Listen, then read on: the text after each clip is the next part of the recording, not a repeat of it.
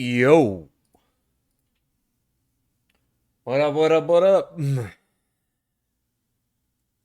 We're back. We got the new route that we practiced back on Saturday. It is Monday. It's also an early stream because, I didn't have to go into work today. Good old 4-day weekend holiday. Thanks to the 4th of July. Um, Usually I do like an announcement of whatever's going on or an update or things, but I don't think there is anything. I think that's it. Yeah, I don't know. I don't think there is anything. I think we can just get like right into the runs. No reason not to. I'm excited to do more of like this version of the route. It's not, it's just kind of nice to mix things up a little bit every now and then. Also, welcome in, Beep. Congrats on first.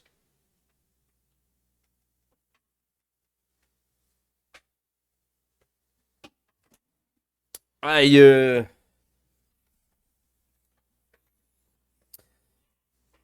I had a good holiday, good weekend. Spent some time chilling. I hope you did too. Good old 4th of July. I don't think I have any people that watch that are outside of the US, so let's see here. I guess I can just we can just start my local recording and go for it. Um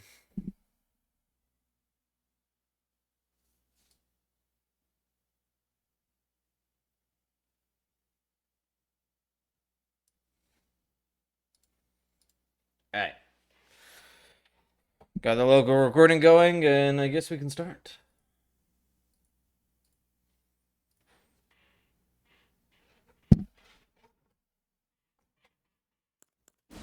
Let's begin. Let's begin that Serpent Hunter Hitless.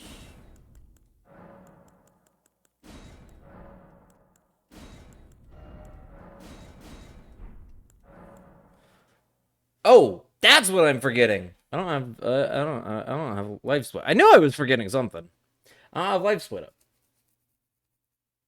Oh, congrats on the 15 stream streak. Let's go. That's a decent amount of a streak. Okay, I gotta make sure my splits are or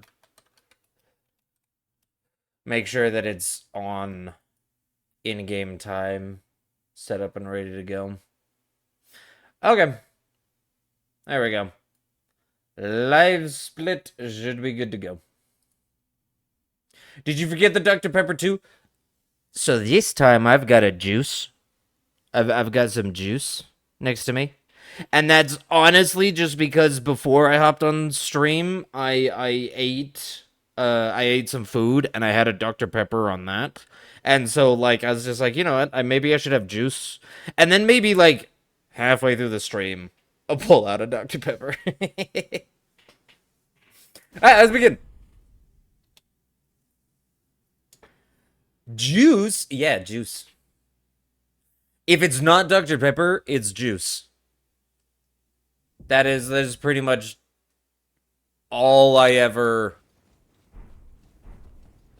Oh, I just missed it. Okay. Well, definitely not getting a record here.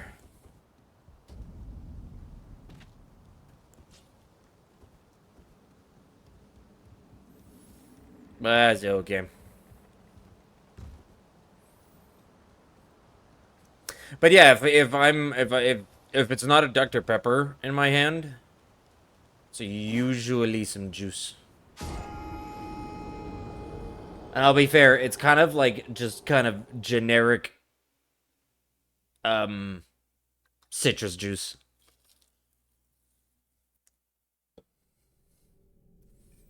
It's not like specifically orange juice or grapefruit juice or something. Dude, you know what I should get that I haven't had in forever? It was something that I first had over in, when I lived over in Hawaii. And it's funny because Twitch culture it has it something else. I need to get some Pog juice. And yes, that is actually what it's called. It's called Pog juice, spelled exactly the same way, P-O-G.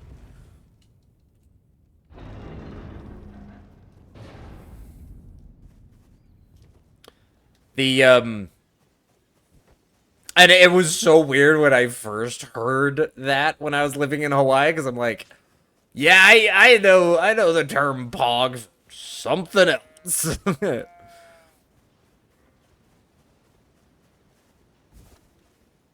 But yeah, it's called Pog juice because it's passion orange guava. It's passion fruit, orange, and guava. And it is actually, like, delicious. It is amazing. Thing is, what you don't see is you don't see, like, the gallon, like, milk carton jugs just full of it, lining the stores. Because normally, like, when over in Hawaii, it was literally just go to Walmart, go over to, like, the refrigerated section, and yep, there'd just be, like, a line of just, like, the gallon milk jugs. Oh, right, I need resin. Thank you. Can't forget about my root resin. Not with the new route. I need the root resin. But yeah, you could just get like gallons of it. And like everybody had it. Everybody had it.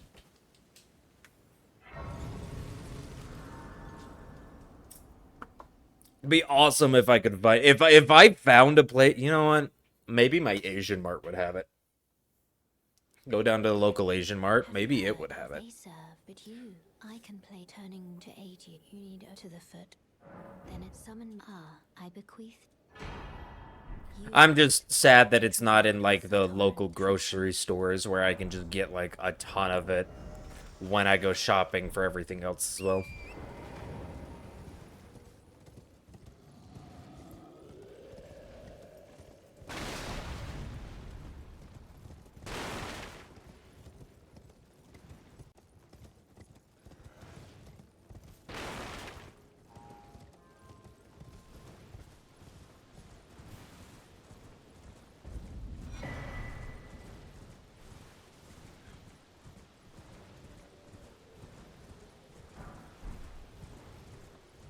Yeah, we're definitely already slower than we usually are.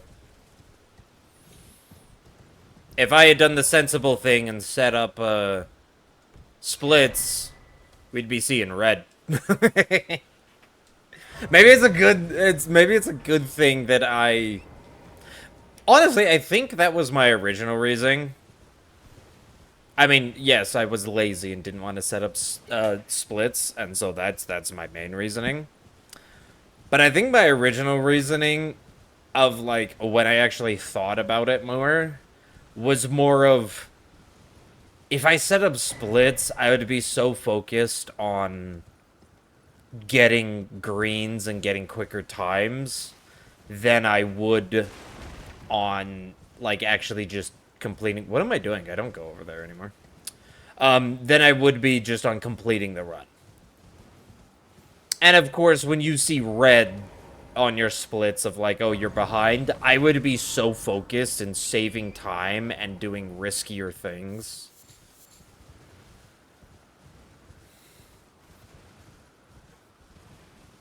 So honestly, maybe it's a good thing I just don't have splits. Because I would be more focused on the time and doing riskier things to get a lower time.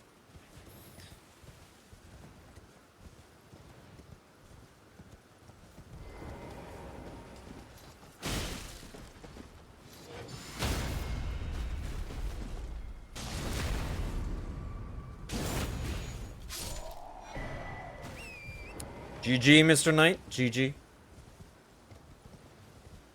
The knight I keep referring to as Mr. Jeeves. Why? I honestly don't know. He drops Golden Vow, so I started calling him Mr. GV for Golden Vow, and then it just kind of turned into GV Jeeves. So he just kind of became Mr. Jeeves. Don't dally. Give it your all.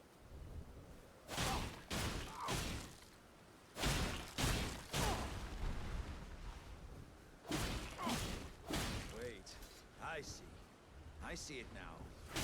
Humans all lose their wits eventually. Then there's nothing left to say except, how could this? Was my whole existence just a crop? Sorry, Alex. You will be missed.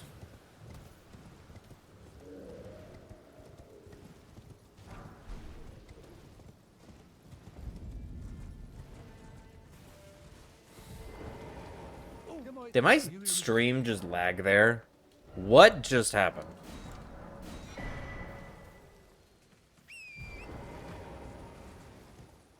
It didn't drop, did it?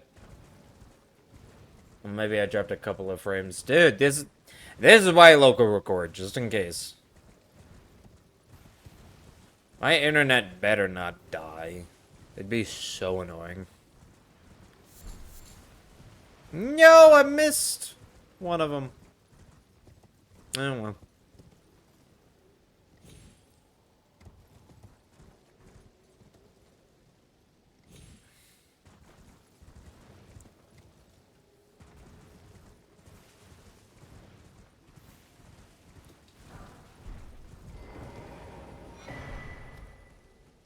Oh, pick it up. Thank you. There we go. 6 and the 2 4s. It's all we really need. Yeah, need the rest of them. There's a bunch of 1s. And like a single 2, I think.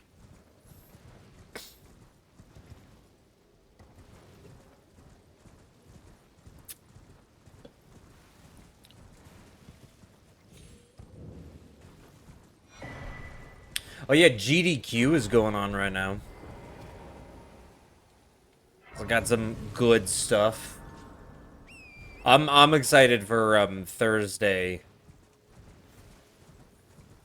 I'm excited for Thursday because that's when they're doing a lot of the Souls things, and they've got an Elden Ring all bosses run that I've been looking forward to as well.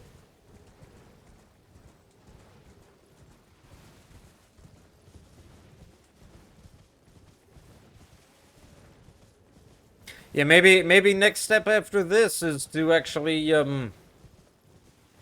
get some good times on like some any percents or something.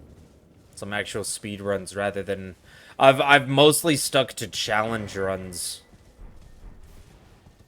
Not really speed runs. But, you know, maybe I should swap over. That's why I always say, yeah, I'm a challenge runner, not a speed runner. I don't need this either. What am I doing? Dude, I am defaulting to the old route. I don't need a smithing 2. I don't need that smithing 2. I only upgrade to +4. I mean, I guess I could use it, and it saves me 400. But, like, I have to go hit the Liurnia merchant anyway for the rest of my smithing 1s. That, I don't know. Grabbing that one is kind of like, whatever. I mean, I guess at this point, I already took the time to open the chest. I might as well have grabbed it.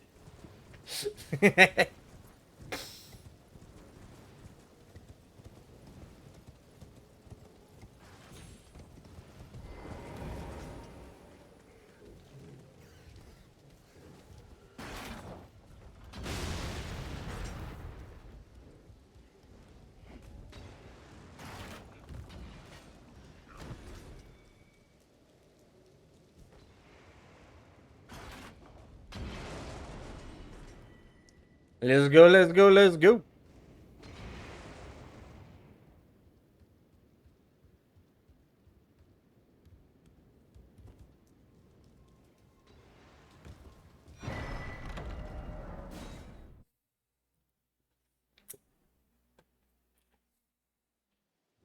Wow, still a sub 11, barely by like 2 seconds, but still a sub 11 Halig, even with all of the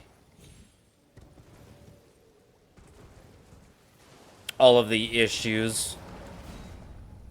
Yeah, all of the little things that I've done that haven't been saving time.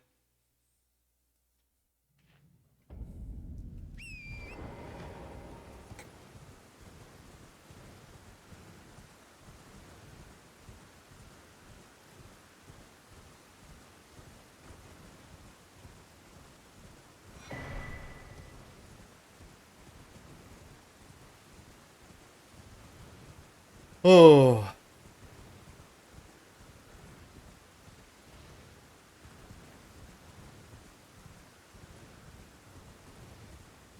I think the only thing I don't like about this new route is only having 4 kukris. I don't pick up any aside from those initial 4.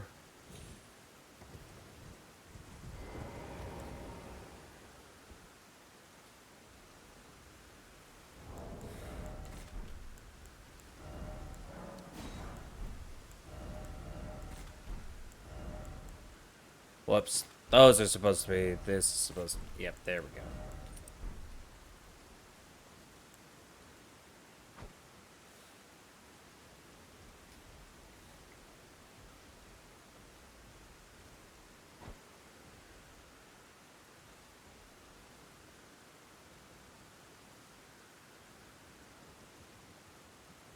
Shit. Yeah, I did that wrong. I threw those way too early.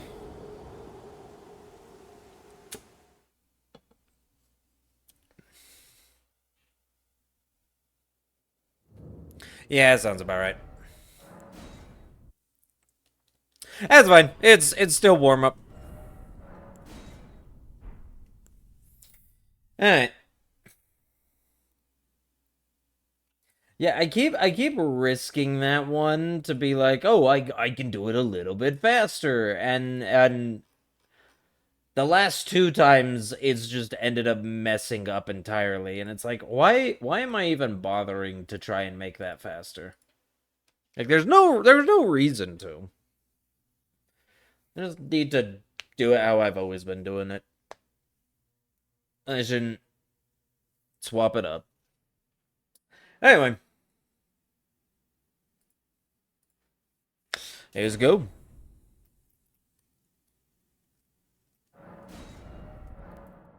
Serpent. Oop.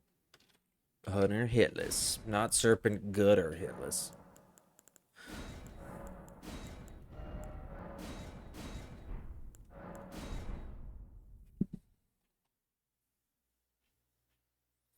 Alright, let's go.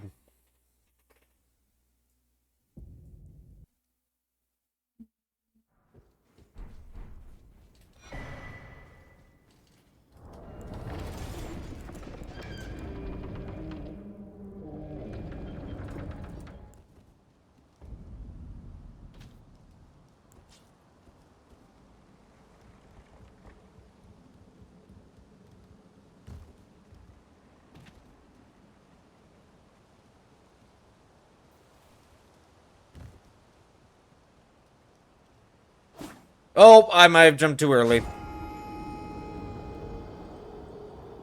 Yep, I jumped too early.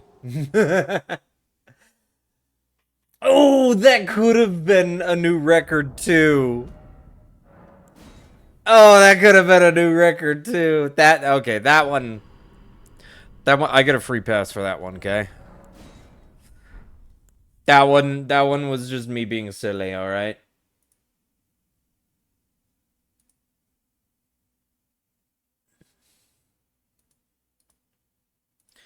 That's just me being silly.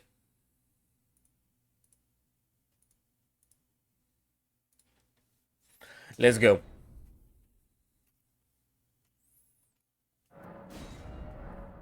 Serpent on our Hitless.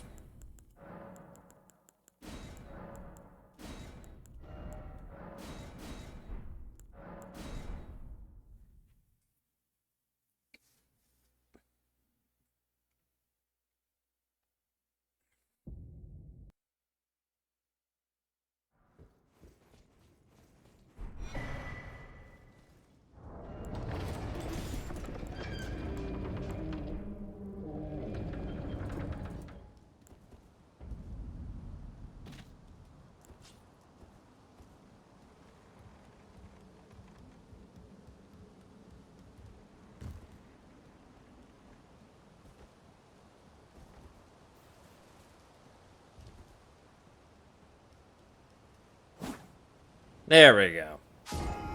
That's much more solid. 3774. Still not beating the 3757. I've been able to consistently get like 37. And honestly, consistently get like the 3737. Or the 3770s. Around there. 70s and 80s.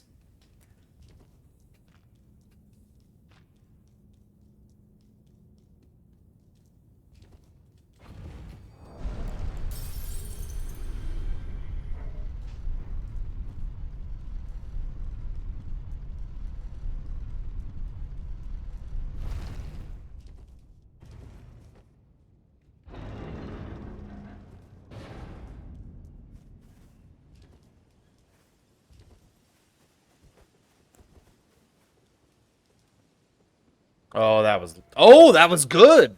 I thought that was late. That looked late.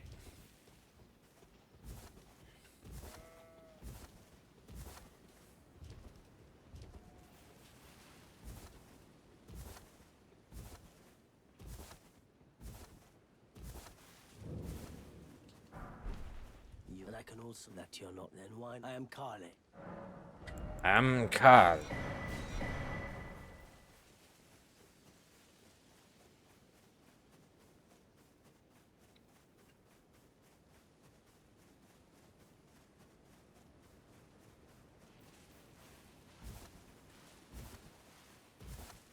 Yeah, so like, kind of like what I was saying before. The only thing I don't like about this new route is right there. Those 4 kukri, it's literally all I'm gonna get for the entire run. And it's just so much nicer having more kukri. The new run going down to 4 is kind of poo-poo. But everything else aside from that is just so much better, it makes it worth it.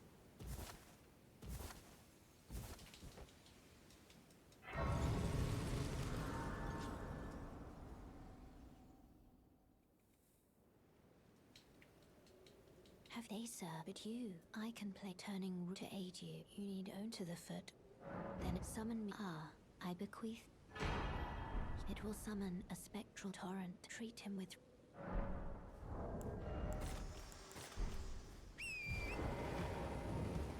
Let's go.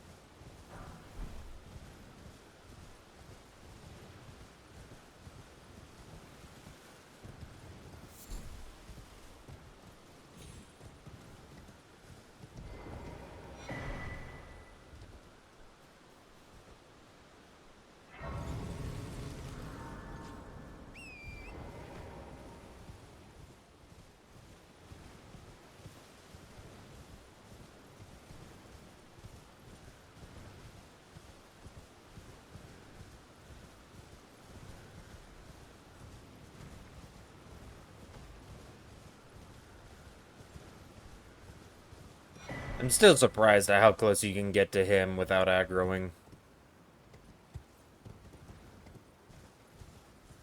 As long as it's nighttime, you can literally just, like... As long as you just don't, like, physically touch him, doesn't matter.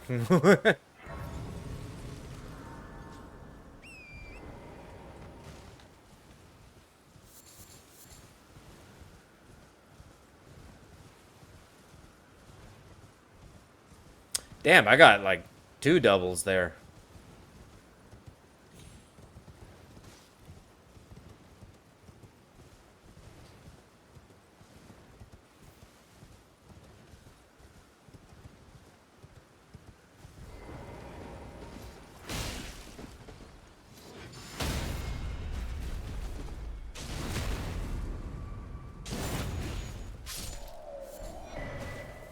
Easy. Easy enough.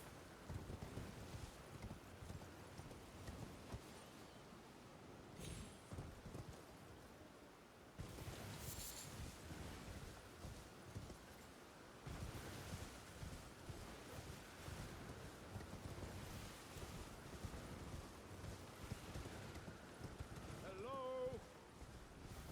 Can you hear me? Help me. I'm stuck. Hello? Oh, I am pleased. My thanks. Just give me and I'll pop. Don't dally. Give it your all,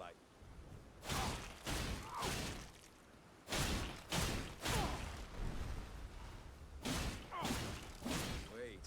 I see. I see it now. Humans all lose their wits eventually. Then there's nothing left to say except... How could this Thank you, Alexander. whole existence just cross? Thank you, thank you. One of the best NPCs in the game. Sadly, just has a really good talisman that's just too worth it. Now, to be fair, on a first playthrough, way better to just do his quest line and get the stronger talisman. But in a challenge or a speed run, that you're asking for way too much time.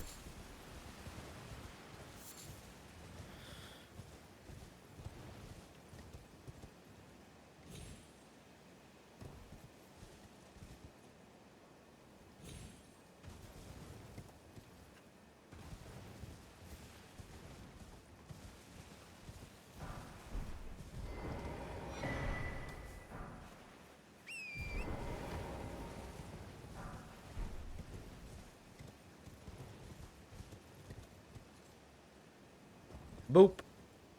Boop.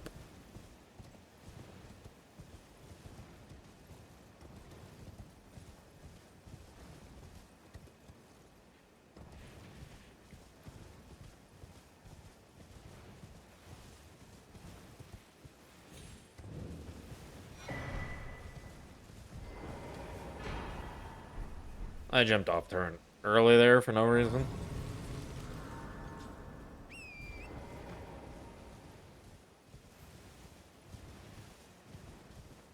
Alright.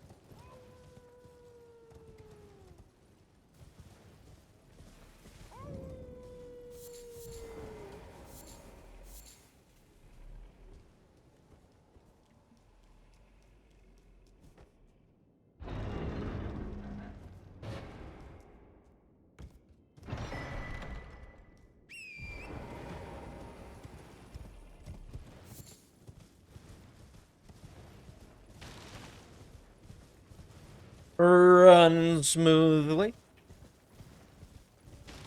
Didn't accidentally wake up the bear, so I'll call that a bonus.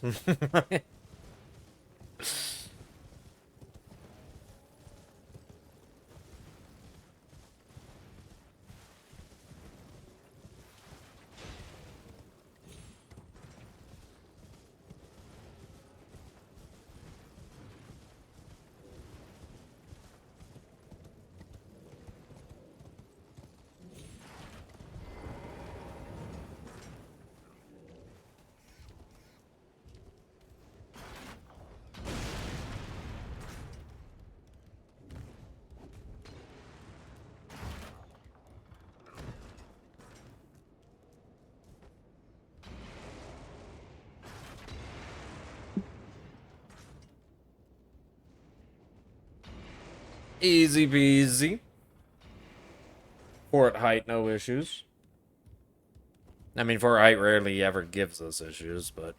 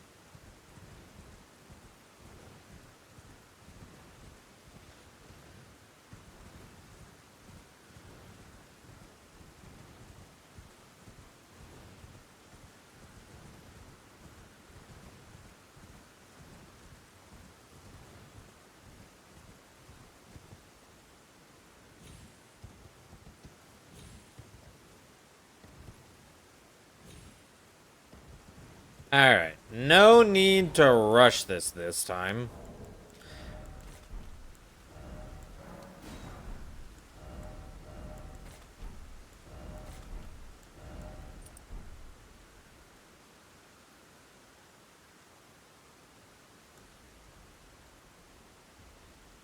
Just wait patiently.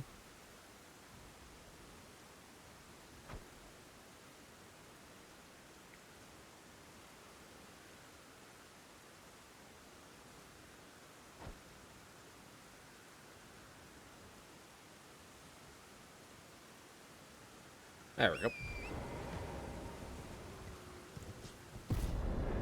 Enemy.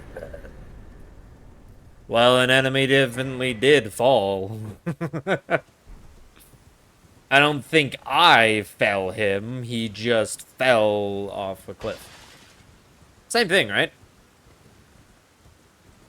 Same word, different definitions.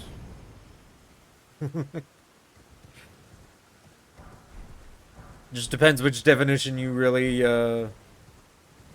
want to go for.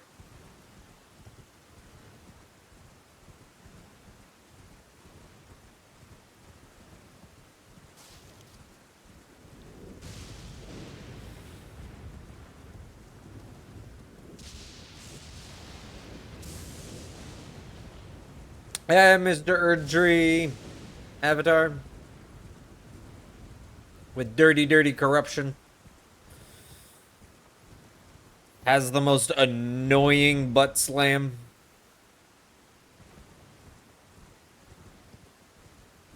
Like, the Scarlet Rot is... Well, the Scarlet Rot's Scarlet Rot. It's like, okay, it's a debuff. It's in the game. It's part of a thing. That's whatever.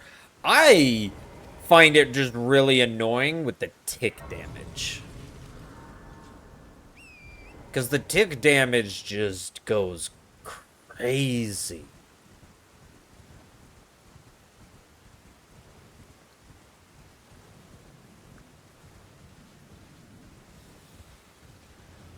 And it's annoying because even if you're like rotating right and rolling every single time. Just because of the cone that it produces, sometimes, even though you, like, rolled it, you're still, like, a single pixel touching it, and so it's still giving you tick damage, and you're like, what the hell? Doesn't even look like you're in it.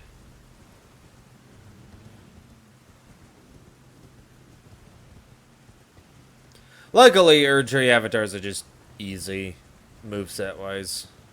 Their moveset is not difficult at all.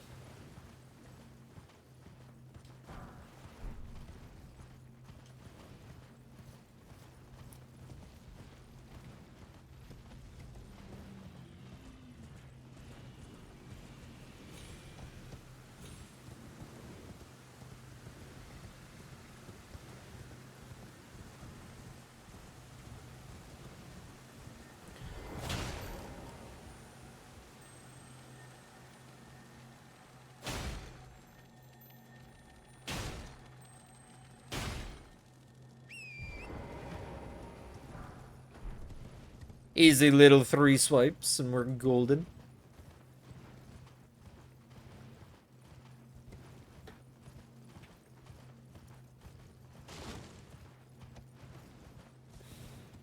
You see, now that I use 2 Kukri on the Knight's Cav, I only have 2 Kukri left. Now, normally I would go get the Kukri that are next to the Academy Key, except that we don't go get the Academy Key anymore. So that just means I survive on 2 Kukri for the rest of the run. Well, until we get to Godric. Because there's some Kukri, like, literally at the Grace right before Godric.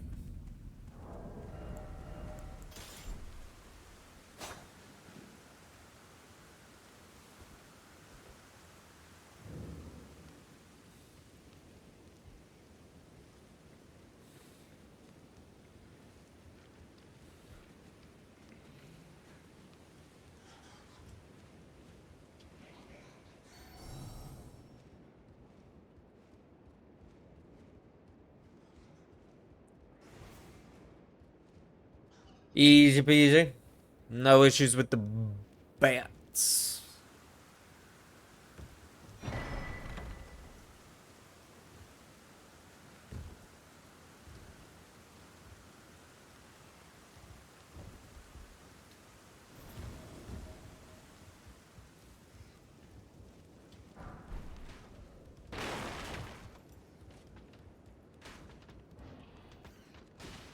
Alright. Spirit's up top spawn, so it's gonna take like 5 seconds. Okay, maybe like 2 seconds. I'm okay with that.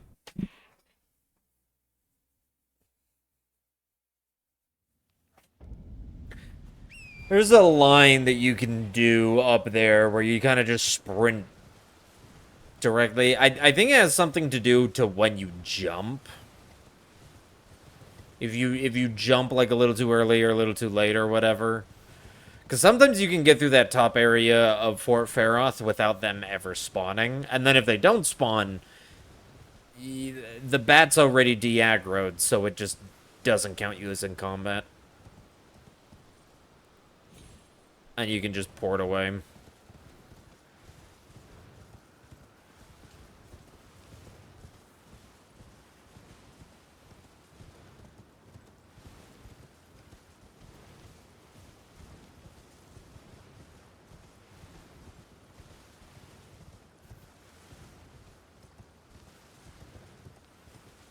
Hello, Wolfpack numero uno. And Wolfpack numero dos. You Wolfies just stayed nice. Nice and quiet. Nice and resting. No need.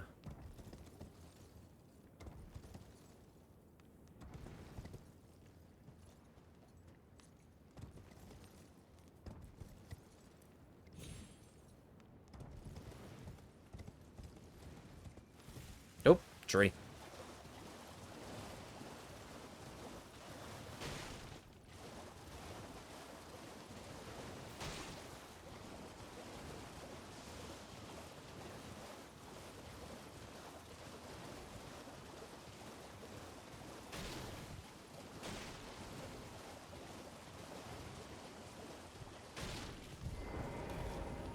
Question no matter. Why don't? Oh, don't. Oh.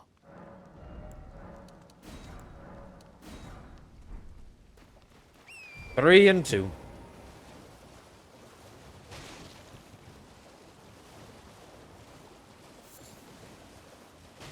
That's all of the upgrades we need. Now we just gotta do Raya. See, now if this wasn't Hitless, I could just do the Academy Key and take the Abductor Virgin. And then I wouldn't have to worry about even doing Raya's little quests.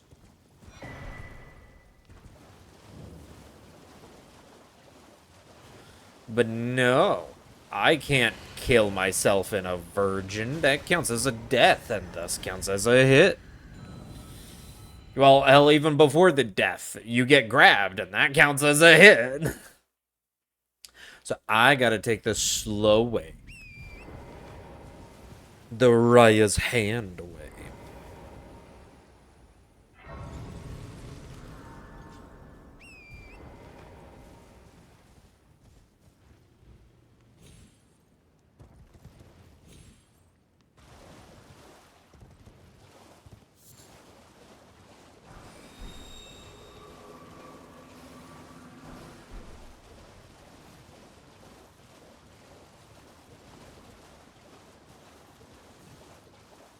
Okay, it's like roughly where my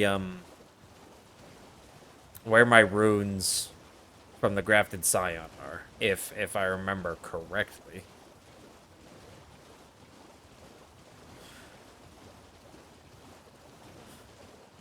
Point like right in the middle, right here.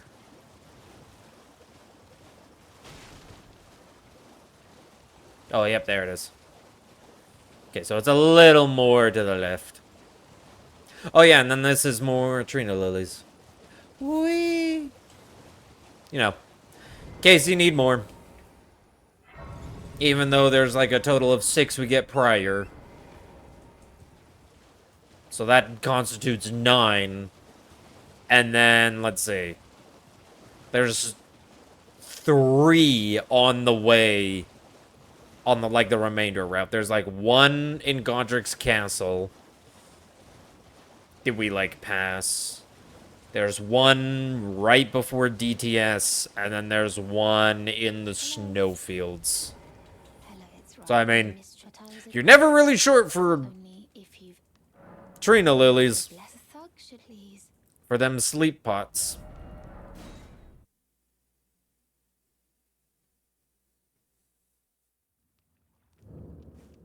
What are you trying to start? Show me, and I'll consider. But I'm not in love with it. You're first.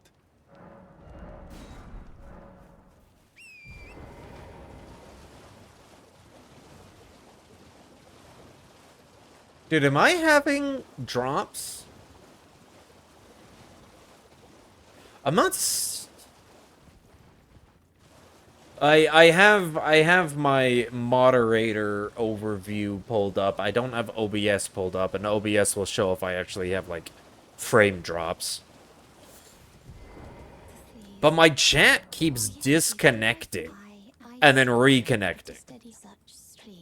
But the stream preview doesn't look like it is even having lag. So I don't know if I'm like... I don't know what's going on with my internet. Or if it's just like the chat. If it's just the chat, like, UI that's being weird and disconnecting constantly. I don't know. Hopefully my stream's fine. The run is local recorded, so it won't matter for that.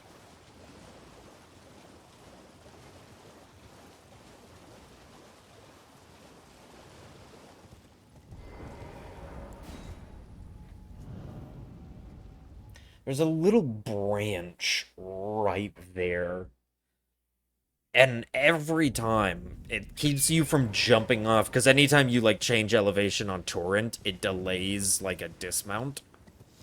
And that branch always makes it so I can't dismount when I want to. Hope we get the run today. I hope so, too. What am I doing? I am totally... I'm still stuck in old route.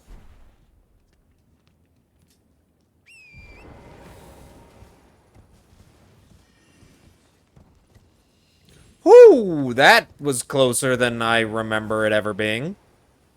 Was it because I walked a little too far forward? Well, I presume And had to go back for the crystal an buds? old cotto here, perhaps you.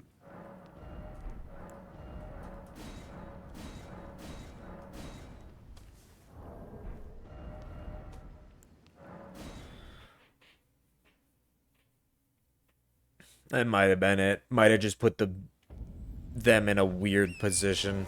Whoops. Not up. Down. Air burning! Wait. Yep. Okay. What's wrong with you? I had to make sure I had I suppose I have no choice. the right thing equipped. You are an enigma Thank you very much. to be said. Why? I don't go back to the Academy Gate. I'm so used to going back to the Academy Gate and using the Academy Key. We come here to the Manor, or we come here to Road to Manor. Come here to EG. Because we take this path up instead of going through the gate.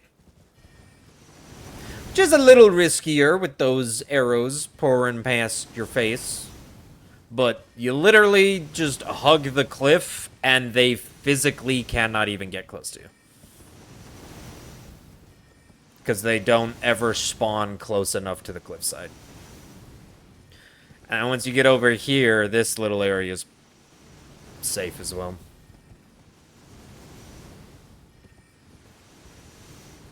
Easy peasy.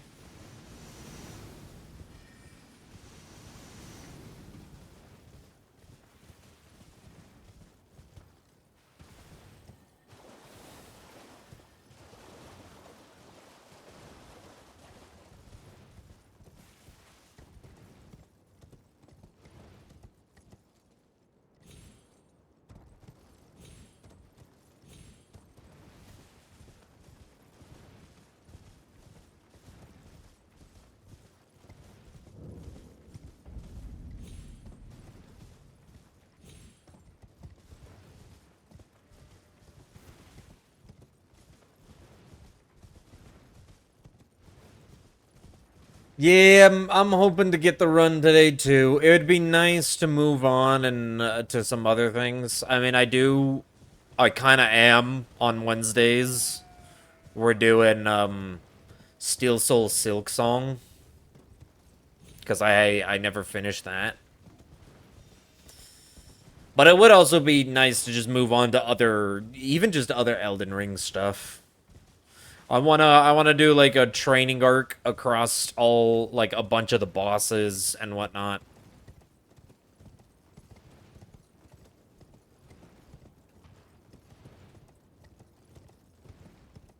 I think it'd be fun. There's also just other challenges to do. And I still have like a giant list of first playthrough games that I just haven't done.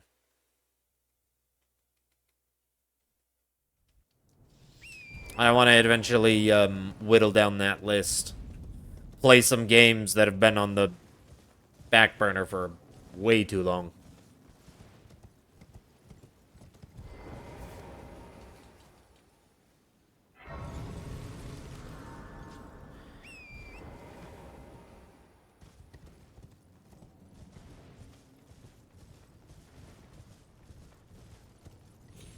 Oh, what? Hello? Hello? Rock, give me the elevation? Why? Hello? Why is this rock not giving... There we go. What the... It just wasn't giving me the elevation. Here, take my hand. I was like clipping through it. Torrent was like clipping through it somehow. What the what? You need that little bit of elevation that the little rock gives you to make it over the railing. And it just was just saying, nah, you're gonna clip through me instead. I am Tan Rias, a warrior. Perhaps you will you do I accept rise with Interest now you the drawing room, but be sure. Be sure to earn your keep. I love how she says that, because the idea is that, like, you go join the other recusants, and you go with them and you hunt other tarnished and whatnot, and that's how you earn your keep. And instead, I'm just like, nah.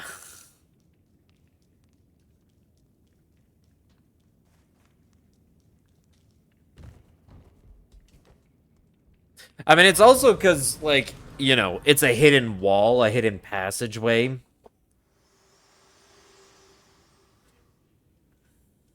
To determine if you had, it seems torrent, whereas there is, but I can take gathering.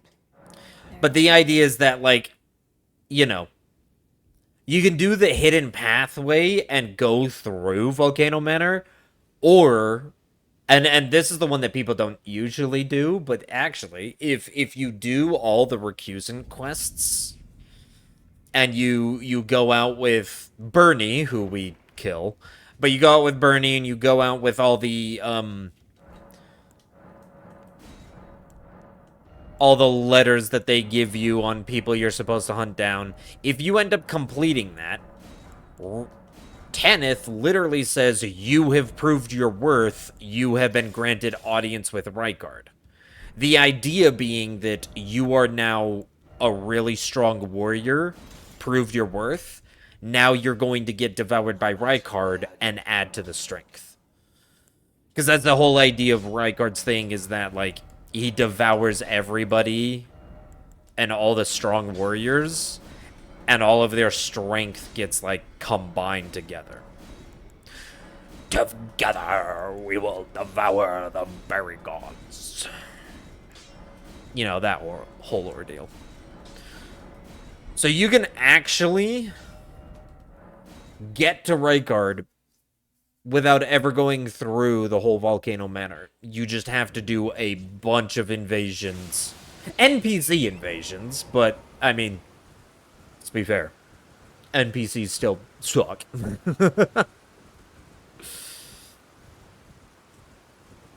But you invade a bunch of NPCs and whatnot. Other tarnished that you meet throughout. Yeah, and there are actually other tarnished that you meet. The people you end up invading are random tarnished that you meet throughout your adventures. That you don't necessarily meet and have dialogue options, you know, like Yura or anything. They're not like Yura or Raya or Patches who you can talk to. But a lot of them are just NPCs that you'll see summon signs for.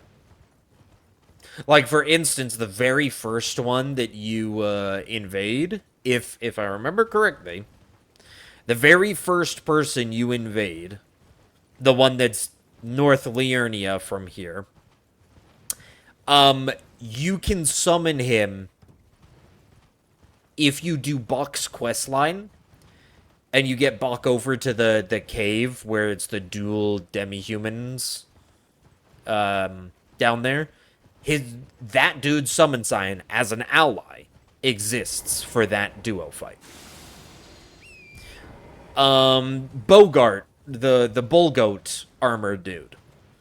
You have to do a couple quest lines, a couple invasions, but then Patches gives you that one. And guess what? You can also summon the bull goat dude to help you with Makar. And then you go back there and invade him. I think it's kind of cool that it's like, even though the people you invade you never see as, like, physical NPCs that you can talk to, they're still in the world. They're just non-essential NPCs that they don't actually care whether you talk to them or not.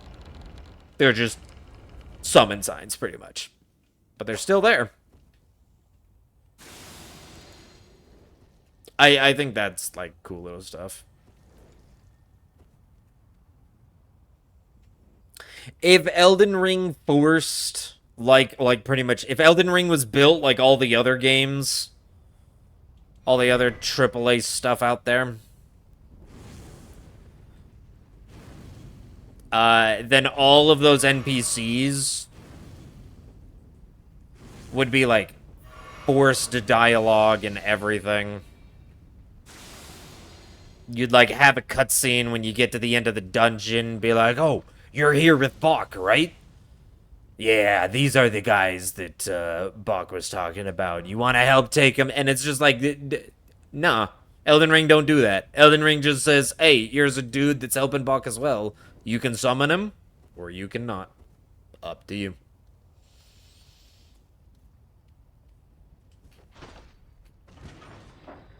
If you do Millicent's quest, you can actually summon her for the BBK right before the rolled lift in the Forbidden Lands.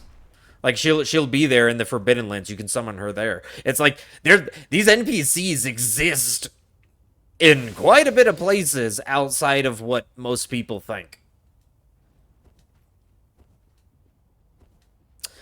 Right. I didn't level up, so I'm gonna have to do the shortcut. I wouldn't have to get this shortcut if I remembered to level up at this grace. I just can go straight into the boss. So that's kind of shucky, but hey, it is what it is. I've been.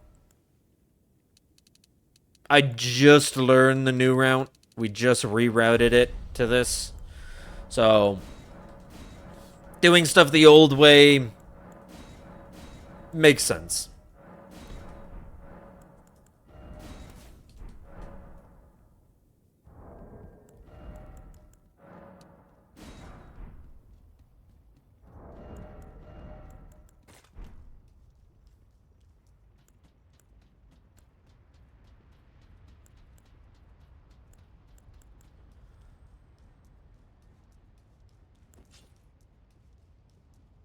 Alright. And now our new-ish noble.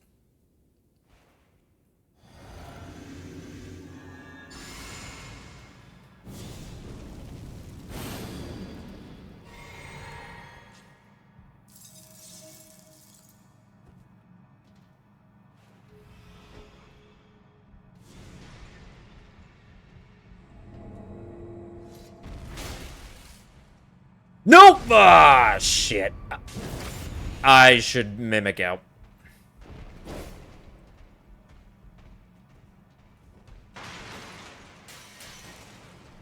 Wait for him to do an attack. Or he can just, you know... There we go. There we go. Yeah, that was an accidental crit. Whoopsie. This is why we got spares, though.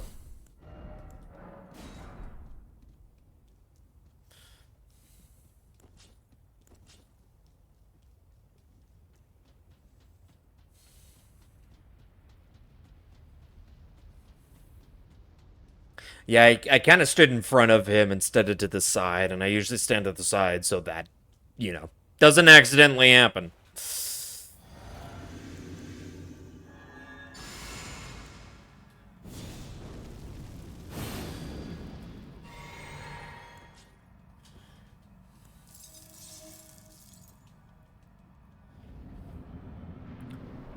Okay, now we just gotta do it.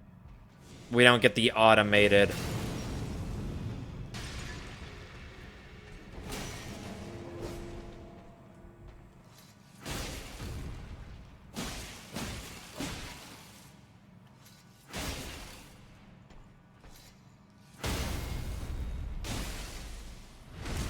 There we go.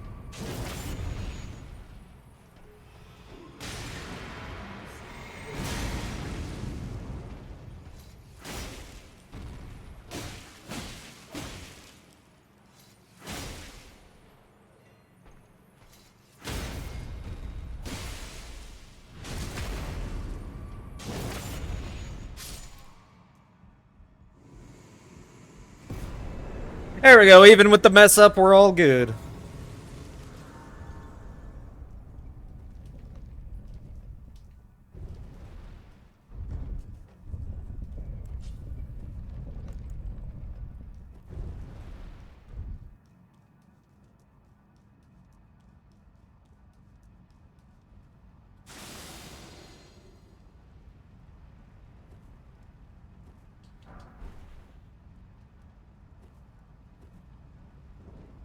I think we are like 3,000 rooms down because of that Mog, but shouldn't be an issue. I really don't think 3,000 does anything to us.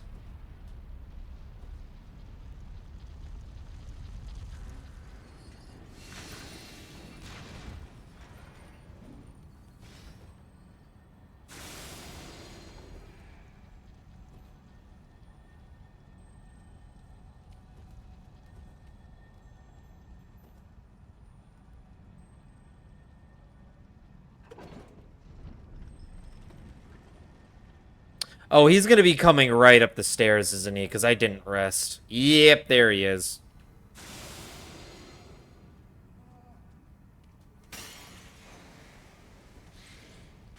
Shouldn't be too big of an issue. Yeah, see, he checks the fire.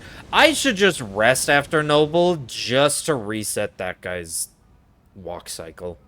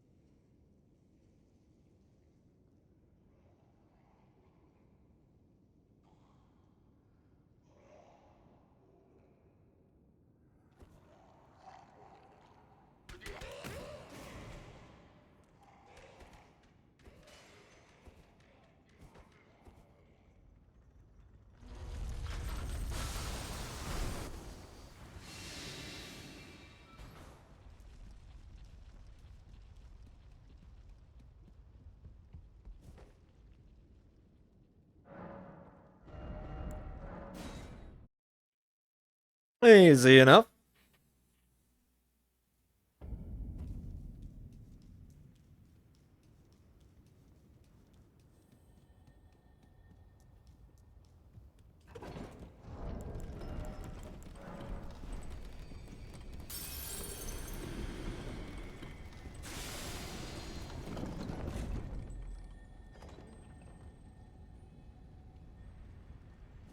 Wait for Maestro to turn around here. There we go.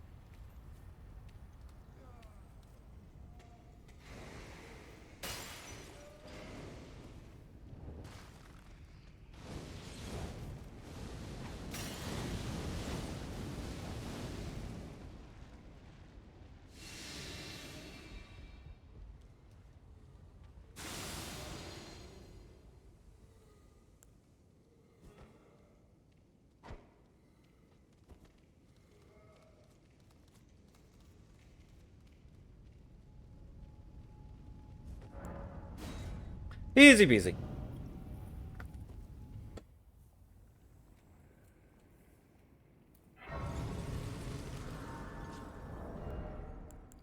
Can also remove that.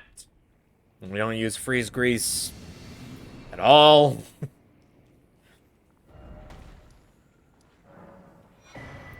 It's great having it for Noble, and then, well, Noble's the only thing we use the Uchi on. After that, we kind of, you know, come here to EG and use literally everything else.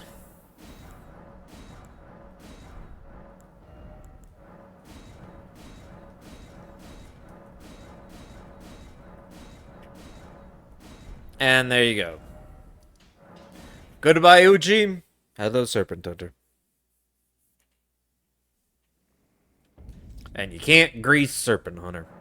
Even though, like, similar to Bloodhound's Fang, at least looks-wise. It looks like it would be identical. Like, it looks like, oh, it's a somber weapon that you could grease. Just because, I don't know.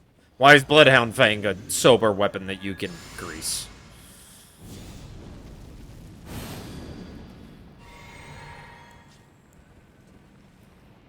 Okay, don't give me Earthquake.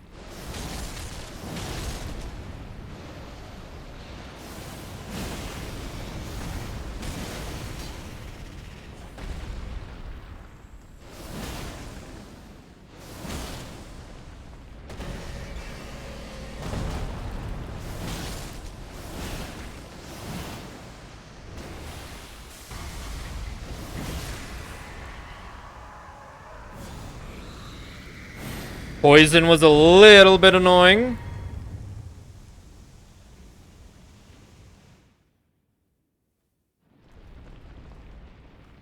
Now, don't give me Rancor. That's all I need you to do. Oh, I missed. And he gives me Rancor.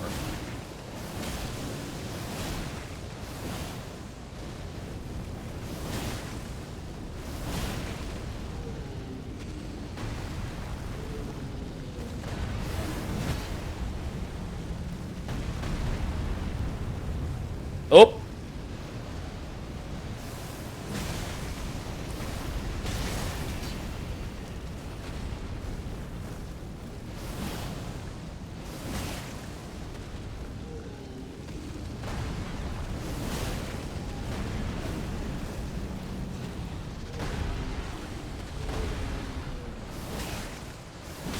There we go.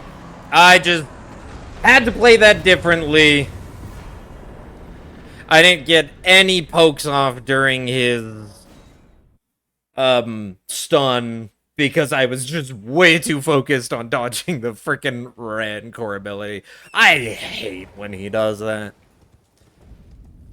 The fight is so just up in the air RNG of just hope Rancor doesn't. I mean, you can kind of manipulate it. By moving around and positioning yourselves to kind of like bait it over in one direction and then go to the other direction and fight. But even then, like, it's not a guarantee. That thing just kind of goes wherever the frick it feels like. It just says, I'm gonna go over here, I'm gonna go behind you. Oh, you aren't even gonna see me and I'm gonna kill you. Because your screen is so zoomed in and I appeared perfectly behind you.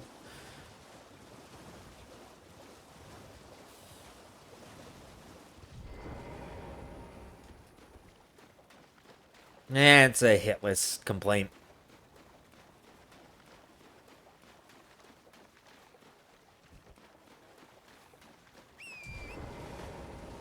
Still an annoying move casually, but like, it's one of those where it's like, yeah, if you just run around and don't put yourself in any rough, like, hard locked animations, you should be fine.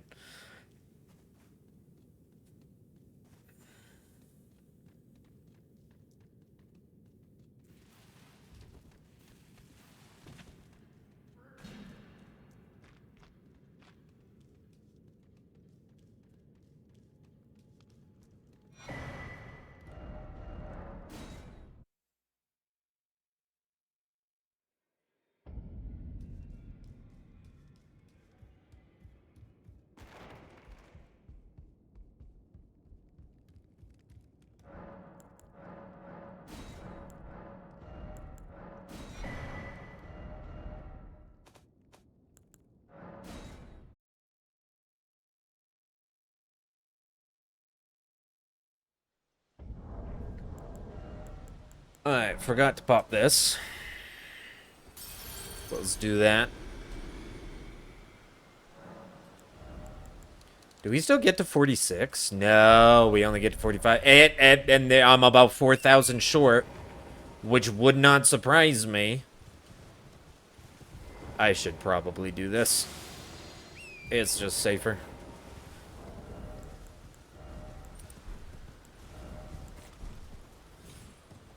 It's safer going past... Not that guy. That guy. And those bushes. Because he likes to shoot a crossbow at you. Way earlier.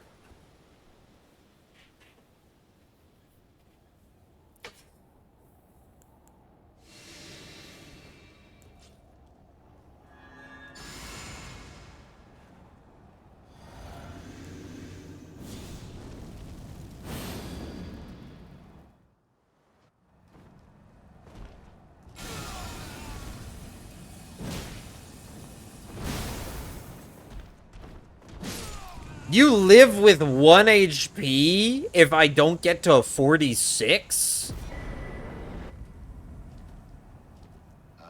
Really?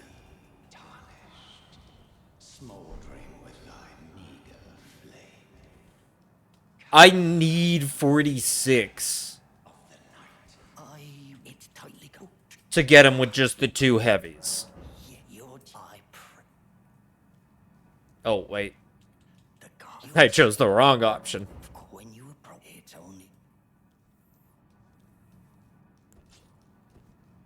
The gay.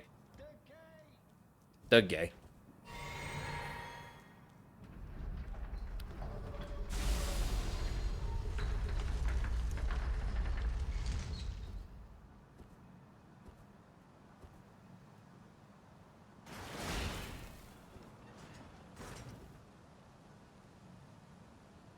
There's a lily right over there if you ever need it for safety. Not counting the 9 that we already have.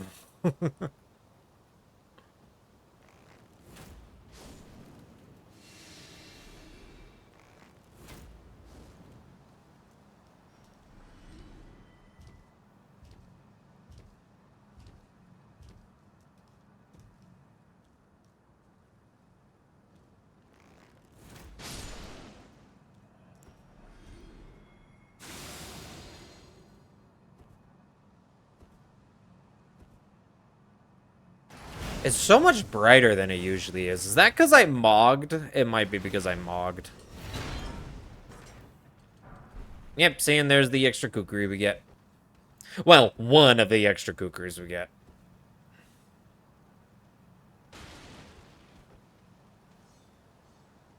I still don't get why that guy sees me. The other guy doesn't. The guy with the torch, like, beforehand. Because the torch guy's closer, but that guy sees me.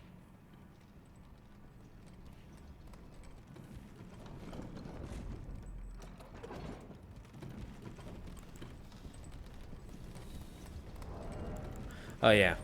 I can do that.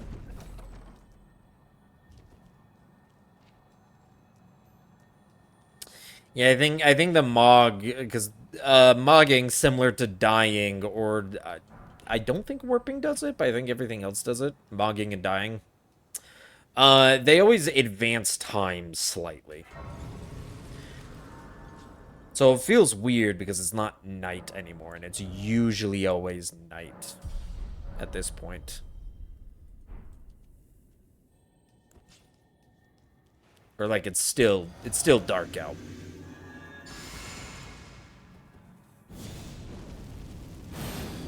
Alright, let's see if Boy gives us the kukri strat, or if he does his jumpy.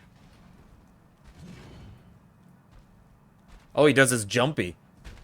Oh, he doesn't even do his jumpy. Oh my gosh, I got hit. What happened to your opener? What even is this?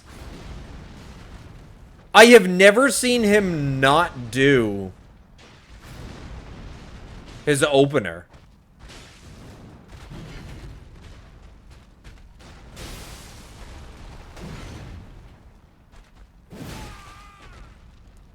That is so weird.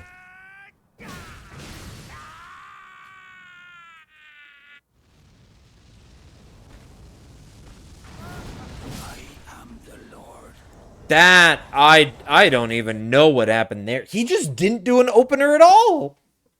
I've never seen that. He usually always does his jump or his charge, and he just didn't do either.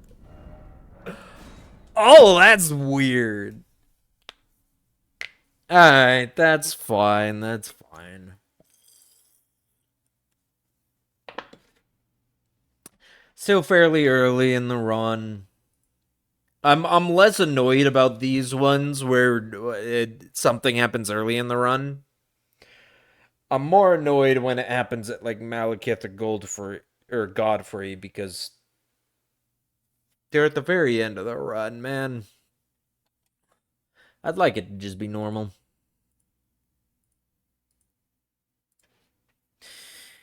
All right.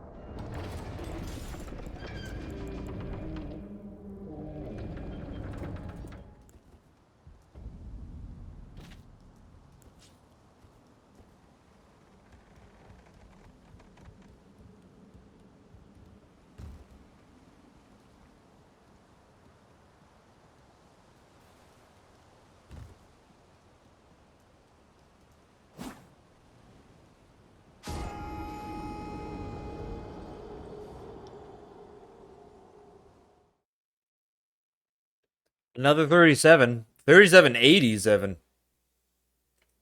Just 0.3 more than our best.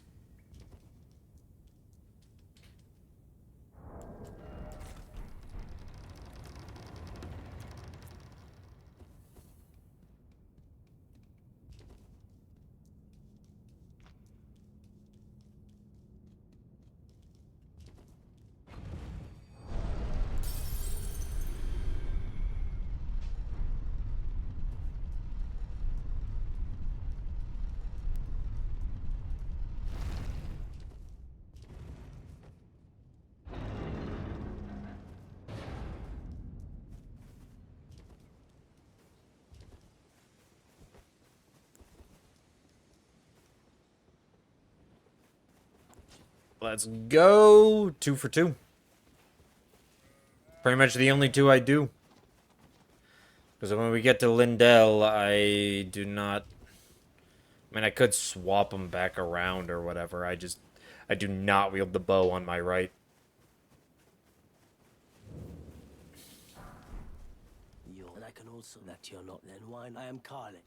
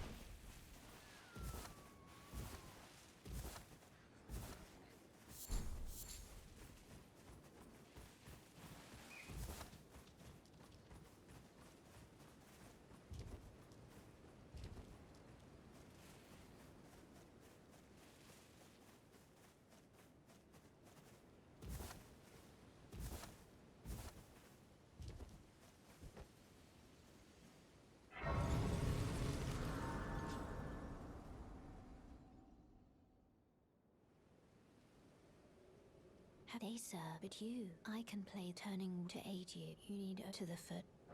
Yet I'm summon me by... Did I accidentally pushed B? Whoopsie. Sorry, Melina. What were you saying before I cut you off? Summon me. I bequeath. It will summon torrent. Treat him with... There we go. Whoops.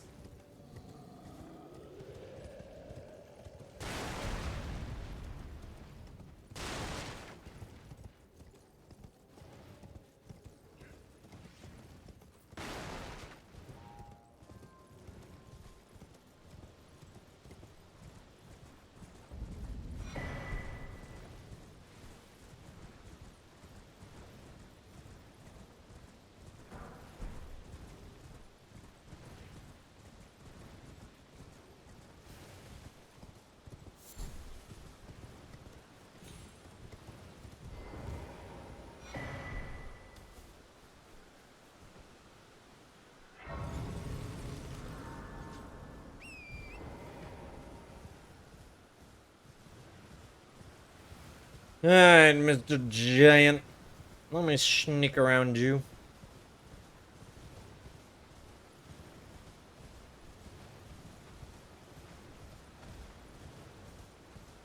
And he's none the wiser.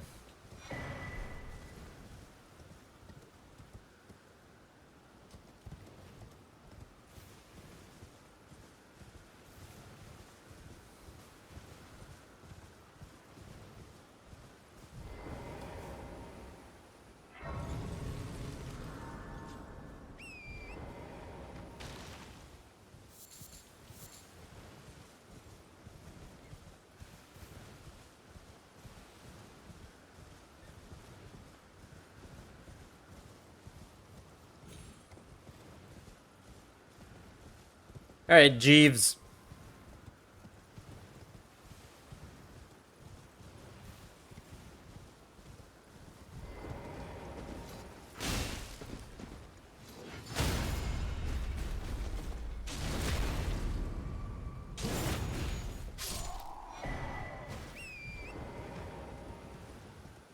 Thank you for the golden bell.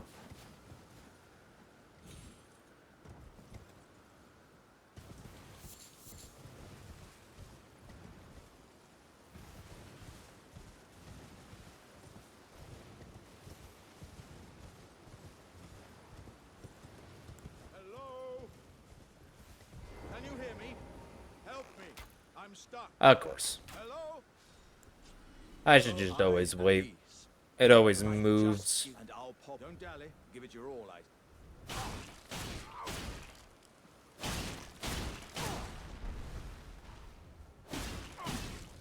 Wait. I see. I see it now. Humans all lose their wits eventually. Then there's nothing left to say, except, how could this... Was my Always gotta make me feel a little bad with that voice line up, where he's just like, ah, oh, well, I guess there's nothing left to say, but, and then you kill him. So the voice line just turns into nothing left to say, but am I just a crock? Was my entire life worth nothing? And I'm just like, that's okay. Nothing left to say, but your life was worth nothing. That's so... It's so depressing. Your life was not worth nothing. It was very, very valuable. It's a very, very valuable talisman. Just saying.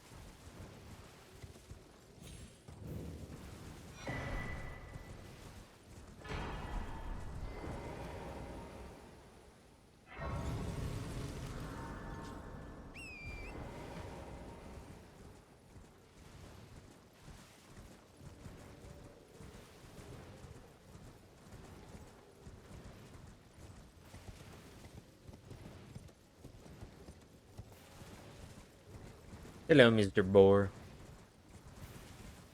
Please do not do anything to me. I've never had that boar have issues, but I'm pretty sure boars in general can get... I mean, most of the time they run away, but they can get angry and attack you.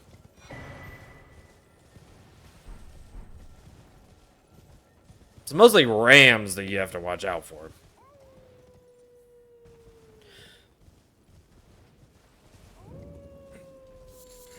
The rams that just get pissed off. Oh, that woke him up, didn't it? Yep, it did. I was a little close to the head.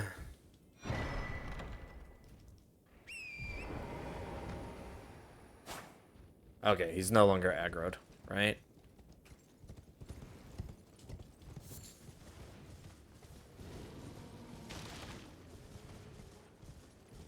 Just gotta pause for a sec, make sure he de-aggroes. While I'm safely down in the hole.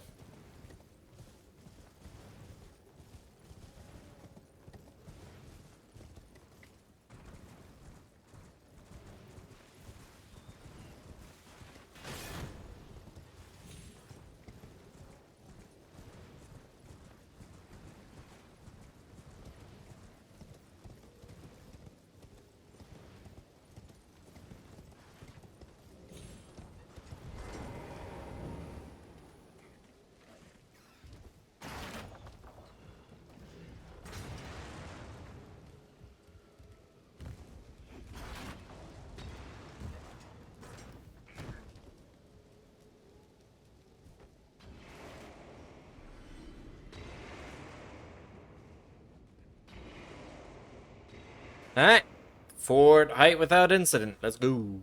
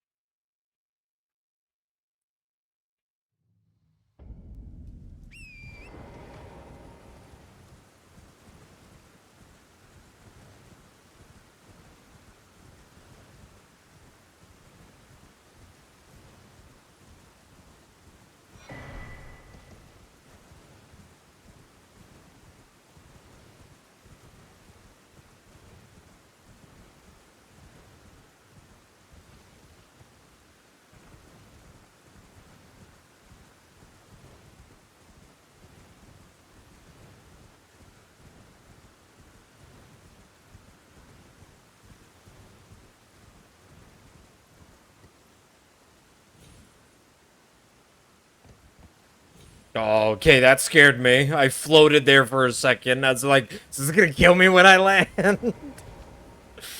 Whew!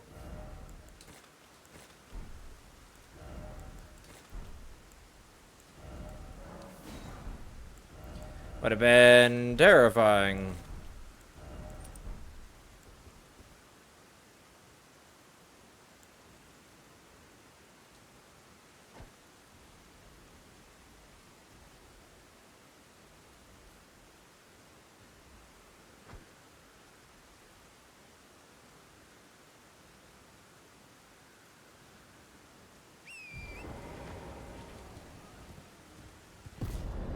Enemy felled.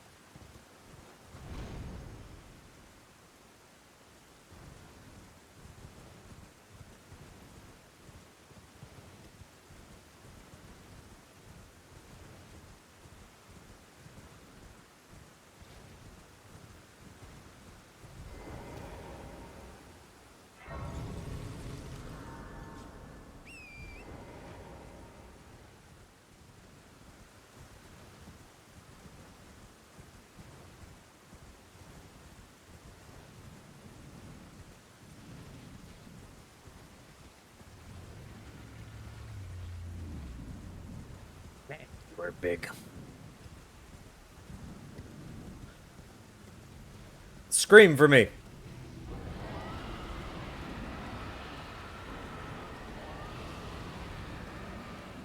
Yeah, that's what I thought.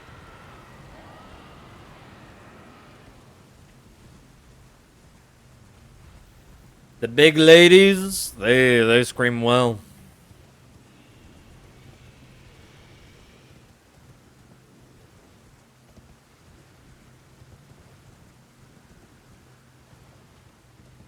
I also think it's like all of the drakes around here, the dragons around here are so tiny too. Like they're so early in their life cycle, and like there's a Gil, there's Smrog, there's Adele, like there's so many other ones out there, but then like these ones are like itty bitty.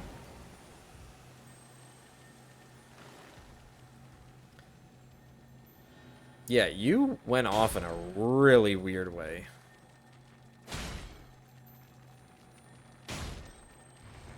Nope, there you go.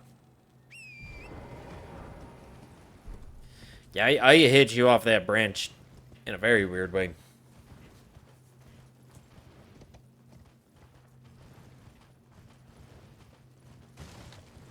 But yeah, all of the dragons here being just like babies. They're so tiny.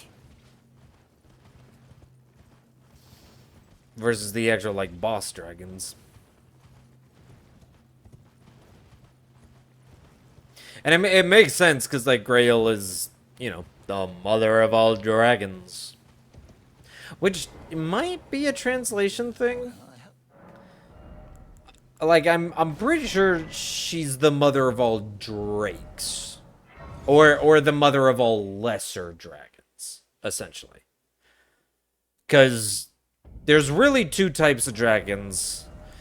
And I think it's weird that the DLC calls them drakes instead of lesser dragons. And I think it's weird that they made that distinction because, well, one, they are all the same. Like, technically, they're all drakes. Drakes have their wings attached to their arms. Dragons have 4 legs and wings are separate, which is what the ancient dragons are. But then the lesser dragons and the drakes look identical. And technically, they would all be drakes. And it's like they made that correction in the DLC. But if you were already calling them lesser dragons, just keep it consistent. And there is the argument that some people say, oh, well, they should... Hello? Okay, thank you. Some people are just like, oh, well, they're actually different. Lesser dragons and drakes are not the same. Because of the name? Because that is the only distinction. And I should point out, because of the English name? Because the Japanese names, they're identical. They use the same, like, dragon kanji. The same I don't know Japanese well enough to know what the equivalent of like a prefix, suffix, whatever. But like it's written the exact same. It's written the exact same as like flying dragon. It's only in the English and their models are identical. In terms of like having back legs and then winged front arms, front legs. So it's like I don't know why English they decided to call them lesser dragons and then they decided to call them drakes in the DLC when they're identical, and honestly they should all just be called drakes. Like, there's no reason not to.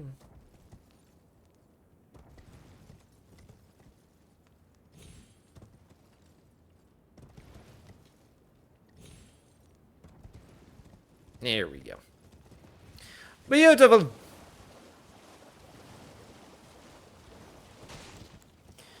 I will pop one of these just to make sure Torrent doesn't, you know, kill over on me if we do a different skip when he takes damage. Because the skip off of the Lucaria Bridge, the Raya Lucaria Bridge, can sometimes deal damage to Torrent. You surprised no matter why don't. Oh, don't.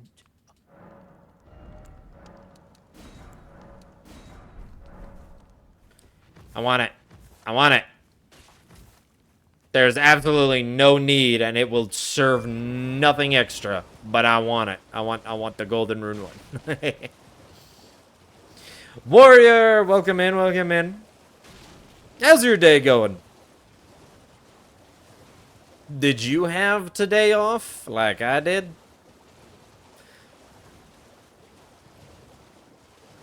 As it is, 'tis the 4th of July weekend for the Americans.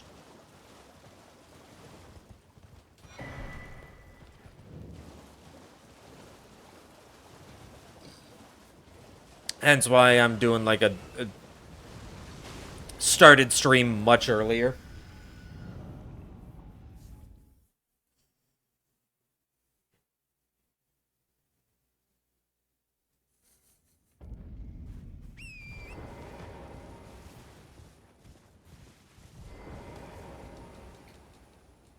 Don't even have a job, so in theory, okay, well, fair enough.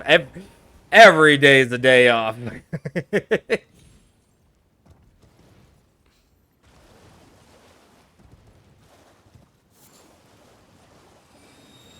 No, I missed the 3. I get the 5, but I missed that 3. Not absolutely necessary, but still.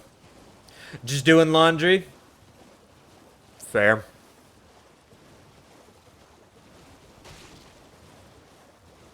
I did laundry yesterday. Smile. I did my laundry. Yesterday was like I did 2 things. I took an Eddie, and then I just did chores.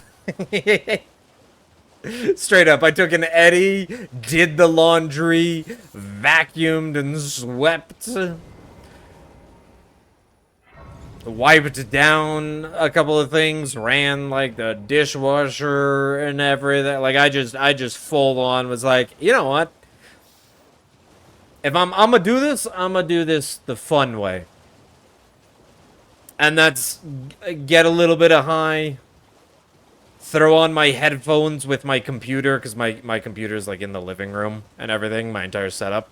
So I just throw on some YouTube videos for me to kind of like listen to, and then just did chores. It's the most entertaining way to do chores. Valid? Yeah. What are you trying to start? Show me, and I'll consider. I'm not in love. You know, and then this is where this is where I show my age a little bit. You know you're getting old when all of a sudden you go around cleaning your house and it's satisfying and like actually enjoyable and you want to do it. Like I go, I do laundry, I start sweeping and start cleaning, and I'm like, damn, that looks nice. And then I look at something else, and I'm like, ooh, that's dirty. That doesn't match. I need to clean. Like you actually get like into it.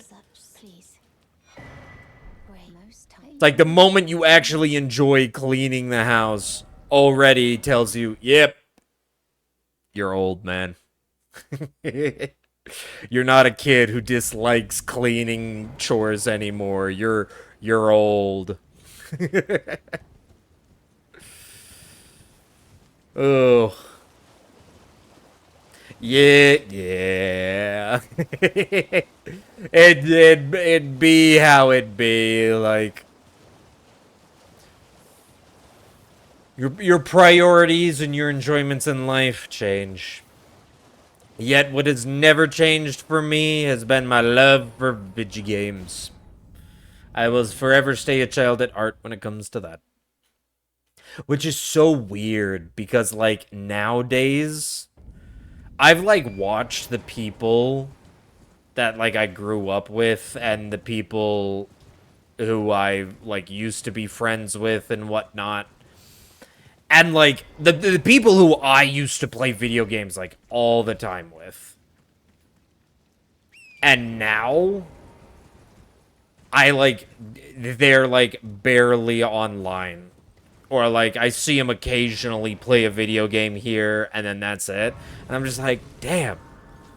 I'm, like, the only gamer left anymore. I am an old toy, perhaps.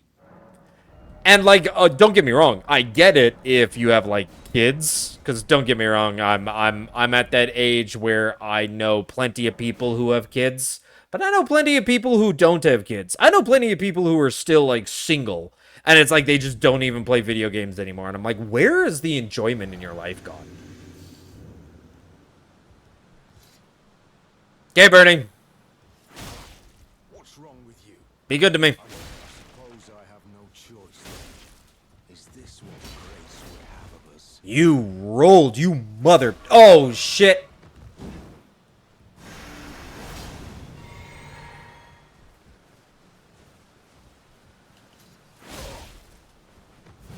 There we go. Get him in the little loop-de-doodle. You can get him in a little R1 loop-de-doodle.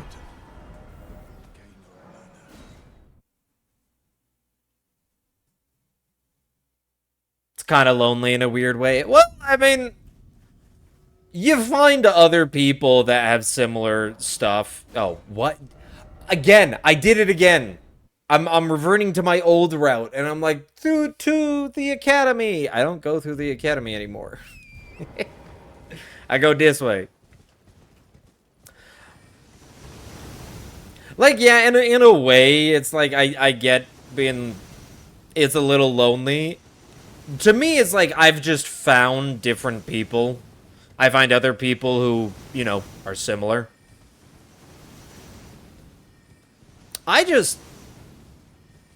I find it more of just like again, if you're starting a family, like if you, I know plenty of people, they got married, they're like expecting a kid now or whatever, and I'm like, hey, if that's the way your life went, like that's great. Like starting a family, I think that's a solid thing to do. I mean, eventually I'll do the same, but yeah, I'm just right now, it's like, well, I haven't found the right person. And until I do, that's just how it is. But it's like for the people who are in my situation, where it's like they haven't found the right person, they haven't got married, they haven't started a family, but then they're just doing nothing else. And it's like, I remember we used to play video games together non-stop, and now you're just... Like, what are you doing? Like, you didn't go off and find yourself a partner, but you're not on playing games anymore. I hope, and I know this is a lot of people, but what I hope to now, I feel games, and people might have like a negative view of that, of being like, well, you're playing video games. Video games are for children. No, they aren't. There are video games for children, but there are plenty of video games that are not. And to me, it's like, I feel video games, they're engaging. They keep my hand-eye coordination. They keep my mind active. They keep me from becoming a vegetable. Like, actually. And I play a wide variety of games. It's just like, I keep my hand-eye coordination. I keep my fingers, like, limber. Don't get me wrong, when I'm 60, I will probably have arthritis because of claw controller grip and all that stuff. But it's like, if you, the alternative is what? Becoming a vegetable who gets home from their 9 to 5 job and then sits in front of the TV and just watches TV or whatever. Like, I feel so many people turn into that, where it's just like they have no passion to play games, but don't, like, they aren't doing sports. They aren't, like, their hobbies are just gone. It's like a job and then mind-numbingly watching TV or YouTube. Now you the drawing room, but be sure. And it's like, you gotta do something. Like, if you aren't starting a family, you gotta do something. And even if a family's like not what you're looking for, because some people are just like, yeah, that's not my style. Like, I don't want children or anything. And they're like, that's fine. That's everybody to each their own. But then like, what are you doing outside of your job? Like, you gotta have hobbies, right?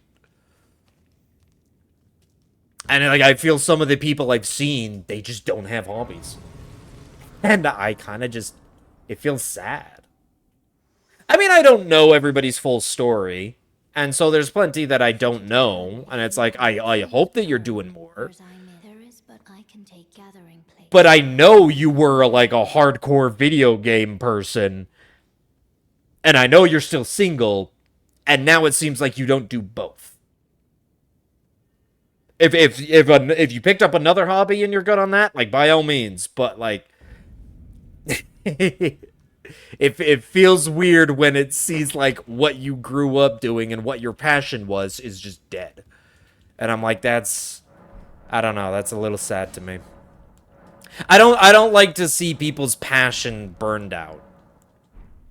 For whatever that passion might be, when I see that die and they just kind of become a shell, it's always sad to me.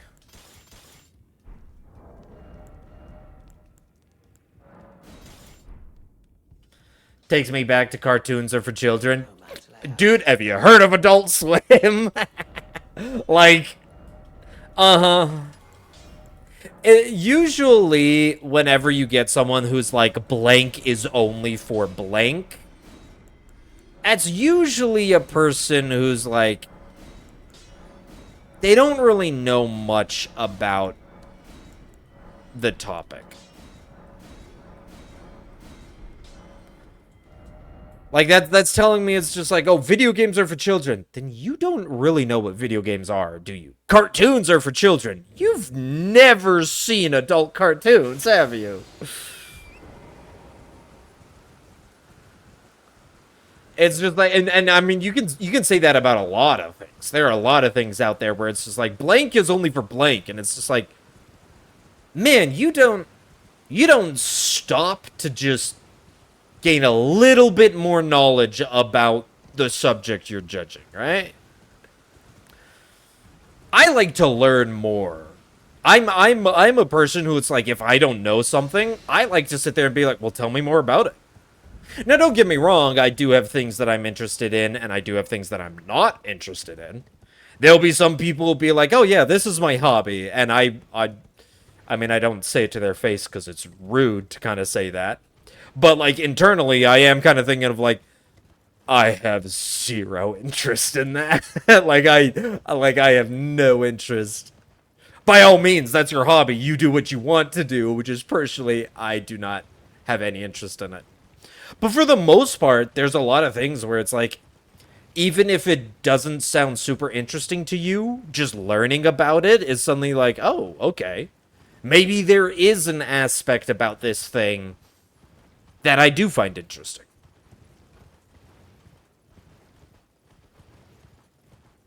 And so it's like, I always look for stuff like that. Someone tells me about something, it's like, oh yeah, this is my, like, I have a buddy who who's big into UFC and MMA. Like, he knows UFC and MMA like I know Elden Ring. And I have never been a big, like, fighter person. MMA, boxing, UFC, WWE, I just, fighting in general, never been my cup of tea. Never cared for it. I hung out with him because he was doing like a big thing, getting some buddies together for the UFC fight that was happening, the White House one. The one that was happening at the White House. He was doing like a big thing of like, oh yeah, dude, you should come and stuff. So I went, joined him, had a blast. Like I had a great time. 25, 15. I had a great time. It was fun. Yeah, UFC is not my cup of tea. Outside of watching it, I don't think I've really ever watched it any other time. But it's still things like that where it's just like, dude, it's his hobby, it's what he loves doing, and I can say you learn about it, it becomes a little interesting. Like, you start to learn about, like, oh yeah, well, these guys, like, he's the dude who's just like names off a person and says, yeah, he studied this martial art, so he has kind of like this kind of a combination between his fighting style and whatnot, and it's just like, damn, okay, like, just like how I will sit here and spout about insane amounts of Elden Ring lore nonsense, there's that level of detail in a lot of different things.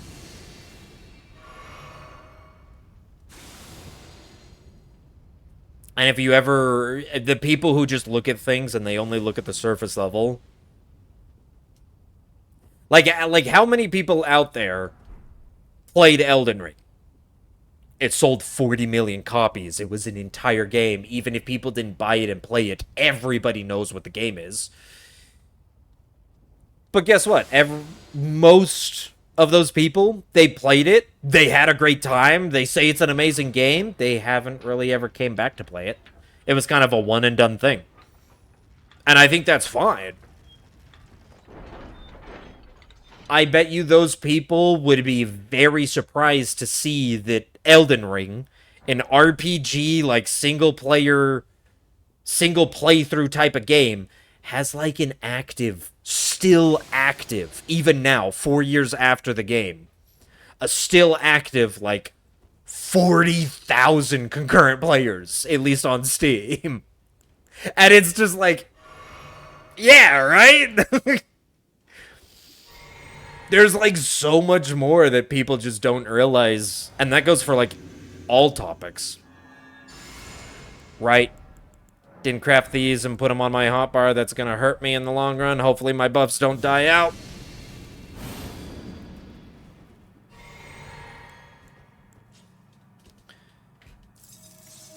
This is super long setup. Oh, that might have been not far enough. It was not far enough.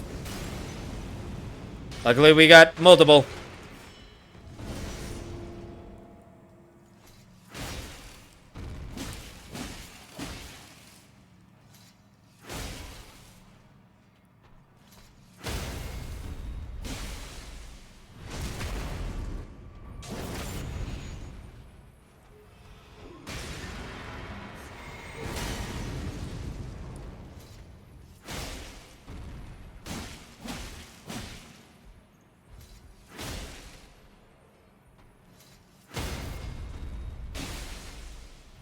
Still solid. Solid. Even with me having to craft freeze grease because I forgot to. Okay, I'm rest here because it resets the walk cycle of that one lizard way, way later. Because I've realized if I don't sit, the guy ends up coming up the stairs at the wrong time, rather than if I sit when I get to that same guy, instead of him being at the top of the stairs, he's at the bottom of the stairs. And it's better to have him at the bottom. I'll point it out when we get there. But yeah. Oop. Oop.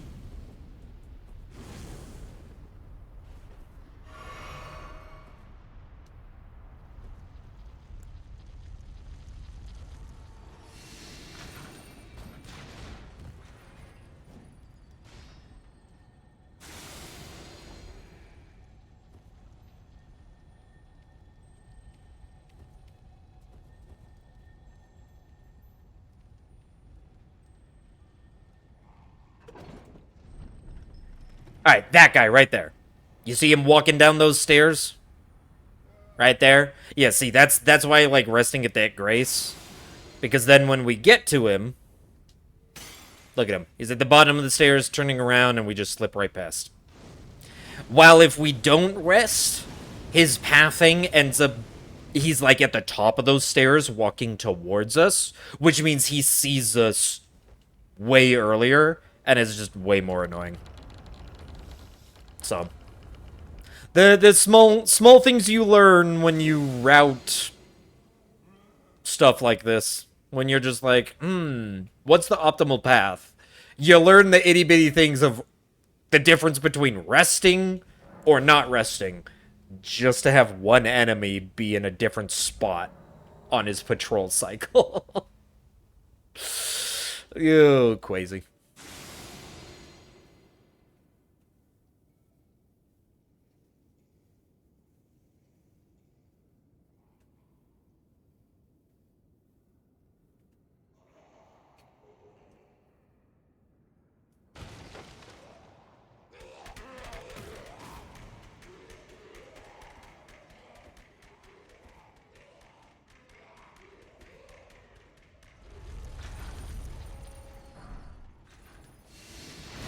Woo! Yeah, I was gonna say, he didn't do the grab, so I probably shouldn't.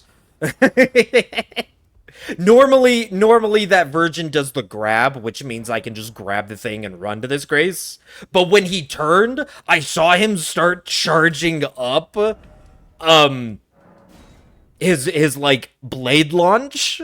And so I was just like, I should probably not immediately sprint down. And I paused for a second, and sure enough, if I immediately sprinted down, that thing would have hit me.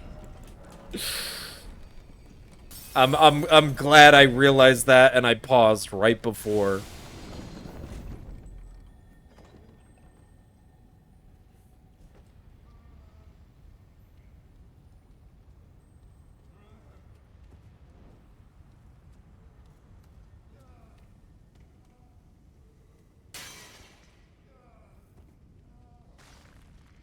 Once more around the pillar.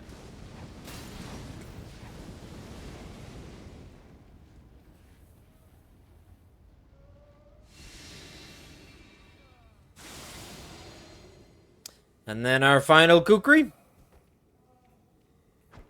Oh, that was a little low, but that should be fine. As long as it's against the wall.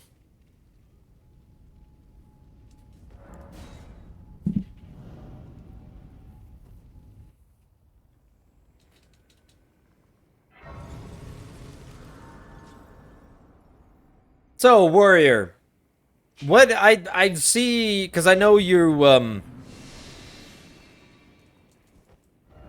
mostly chill over with Rain. Do you play a lot of Final Fantasy? What do you play?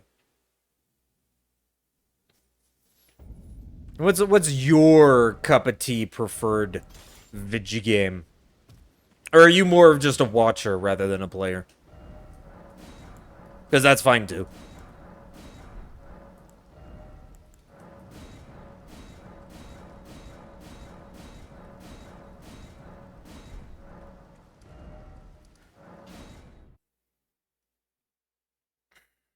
I also like how I asked that question, and now I'm about to go fight Rykard, so I'm not going to be able to read your answer till after.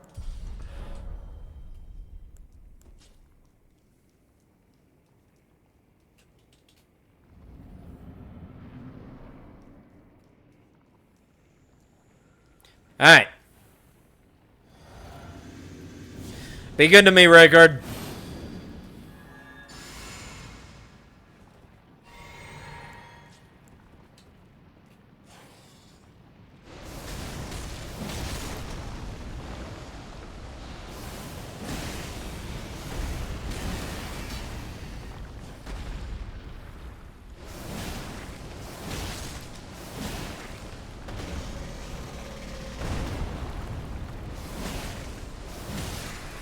Easy peasy.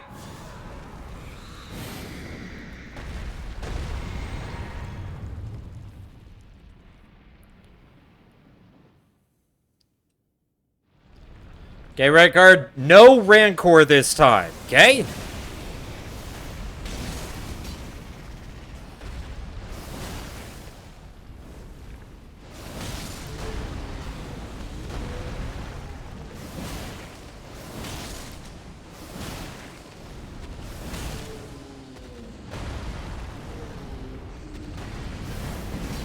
I missed.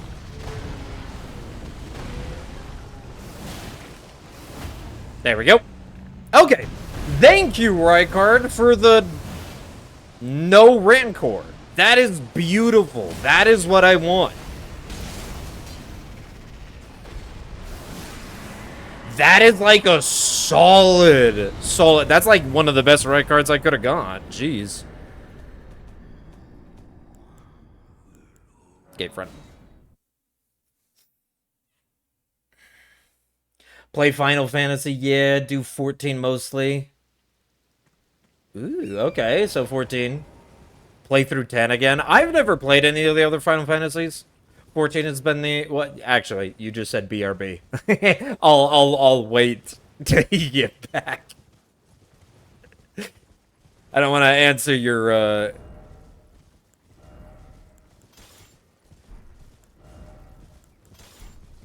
answer you only for you to not be here to hear it. Okay, pop right cards now. Just better.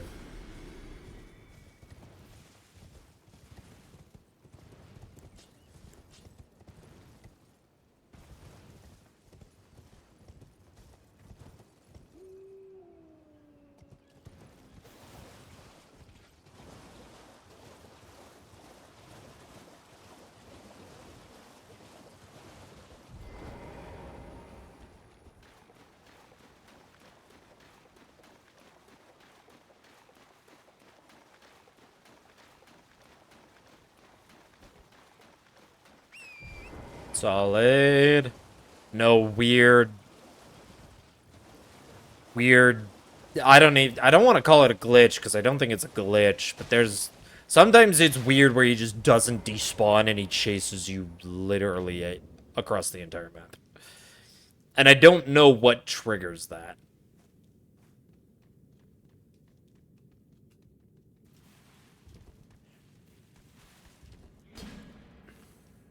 Yeah, bandit. You won't even follow me into the boss room, so...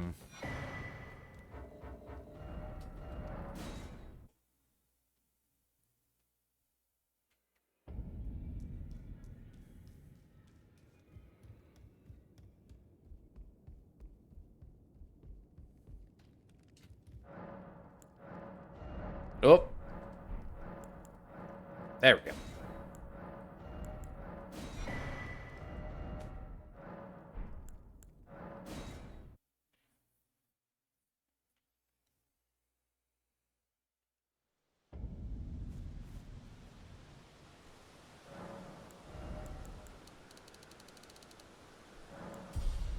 I am 1,500 short.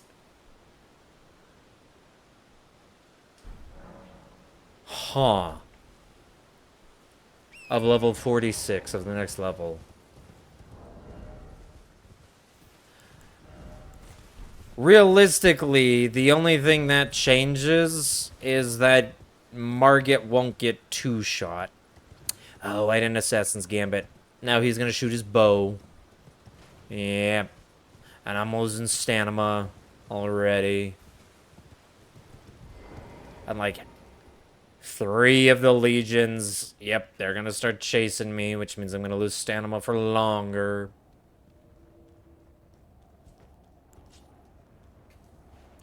Okay. Now, if I'm right... Let me get this. Let me see here. Even with the double headshot.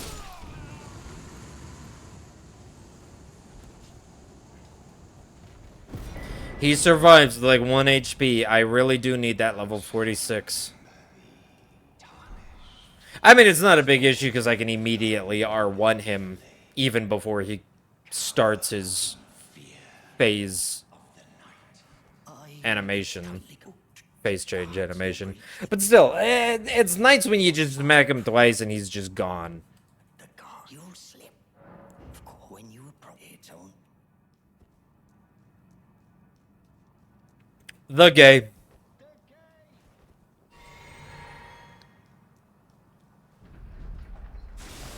Gotta love cutting him off. Right as he... So he doesn't get to say that T, and it just sounds like the gay. Like he's announcing me coming through. He's like, the gay is coming through, and I just look at him like, hey, I'm not gay. Nothing wrong with it, but I'm personally not gay. Favorite voice lines have to be his with the gay. There's a merchant in Liurnia that says, please, I'm hung.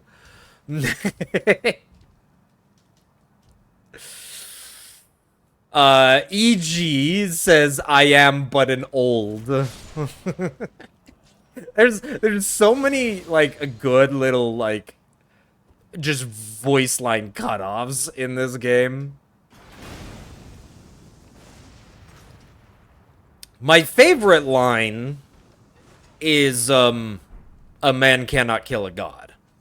That's, like, my personal favorite line. And it's said by, like, my most hated person.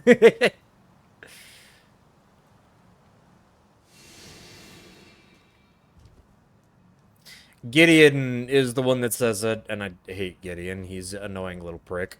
But... And back. Welcome back, warrior. Now I can answer your thing. I personally have never played the other Final Fantasies. They've never really interested me. Gotta remember to equip that. The other Final Fantasies have never interested me. I've never been a fan of menu combat games. So, like, I just don't... I don't know. But Final Fantasy 14, yep, that's the one MMO that actually hooked me and got me playing it like crazy. So I feel you there. Also, you haven't played Elden Ring? I highly recommend it. I highly, highly recommend the game. The game is amazing.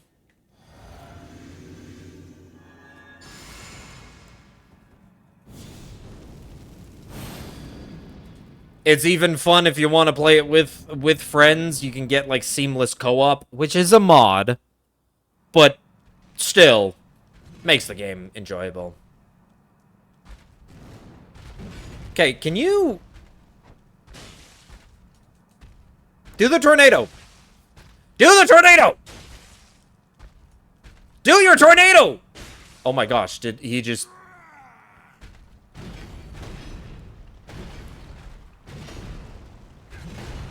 Tornado! Oh my gosh. There you go! Oh, and of course, he does that one.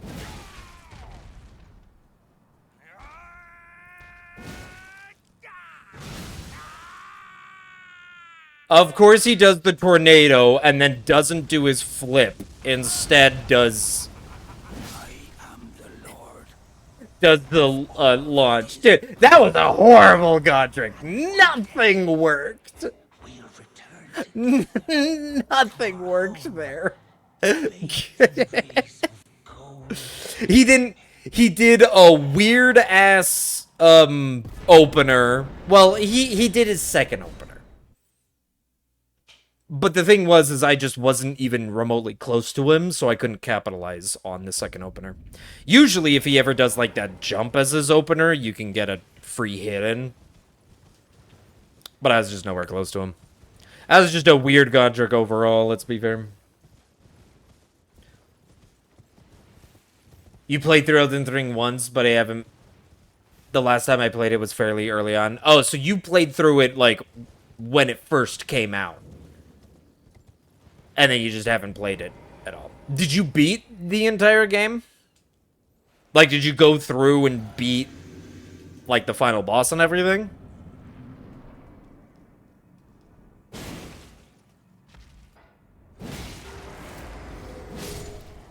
Or did you, like, do... Because I know a lot of people who, like, oh, yeah, I played Elden Ring. I got to, like, this area, and then I stopped.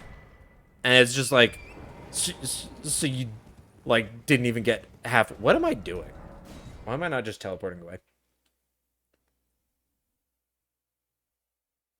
You accidentally left Ronnie at the altar, so to speak. Did you do Ronnie's quest line? But then when you went to choose the ending, you chose the normal ending instead of Ronnie's ending? Did you... Went through all the trouble of doing Ronnie's quest line, gets to the very end, sees her summon sign and says, nah. Beat the final boss? Okay, that's good. I know a lot of people who say, they're like, oh yeah, I played Elden Ring. And then, like, they barely got... Like, they beat Godric, and, like, that was as furthest as they got. Or, like, they barely got to the capital. And I'm like, so you're missing, like, half of the game. But okay, okay. Yeah, yeah. Yeah, I did the Ronnie ending for my first ending. Of course, like many a people. But then, of course, you know, I love the game. I love the lore. I love the story. So I kept playing. I did every ending. I did every achievement. And now I sit here and I do challenge runs. And then maybe some speed runs soon. Because I've always been a challenge run person, and I've watched speed runs, but I've never really done speed runs myself. I think Silksong is the only thing I've, like, actually attempted a speed run on. I know all the tricks, or at least some of the tricks and whatnot, because I watch a bunch of it. But I think I should try doing... I just like challenge runs more. Personally, I like imposing, like, something to make it more challenging rather than be like how quick I can do this. But it'd be nice to do both.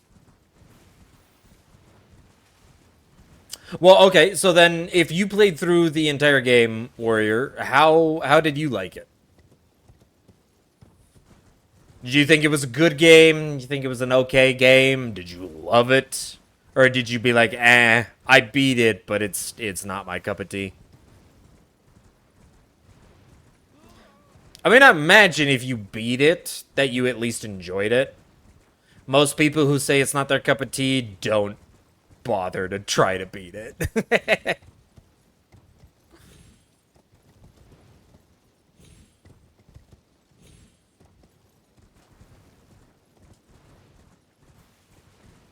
Challenge runs seem fun. I like challenge runs more. I like before I was doing Hitless, I did an overloaded. Beat the entire game while overloaded. So that means no sprinting, no rolling, no dodging, no torrent, because I got rid of torrent. So I had to find alternative means of beating bosses because I couldn't dodge a single attack. I also had to find ultimate means of jumping and sprinting, which was mostly just... I used Ash of Wars that had good movement. Because you can't jump or sprint while overloaded. I like doing stuff like that. I find that far more entertaining than just speedruns. But I don't mind speedruns. And I like watching speedruns. So I should try one at some point. Probably just like an any percent Elden Ring is what I would probably attempt. Yeah, actually get my name somewhere on speedrun.com.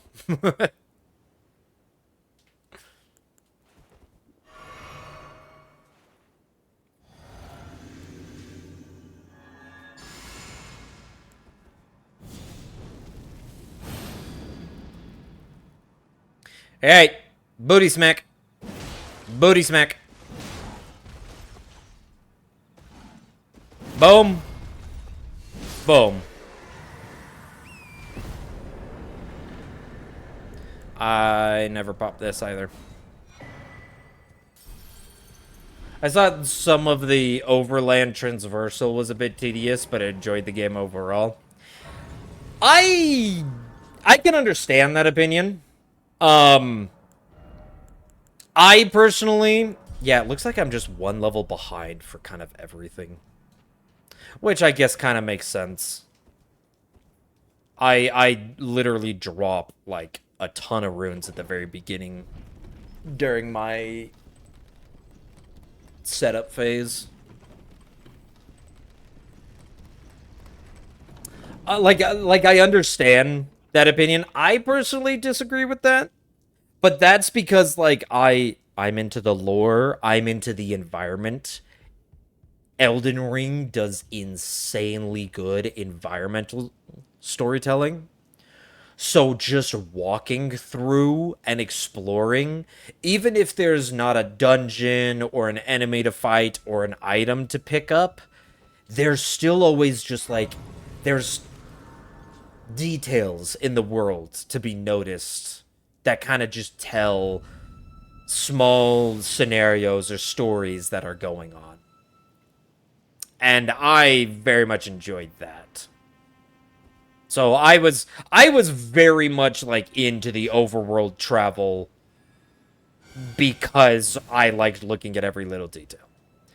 So, but I can understand that like if lore isn't a big thing or if like small details are like okay whatever to you, yeah, I can get the overworld being like big, tedious, and boring to transverse.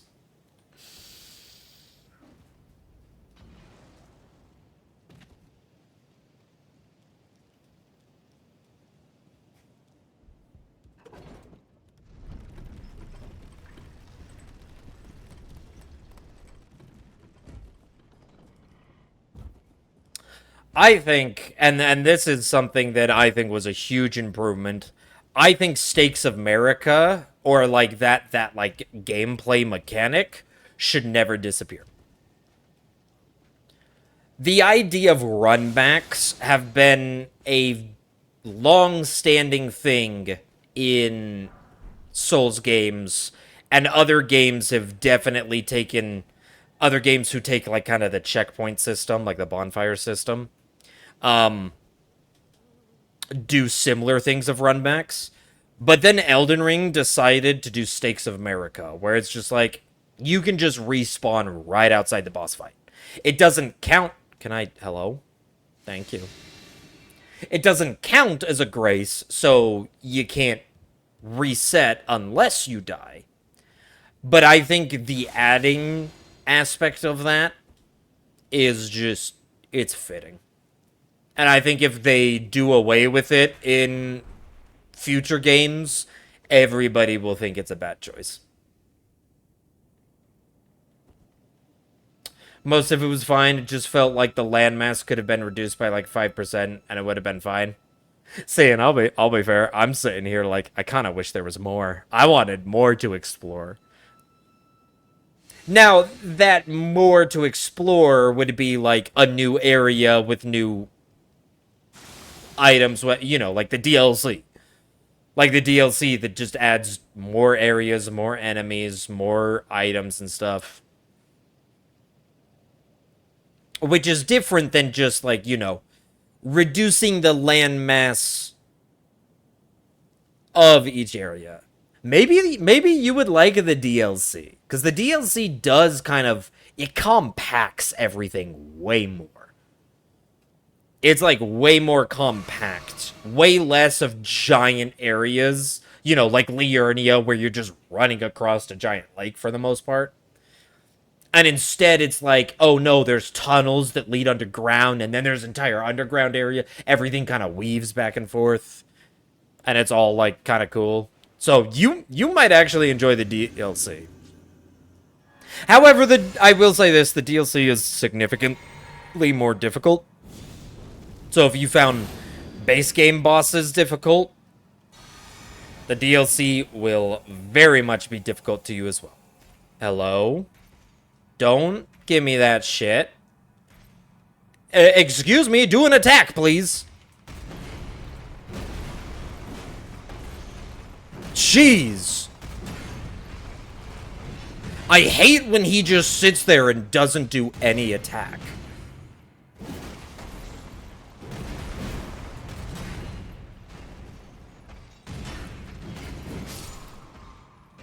That's just... Because when he sits there and doesn't do any attack, it makes you want to do an attack.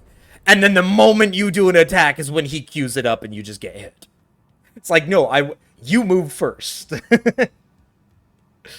I will react. I don't want to be the one to move first. At least not in Hitless. If it wasn't Hitless, by all means, I'll take the first hit. I'll swing at you first, no problem.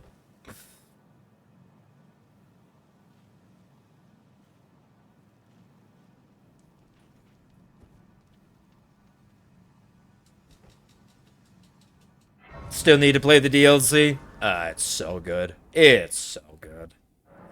I love it. If you enjoyed base game, and you're okay with a little uptick in difficulty, if you're okay from doing regular raids to doing savage raids, then the DLC might be perfectly fine for you.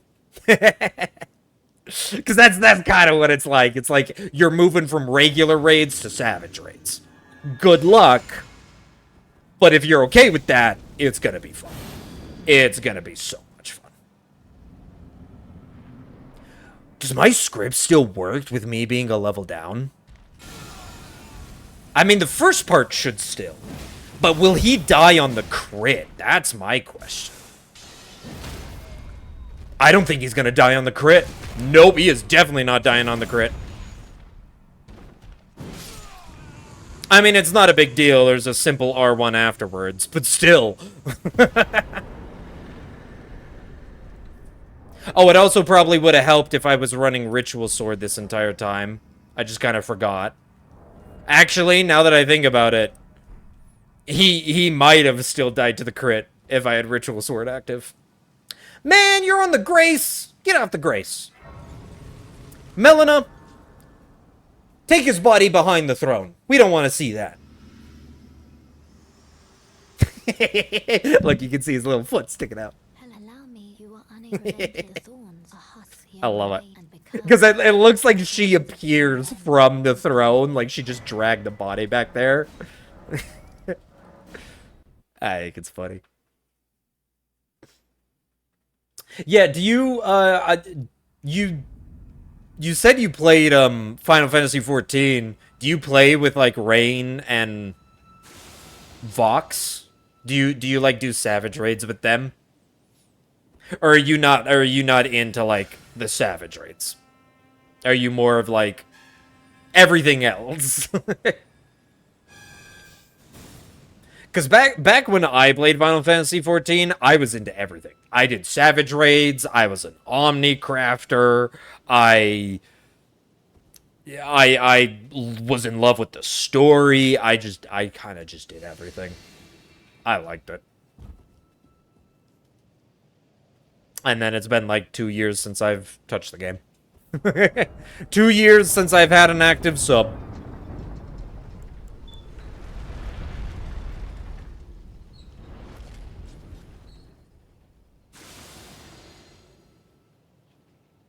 Miquella was the biggest, most interesting mystery to me when they announced the DLC. It was hype. Oh yeah.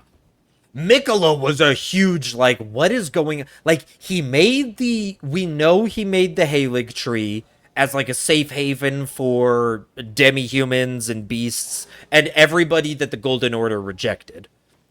It was supposed to be a safe haven. And then Moog took him, and then he was just kind of lying there in an egg with a mutated, like, corpse, which is like, what the crap happened? And then the DLC being like, oh yeah, it's all about Miquella. I was so hooked. DLC came out, I had a pen and paper next to me. I had like a notepad with a pen right next to me. And I was just going through the DLC, taking notes. Like, I would be like, okay, this is this person, like, this is their name. Like, I'd write down NPC names. They would be like, hey, yeah, I'm looking for this and stuff. I would like write down relatively what their quest was, where they might be going, info about, like, I was full on invested story wise. It was great. You do play Final Fantasy at that. Okay. I figured, because I was just like, I know you and Rain are close, and so I figured you guys did something of the sort. Raided together. We popped these two. Haven't really progressed in Savage, though. Okay, fair.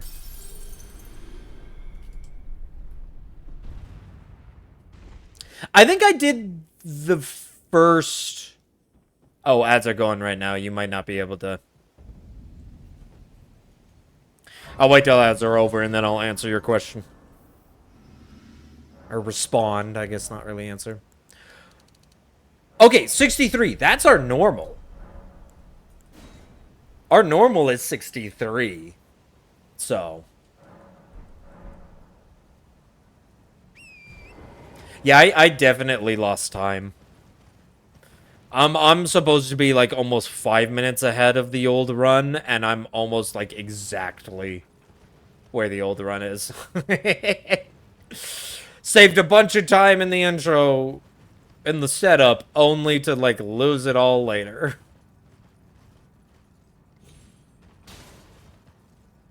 Yeah, it is what it is. Okay, that should be over. I believe I did like the first raids of Dawn Trail. And then that's been it. Like I said, it's been like, dude, I played Dawn Trail. I thought it was good. I had fun. Like it's not as hype as Endwalker, but Endwalker was like the end to a big long running story. Dawn Trail's the start of the next arc. So of course it's not gonna match up quite right. Okay, should be good. If he leads with that, he shouldn't yell. It's usually only, yeah, it's usually only if he, like, sprints at me instantly will he do a yell attack. But yeah, I played Dawn Trail, had fun. I think I played the first round of raids that came out, and then, like, right after those came out is when I stopped playing and ended my sub. And I haven't really been back at all.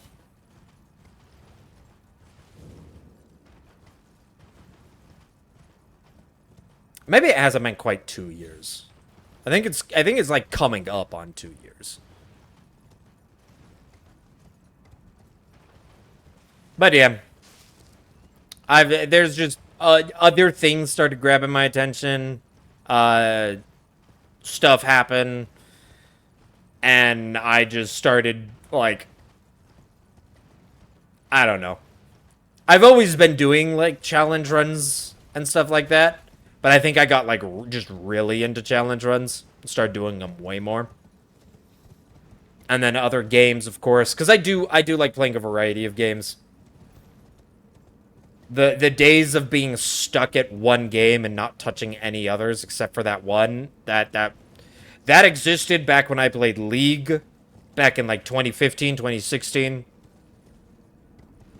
I played, like, League and nothing but League of Legends. But then since then, I've always been a variety person.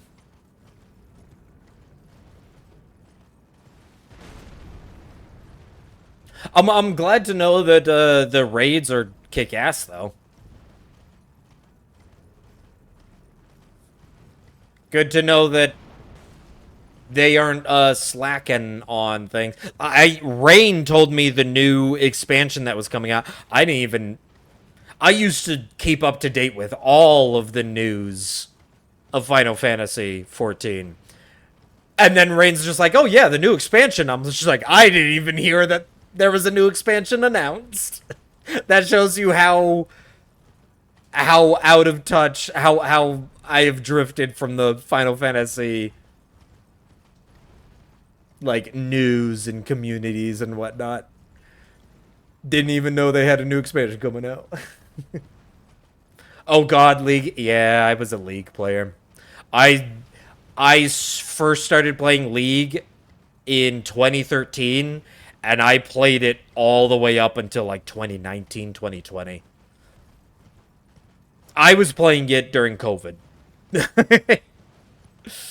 I wasn't playing it nearly as much. Around 2018 is when like I stopped like playing it constantly and went to just playing it every now and then.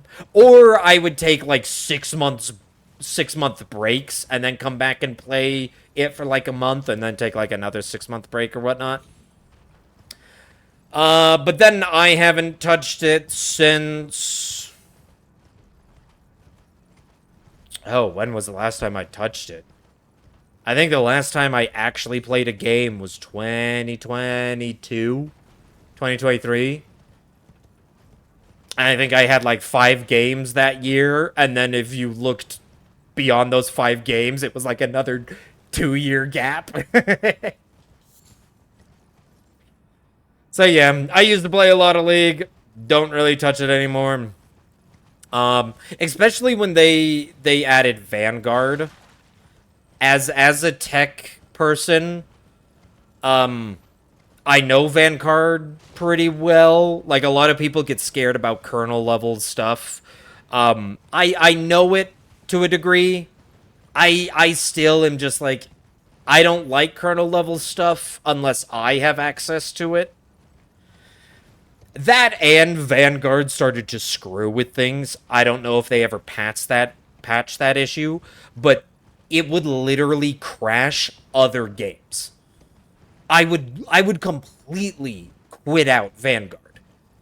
And for some reason, if another game that I was playing took just a little bit much of my CPU, because I was playing on like ultra graphics or something, and my CPU just kind of like maxed out a little bit, got like in the 90%, Vanguard would like crash it for no reason. Wasn't even running Vanguard. It's so like it was at that point that as I completely uninstalled League, and I'm like, I don't even play you anymore, and your stupid kernel level anti-cheat that is very unnecessary. You do not need kernel level things. Like, you do not need a kernel level anti-cheat. I know that they say that, like, oh, their kernel level has actually gotten rid of so many more cheaters. And by all means, that's a good thing. I'm happy for that. But I think you could have gotten the same thing if you just made, like, a good anti-cheat without kernel level. Like, I don't think the kernel level aspect of that anti-cheat is what was succeeding there.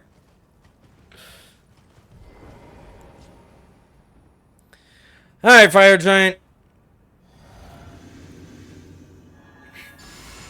Play nice with me, okay?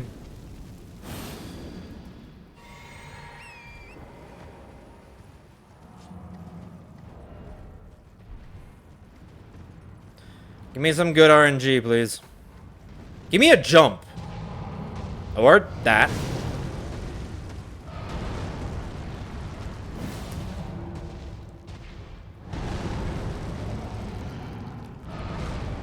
Jeez. No, I should just mog out. I'm mogging. Dad, so much of that was weird. I whiffed it. That was a tap R2 that killed his ankle. Nah. That might mess up a little bit of the level. I mean, at this point, levels aren't too bad.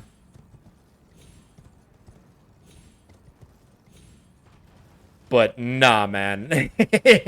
That was a pretty bad mess up on the script.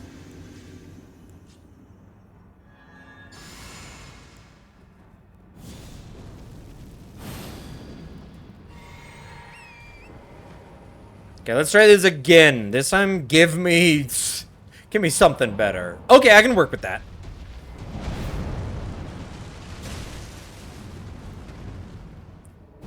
There we go.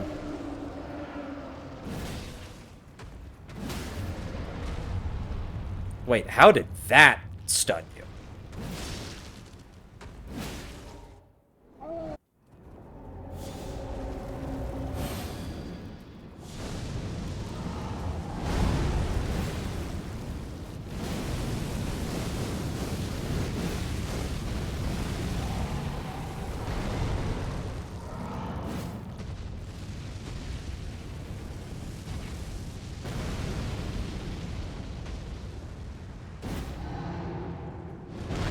Okay, well, I don't think this is gonna work anymore. I should just mog out again. Man, that is twice I've messed it up. Also played League back in Season 1 and Season 2. Took a break for a while, then came back to it much later. The community is so... Oh, I played League with people. That is, like, I would not play League solo. I honestly, like, everybody's just like, ew, League. And don't get me wrong, I get why they say that. But it's not a bad game. It is a fun game. It's just the community sucks. And I counteract that by playing it with friends. I would play it with people. I never played solo. Always played with somebody. And that made it way more fun. That made it enjoyable, because the game's fine. The game's good. And then friends just keep the toxicity out. Well, for the most part. I did have a person that I'm no longer friends with anymore who was toxic as hell. Hence why we aren't friends anymore.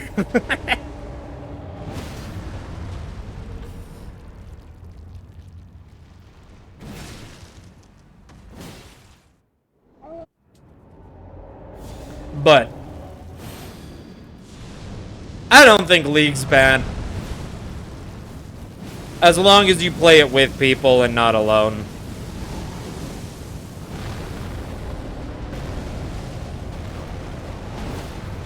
There we go. See, that's how the script's supposed to go.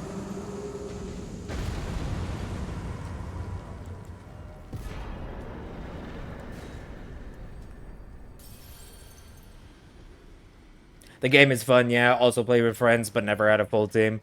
I had enough friends that played it that we could get a full team occasionally. A full 5-stack. Honestly, if I'm being completely honest, I wouldn't be entirely opposed to going back. I would have to find the right people to play with. And, I mean, pretty much everybody I know either has zero interest in playing it, or is just like, there's other things I'd rather do on my plate, which is understandable. I mean, hell, I'd rather play Elden Ring over and over and over than play League. But I do have to say, I wouldn't be entirely opposed to going back. It would have to be with people. There ain't no way I'm doing it without a group. Okay, so I still get to level 70, so even mogging and losing my runes... I lost like 4,000 when I did that with Noble. I don't know how many runes I had there when I was walking into Fire Giant. But I still got to level 70, which is my usual level at this point. So I expect that I will be jumping around either between just under, just one level under, or right on level, depending on the runes. So things shouldn't change too much. Need to craft more of those. As what we will be using for our next fight.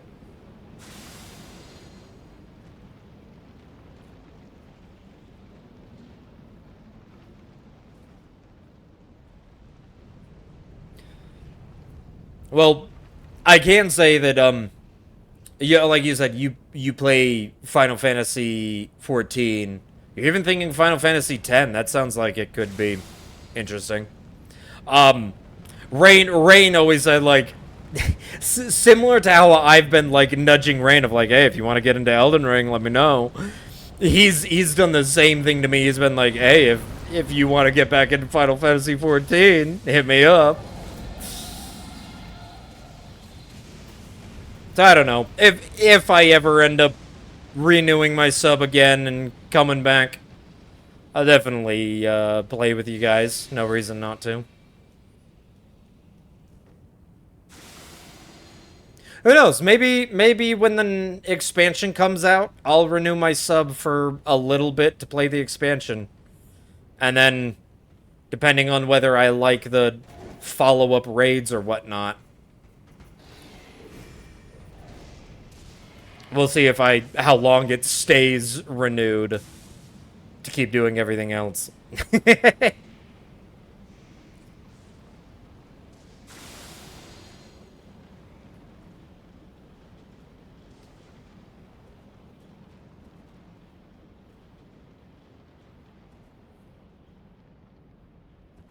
When does the new expansion... Like, I don't even know the date of the new expansion.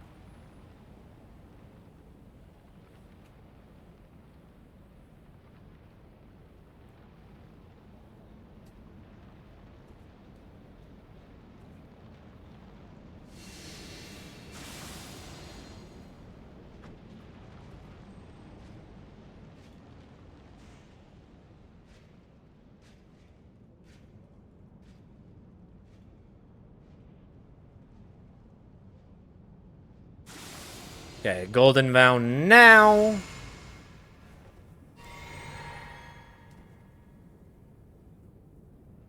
Spawn them in. 1, 2.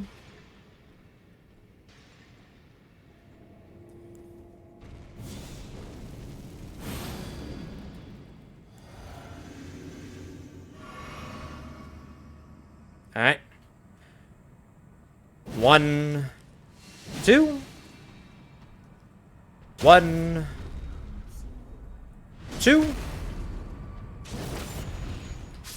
And then 1, 2. Wait for Golden Vow to die. Boom. 1, 2.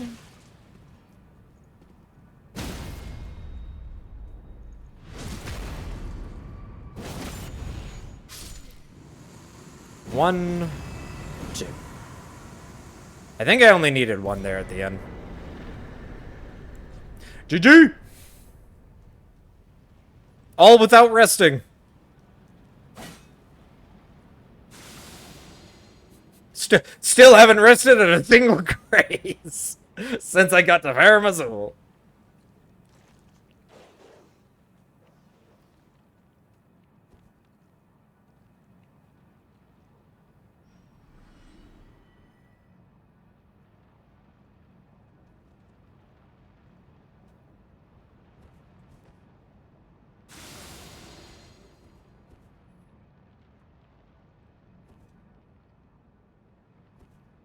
Make it so that guy doesn't see me start shooting lightning at me.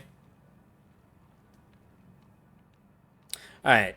Do have to make sure that I don't mess up birds, because birds can be tricky, because it is so easy for them to aggro on you.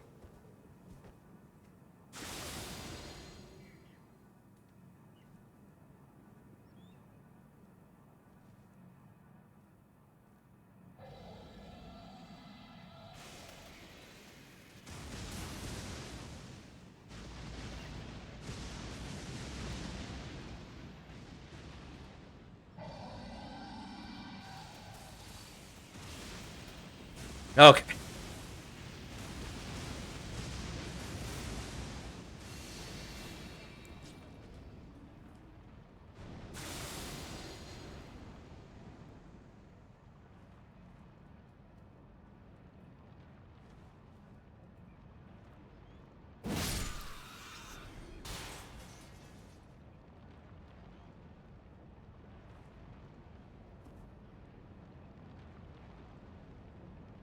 Alright, we're through. Solid.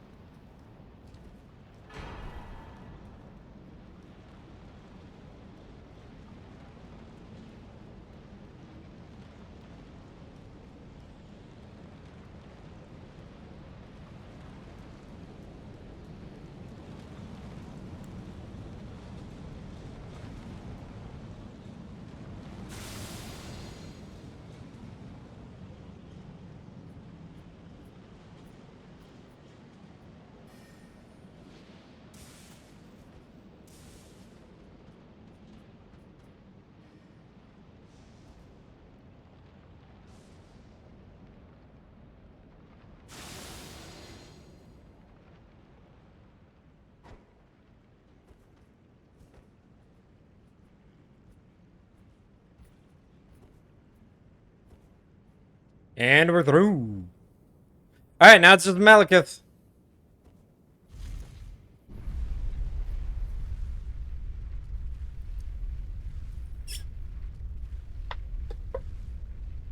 $126. Oh yeah, I'm not getting that sub 130 at all.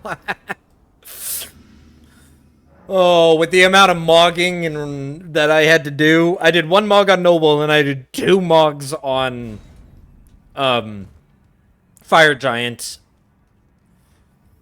And then there were a couple other just like small mishaps throughout the run that just made things relatively slower. The changing of the start of the route is not enough to compensate for all of those. Okay, no, I'm still 75 here as well.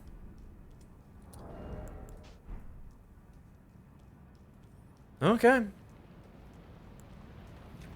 Alright.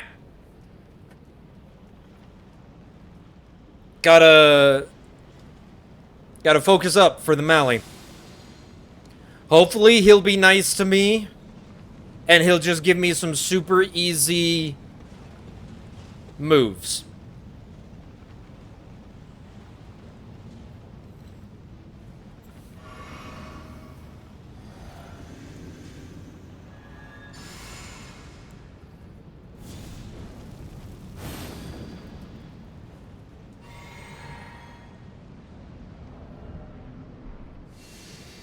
Okay, Mali. Give me some super easy moves. Destined death. That is not one of the easy moves.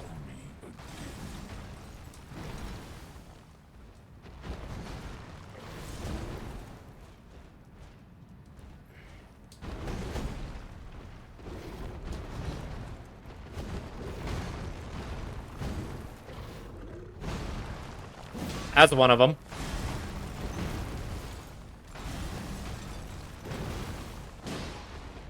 No! What?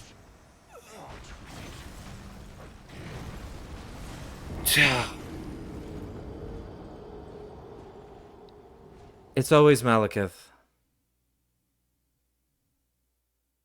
I pushed B. I just didn't release it in time. Because Elden Ring's a mother truckin' dodge on release, not on press. God, that's so annoying.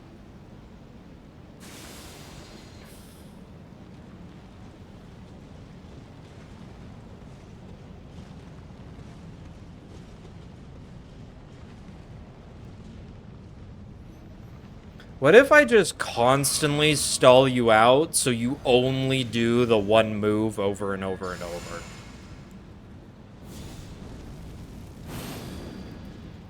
Maybe that's what I should do. Okay, charge me. No, not that move. Woo.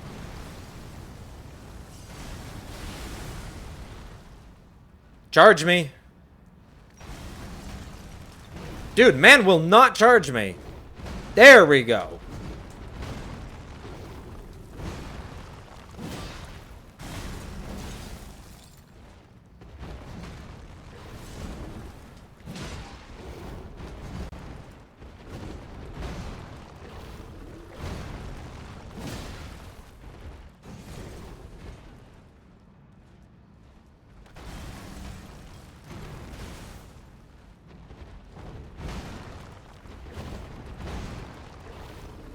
and that's GG. See, that's maybe what I should have just done.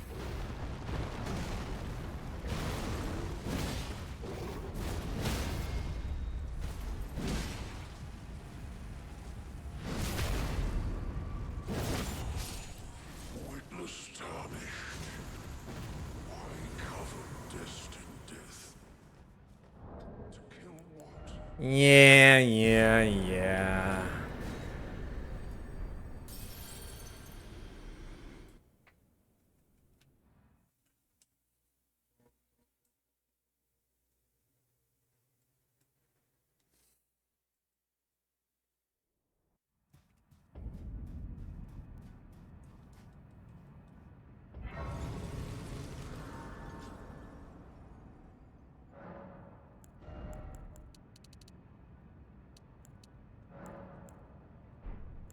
No, I can still do all strength.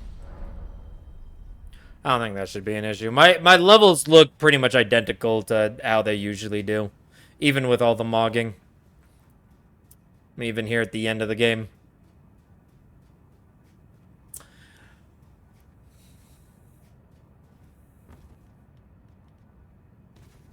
Aw, yeah, aw.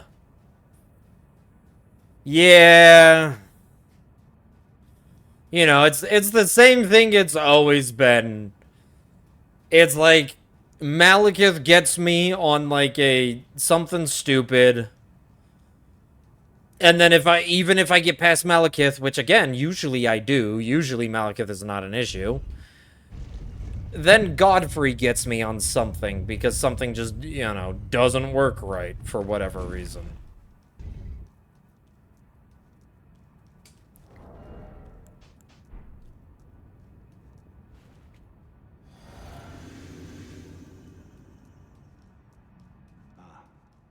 I knew you'd come to stand before the Elden Ring, to become Elden Lord. What a sad state of affairs. I commend your spirit, but alas, None shall take the shall throne. take the throne. Queen Marika has high hopes for us, that we continue to struggle. I know In my bones, a tarnished, cannot become a lord. Not even you. A man cannot kill a god.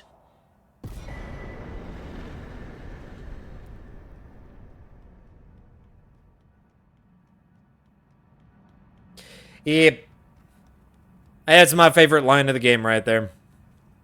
A man cannot kill a god. Also because of a bunch of lore reasons. and theories. Not even just reasons, theories on top of reasons. Yeah, there's nothing I need to pop. I didn't think so.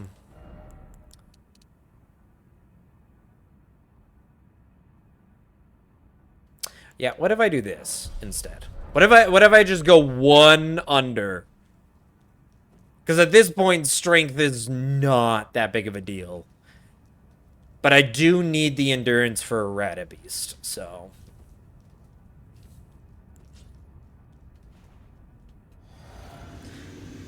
Okay, let's see how Godfrey does.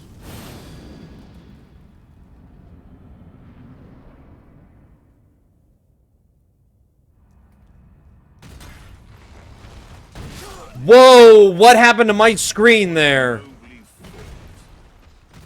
Why did the camera just whip around? What? Oh, that messed me up so hard.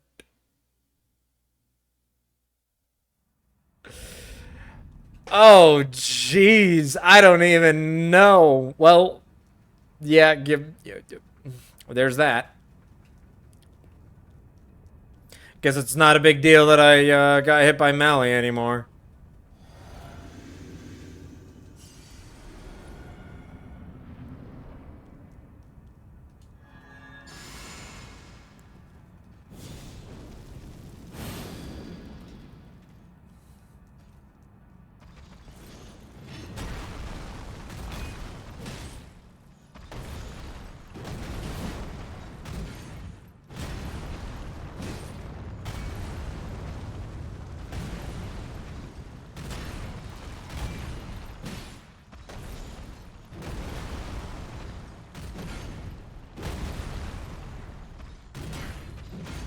Can't get me. Can't get me. Can't get me. Okay, now I can hit him. Boom. Boom.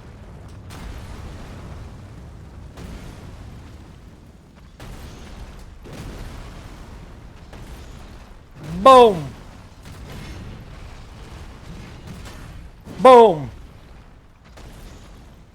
Boom. Boom. Boom. Boom. And boom. Yeah, that's what I thought, bub.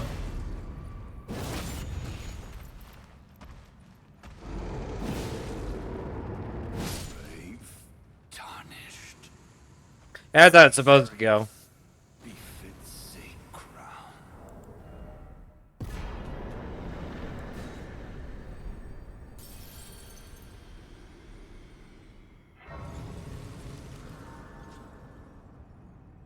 Yeah, I don't know what happened with my camera on that one. And then all of this goes in. There we go. I need 20 endurance for it. So, yeah, I still end up, at the end of the game, I still end up 95, which is the level I always end up with. Even without getting all of those starting runes. The levels are a bit like I'm a little low here and there.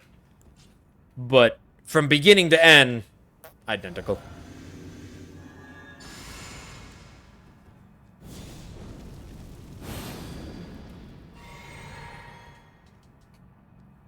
Alright.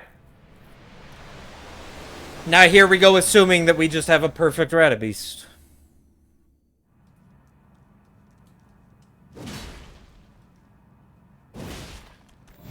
Oh, we might have a perfect Ratabeast.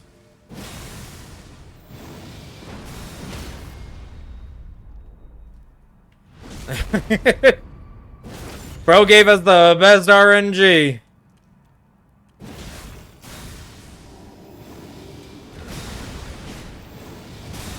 Those are early rolls. I was rolling real early on those.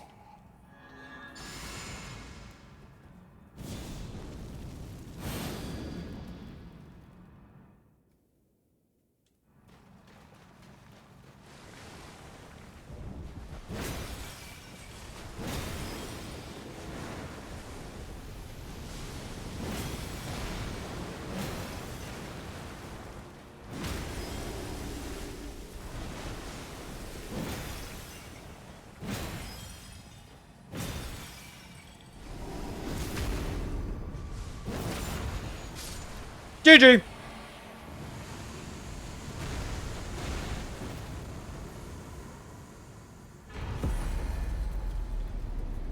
God slay.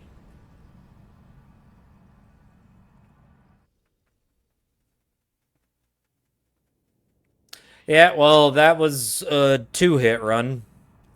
Weird camera thing on that. I have no idea what happened. Weird camera thing on Godfrey, and then a dinky stupid Malekith mess up.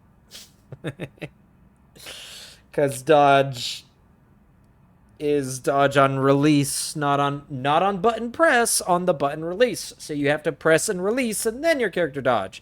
If I just push B,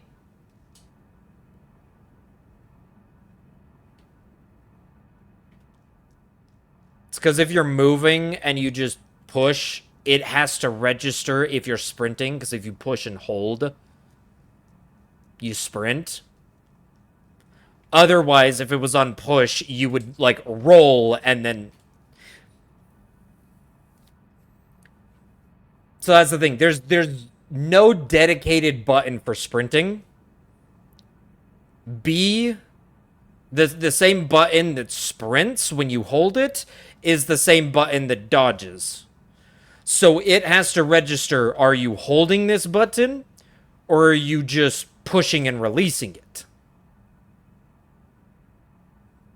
So when you're moving, if you push and release, it rolls. While if you push and hold, and so there's an ever so slight, that's why it's on release is when it goes, not on press. It's because it has to compensate for that. If there was a separate dedicated sprint button, if there was just a dedicated sprint button, like kind of like Night Rain, where you can't crouch in Night Rain, so instead it uses that as like the super sprint.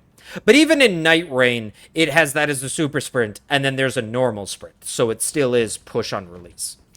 But if they just move the sprint over to a different button, then they could make dodge on press. And it's annoying.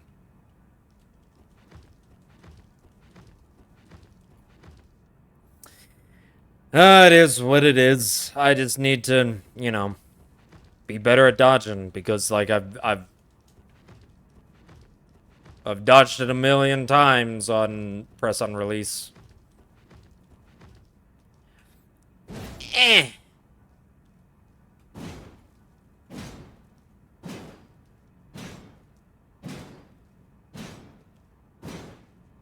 I've really shattered you. You are nuttin'. You are nuttin'. Alright, well, let's see. I have time to do another. I do. I could. Like, I've just enough time to do another. Well, you know what? Why not? Let me grab a Dr. Pepper. I'm gonna grab a Dr. Pepper real quick. But then, sure, why not? We'll do another. We'll do one more, and this will be the one for sure. Okay, BRB. Listen to some music.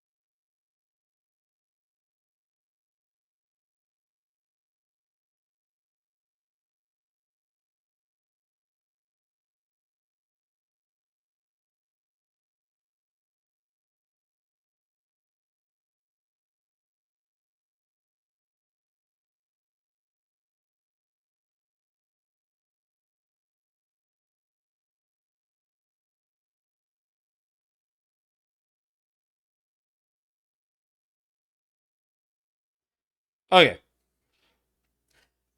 I got a crispy Dr. Pepper. So it's like guaranteed now, right? It's like guaranteed crispy Dr. Pepper.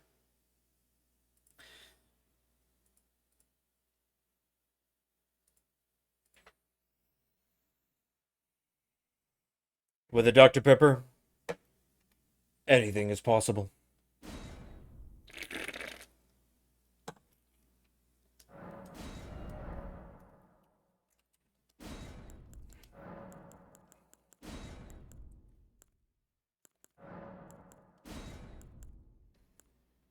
Alright, I think that's everything. Oh, there is one more thing. 1 second.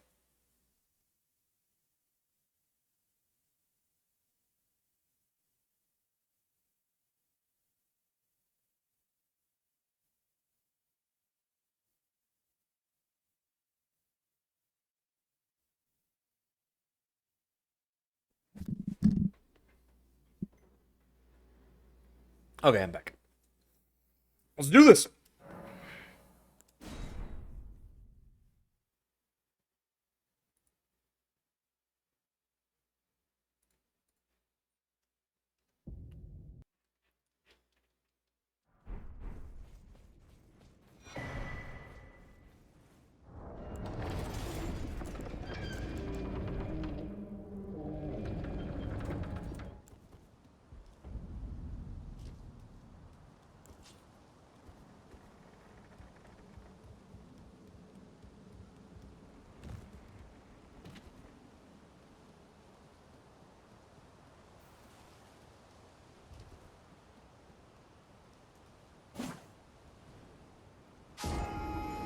Solid. 3761. Oh, that is the closest I have gotten to my record. 3757 is the record, and that was 61. That was .04 from my current best kill yourself intro. I don't know what to call it. Any percent death run? Not death lives, any percent death run.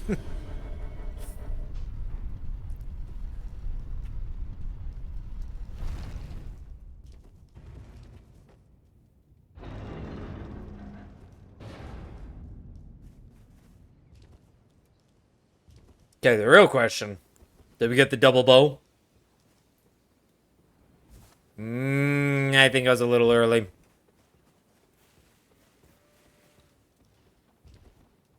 That felt like it was early.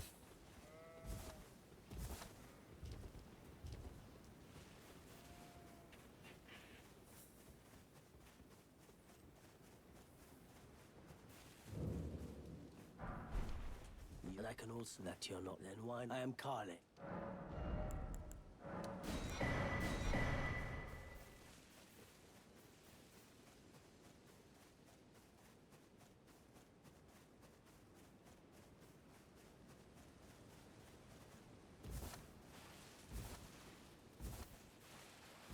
See, Warrior, this is what I'm talking about.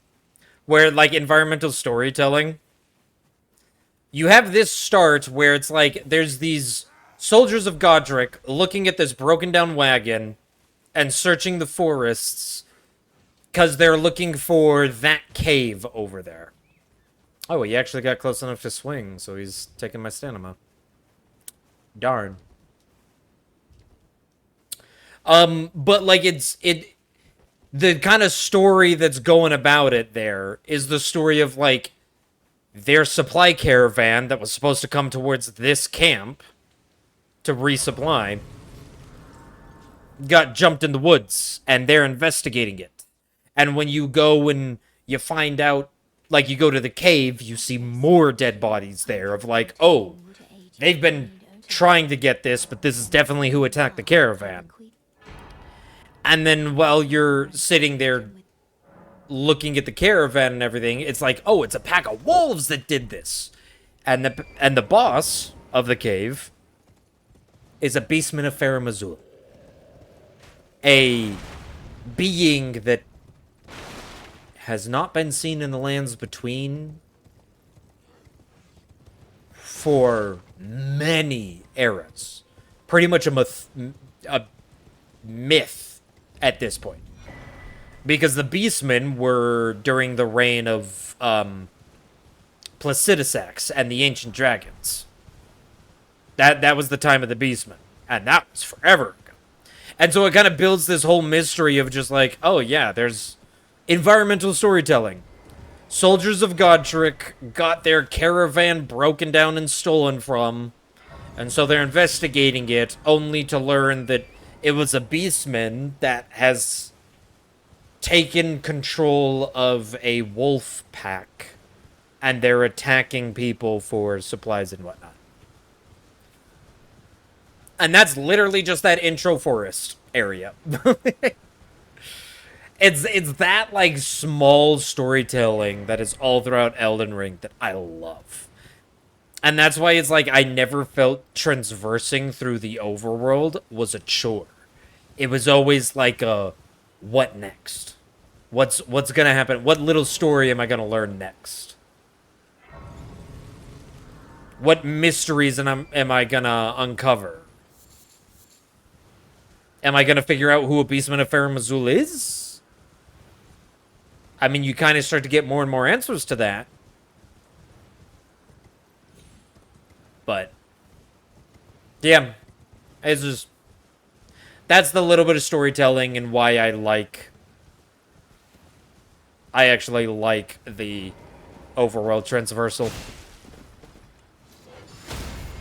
Why I don't think it's ever empty. Sure, you don't really get any big rewards for, like, your big reward for the whole thing is pretty much just the boss fight that gets you a Flame Drake talisman, which is protection against fire.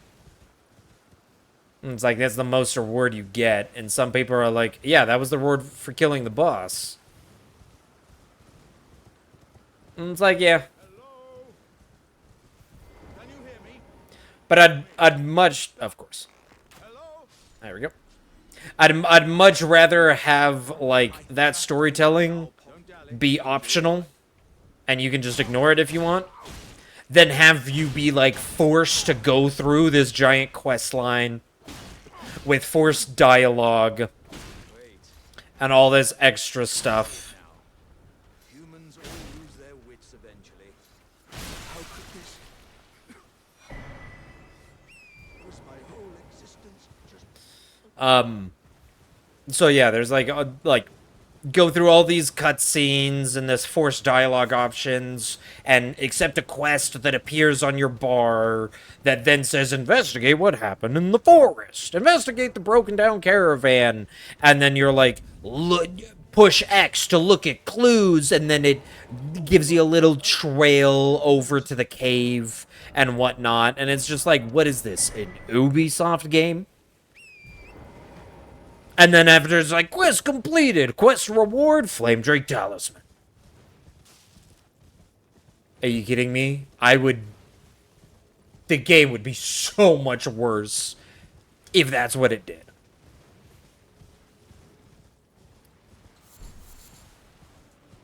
And that's why I love Elden Ring, is because it's literally take any of your, like, story-driven RPGs and literally just make every quest non-intrusive, completely optional, where you don't even have to talk to NPCs and you can just do it.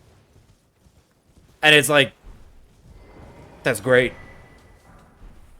I don't have to sit through a forced cutscene of my main character talking with a different character for 5 minutes, only to literally just get a thing on my quest marker and an icon on my compass and an indicator put on my map until my map is full of indicators. Yeah, no, thank you. Don't get me wrong, I like games that do that, but, like, that is not a FromSoft game. It still has all of those same tidbits of story. It just does not put it in your face. It does not force you to interact if you do not want to interact with any of it. And I love it for those reasons.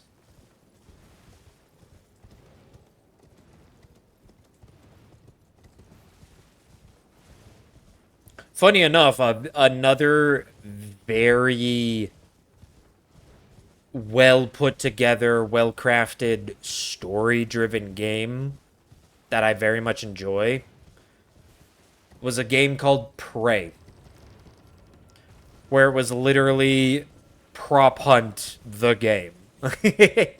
Aliens destroy a space facility that you're conducting research on, and the aliens have mimic properties where they can just turn into objects, and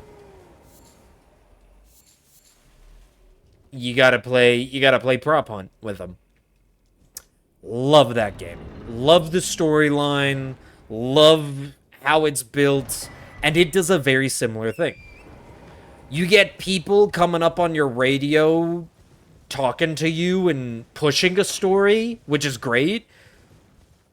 But you don't really get cutscenes forced on your face. There's a couple, just like there are a couple in Elden Ring, for, like, introductions and whatnot. But for the most part, it's like, there's a voice in your ear occasionally, but other than that, you're looking around the environment. You're seeing the dead body that you looted is named something, and you find their key card, and you can read an email about them of how, like, and you learn their personality and what, things like that. Oh, wow, that was a bad jump. Wow, that was an even worse one.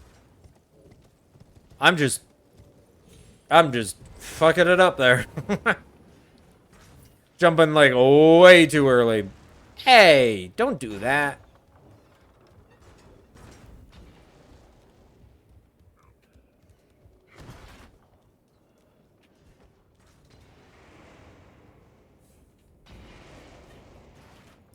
I feel bad for the studio that made Prey, Arcane Studios.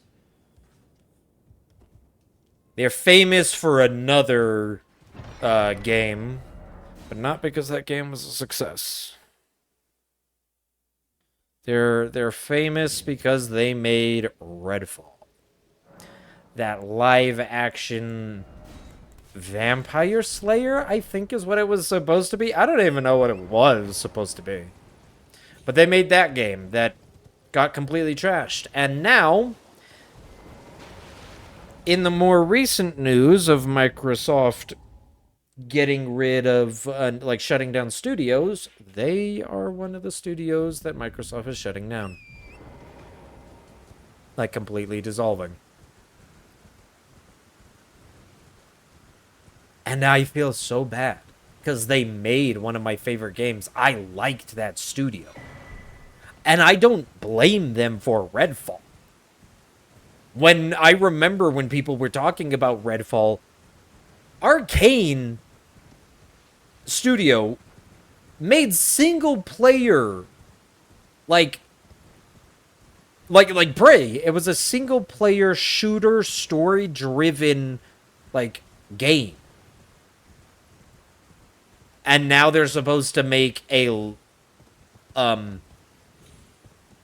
almost said live action. No, a live service shoot 'em zombie vampire whatever game now. Like they just got completely dicked by Suits that forced them to kind of do things a certain way, a way that they are not familiar with. Like, even if you want to make a live service game, why are you taking the studio that has only made single player story based games and forcing them into a live service?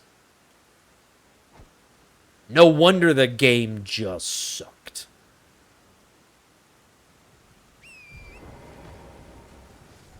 I don't really blame Arcane Studios for how that game was absolute crap. I kind of blame the Suits, the Microsoft, for saying, nope, this is what you're doing now. Get to it. We bought you, and you're going to do what we say? Oh, your forced live service game was a complete shit show, and we don't have any more projects for you.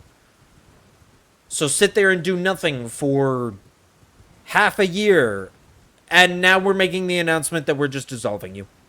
Bye-bye. Like, dude.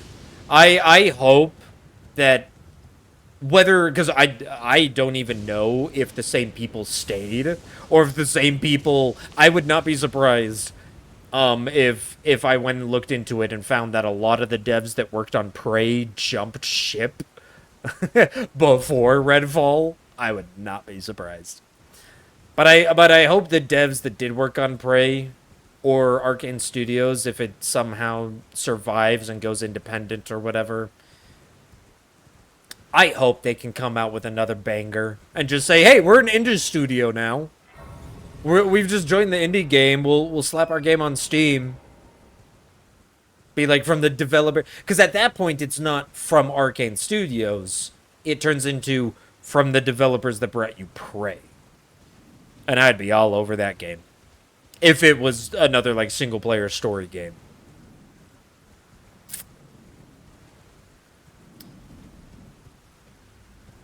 Yeah. Hate to see it happen, but I mean, it happens. There will always be rise and falls. That will never change. That is just the way humans do things.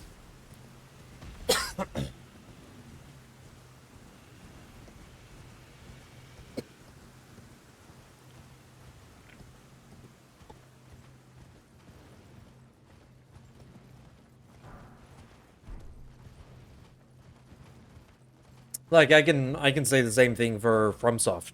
I never remember their names. I can never remember the name of the people who own the majority of FromSoft. FromSoft has like 3 or 4 different companies that share ownership, but the majority owner is, it starts with a K, like Kadashi or something like that.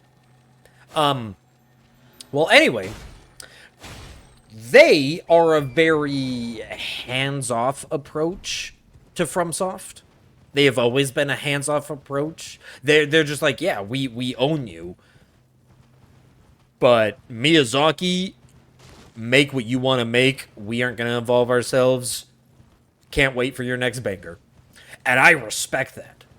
But then they, not From Software, but that company that I constantly keep forgetting the name of, they got bought by different people. And those different people are trying to get rid of the current CEO because the current CEO isn't forcing FromSoft to do live service and monetization and microtransactions. They're literally saying, you own From Software. The company that owns the company that owns From Software is saying, you haven't greedily abused From Software. Like, you should no longer be the CEO. We want him gone, kicked out, and we want you to capitalize on FromSoft's success. And my favorite thing is that they responded with, yeah, no. He's staying our CEO. We're still not going to force FromSoft to do anything. Good luck. And I'm like, that I love. I love that. I love that so much that they're just like, yeah, no. We're not doing anything with FromSoft. There we go. Anytime now. What happened to my music?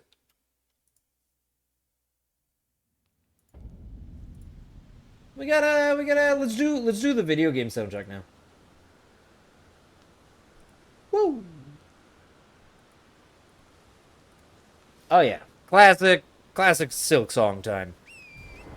Silk Song OST, let's go.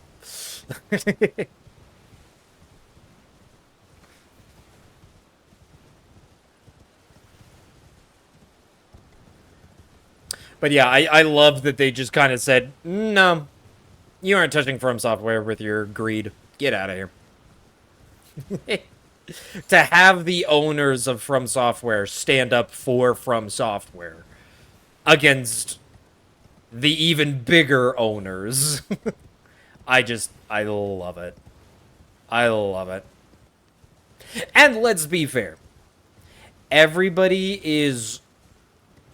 I mean, I think From Software by themselves could still stand on their 2 legs and make good things, and people would be looking at it. But everybody's really just watching Miyazaki. Everybody's just watching Miyazaki. And if they ever do anything like that, I got $1 million that Miyazaki just says no and just leaves From Software. I would be surprised if he stayed and they started the moment they try to make Miyazaki do microtransactions. He is going to look at them and be like, "Cool, I quit."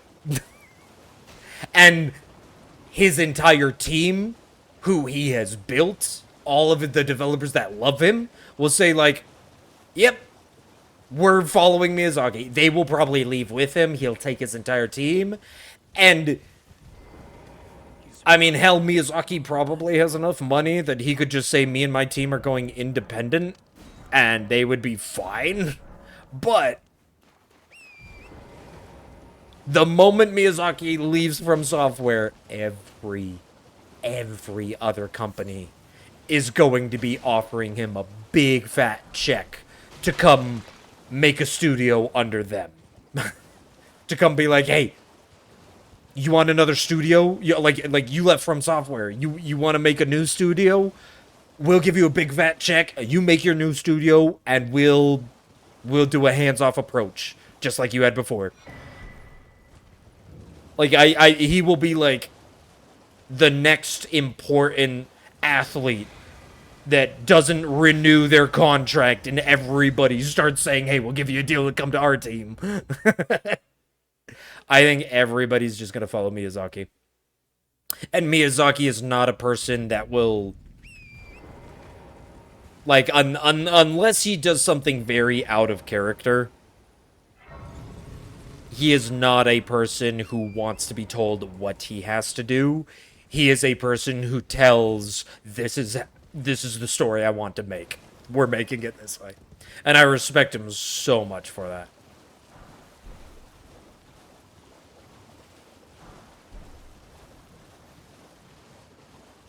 It should be like this angle, right here. Pretty much just straight right here. Should get us right to the shack.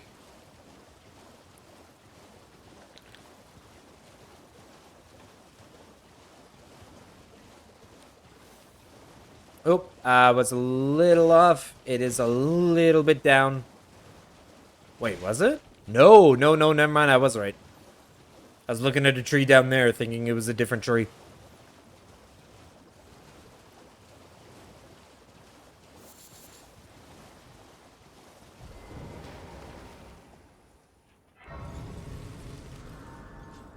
But yeah, so I honestly, like, a lot of people were scared when they suddenly said get rid of the CEO and get a new CEO that will tell Miyazaki to microtransaction his games.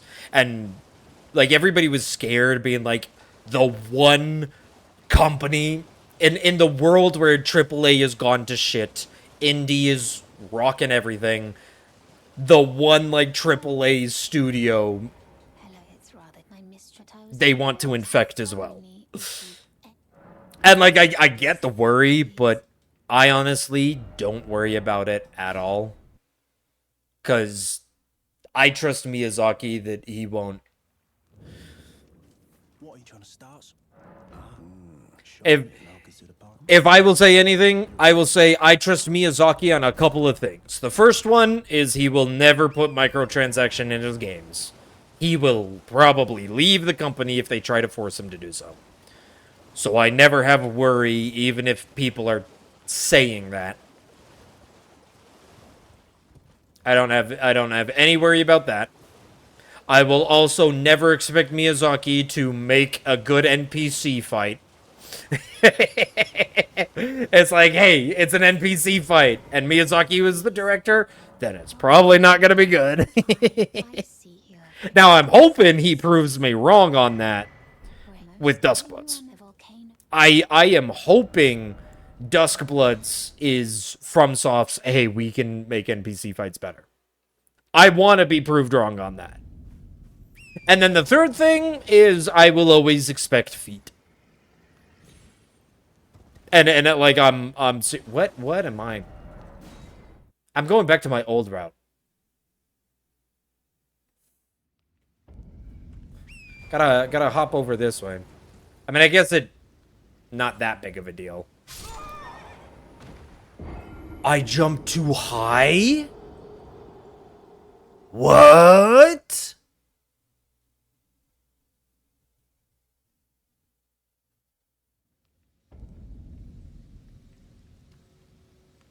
What? Okay, that's fine.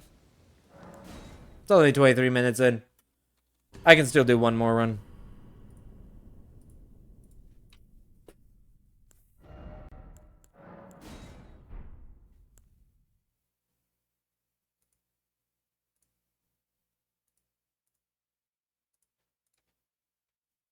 Alright, let's do this.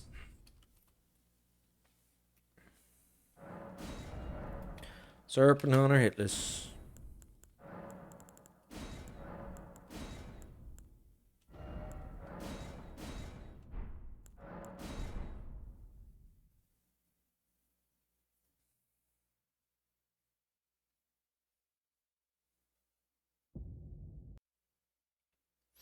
I think I was just like a little too high. I wasn't paying attention and I jumped off at the wrong spot. Cuz it is a very tight jump. Like if you don't do that jump right, you will die, and I just didn't do it right. I think I was just a little higher than normal.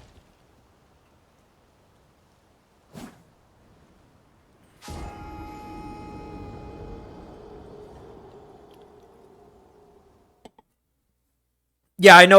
Like I've made that jump multiple times in the past. It probably is like, oh, that's weird that it didn't work this time. That's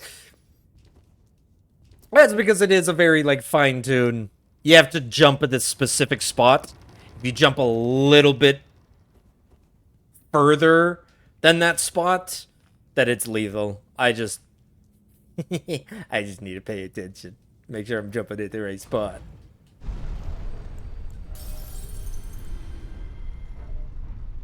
Really? Okay, whatever.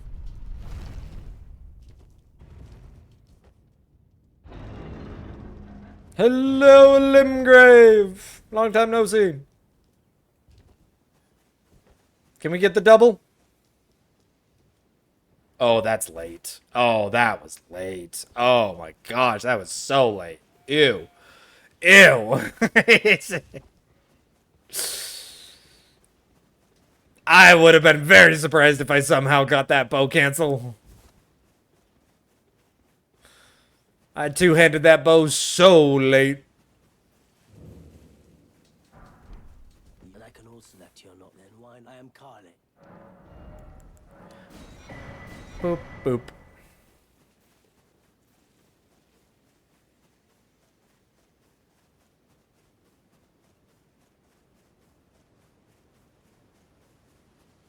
I still have never played this game. Outer Wilds. I have a bunch of the songs from it, and I love this, like, the country just whistling. Like their main theme. I think it's their main theme. Or maybe it's like the main traveling theme or something.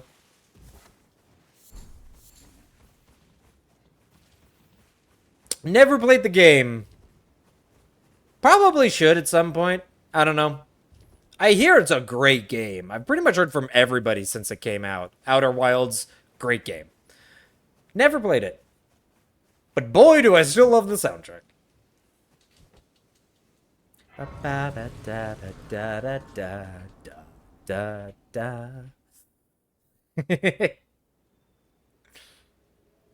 Hey sir, but you, I can play turning to aid you. You need own to the foot.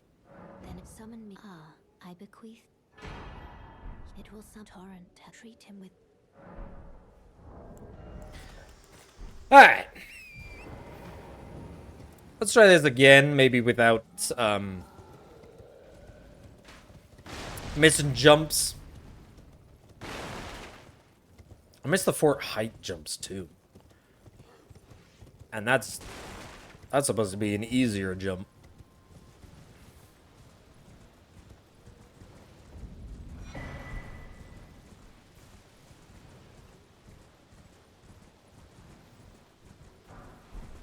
Alright, warrior.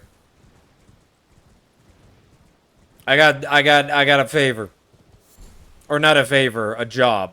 I'm gonna give you a job. You gotta convince Rain to play Elden Ring again.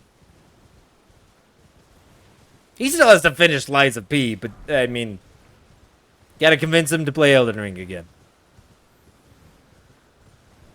Maybe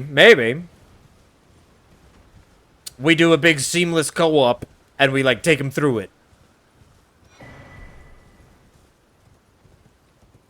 Or at the very least, like I'll give him like a little training arc of just like, hey, here's the game, here's how it functions, because I love this game, but the Elden Ring tutorial is, it's poo poo, it's poo poo water. The Elden Ring tutorial literally does not tell you how the game is supposed to function. It doesn't tell you about jumping, gives you is a way of dodging. It doesn't tell you about stance damage. Aside from number go bigger on your equipment menu, it doesn't mention anything else about how damage is actually calculated. Like it's a pretty bad tutorial. Rain! Hey, speak of the devil. How you doing, Rain? Oh. I got some beast liver. Too bad I won't be making anything with it. Oh, I missed one of the shrooms. Oh well.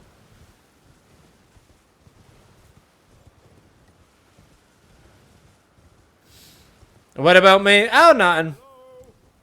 Don't worry about it. Ah, you little fucking mosquito. Dodge my arrow. Just and I'll pop. Don't dally. Give it your all, like.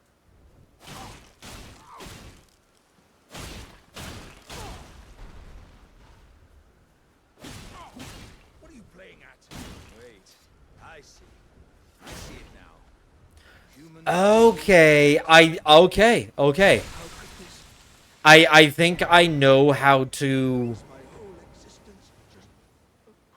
I think I know how to get the sneak attack extra damage. That first unsheath does more damage than the other two, and it kills him. While usually you have to do 3 unsheaths, and then he staggers, and you get in like a R1 for like his like 2 HP that are remaining. I think I know how to accurately get that. You have to wait till. You kind of have to wait till his standing up animation is complete before you aggro him with the 3rd hit. But if you aggro him with that 3rd R1 before, or like while he's still finishing the stand-up animation, you don't get that extra damage. I don't know why that's the difference between sneak attack damage and not sneak attack damage, but it seems reliably that's what's going on. I don't know. I'm saying this like it matters to you guys. Who this is like speedrunner challenge whatever knowledge. This means nothing to a casual player.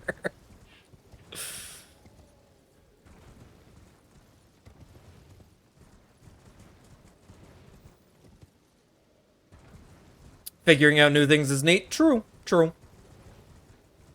Figuring out new things is always neat. Which is why I mean, that's why I kind of like challenge runs and speed runs, because it's always, you're figuring out new things to do. I mean, that's also why I like challenge runs more than speed runs, and why I mostly do challenge runs, is because to me, I am figuring out how to do something. I'm putting a restriction on myself, which makes me not be able to play a certain way, which means I have to figure out new things about the game to overcome whatever it is. Like my overloaded run, where I had to figure out how I was going to jump, because you can't jump while overloaded, and there's jumping sections in the game. That was fun. May not mean so much to a casual like me, but I'm glad you found something cool. Yeah, fair enough, thank you. It's more like figured out how to be consistent. It went from something of, this sometimes happens, but we don't know why. Why does that happen sometimes? Into, oh, okay, so we found out it happens because of this. Now we can accurately recreate it every single time. Which is like the literal building blocks of speedrunning.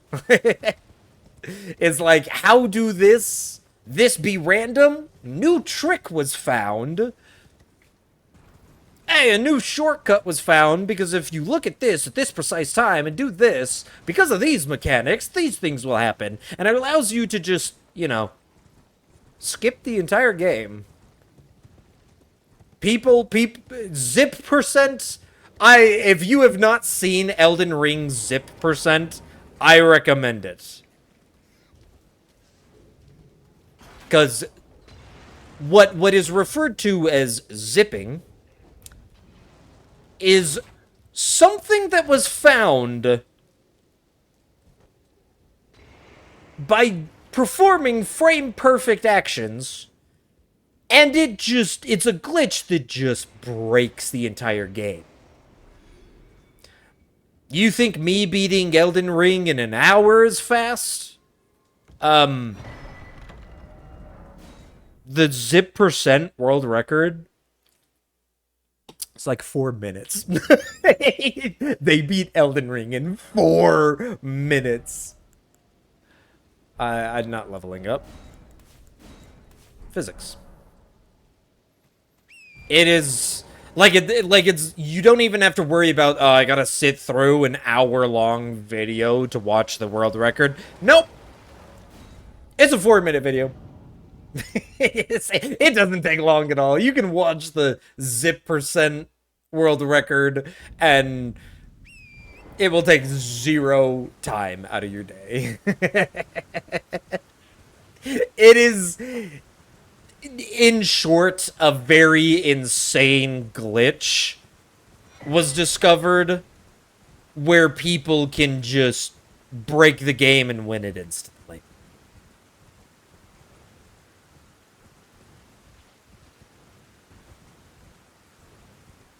When most people talk about any percent, though, which any percent means you can it's just completing the game at any percent. It's not a 100% run. It's not a 50% run. It's literally just how fast can you beat the official ending of the game, which is killing Radabeast.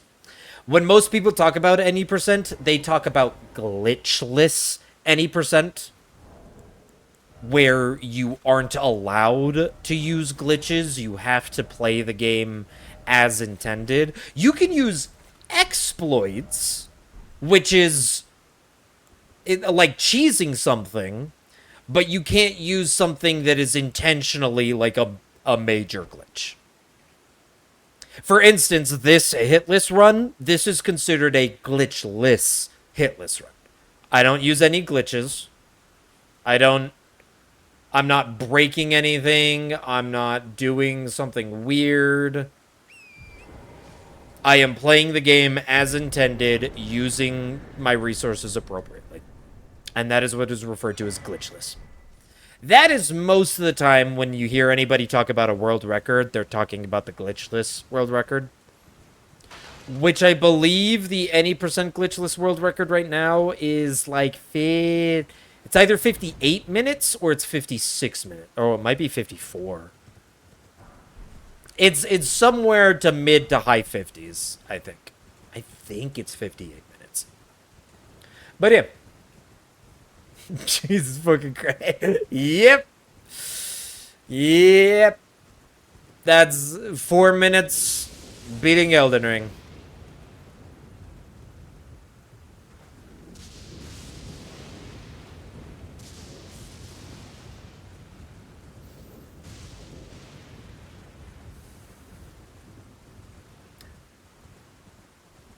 That's impressive either way.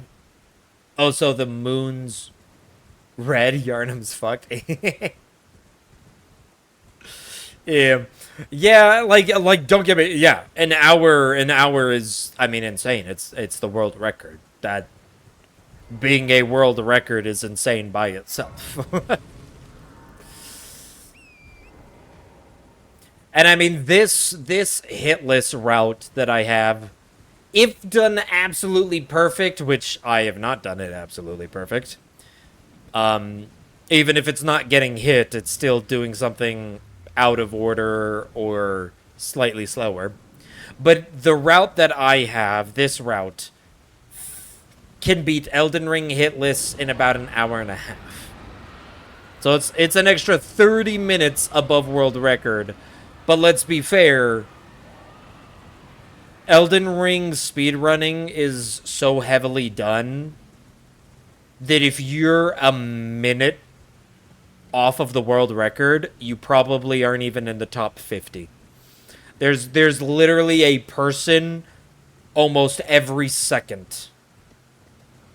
And that's where the world record has gotten to this point, where if you want to get world record, you are literally trying to shave off just a single second. Because that's the best you can do. Like the bow cancel that I'm always practicing and always attempting to do, it saves like 0.2 seconds because you're just canceling in a landing animation. And that animation, if you just let that animation play out, it's like, honestly, it's like half a second. Ooh, I almost just ran off myself. So like it only saves like a quarter second to a half a second. But when world records are literally within seconds of each other, yeah. Like a world record would get bow canceled every single time. Hell, I actually think the current world record doesn't get bow cancel on every single one of the drops that it does it for. So, I don't know. I haven't looked at the world record in a long time. I look at the times, but I haven't really watched them since...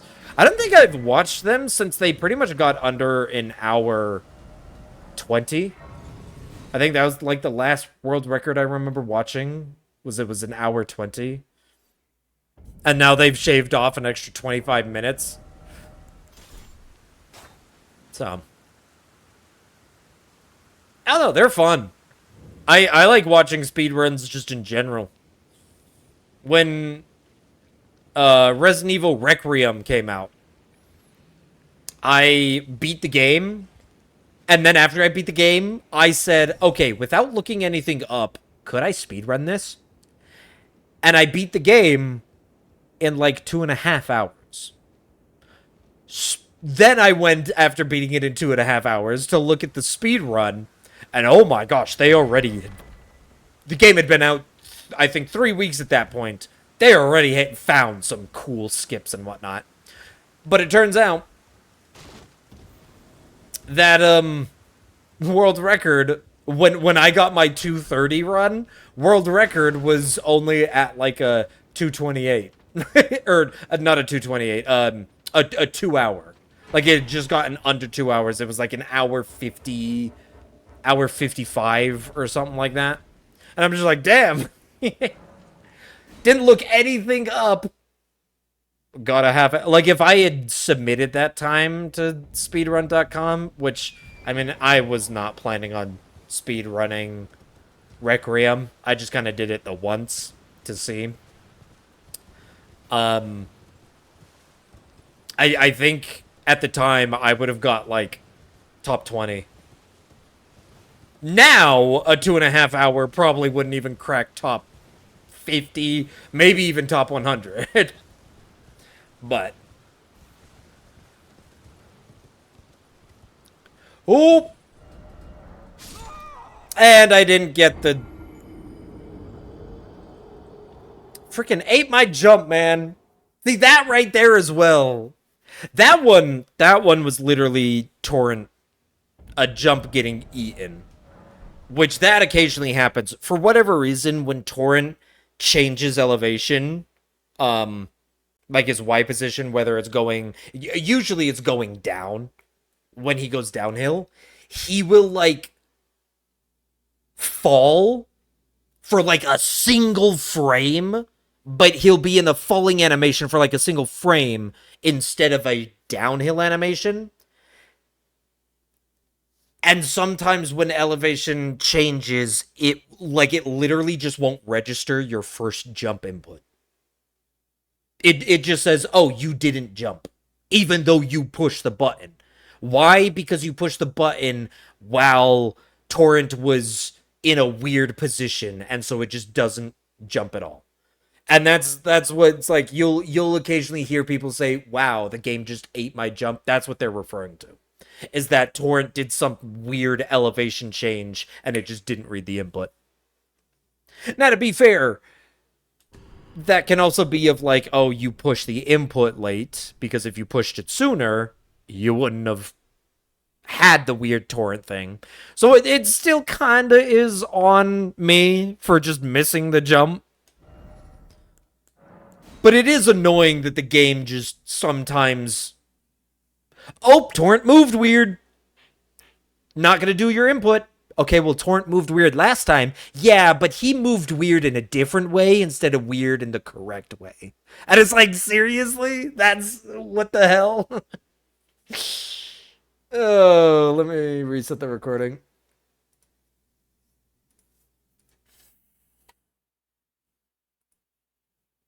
Alright, please don't eat my jump this time. Because we have gotten to the point where this is going to be my last run. Win or lose, this will probably be my last run.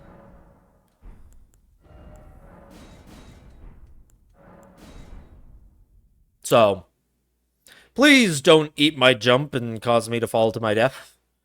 That would be very uncouth.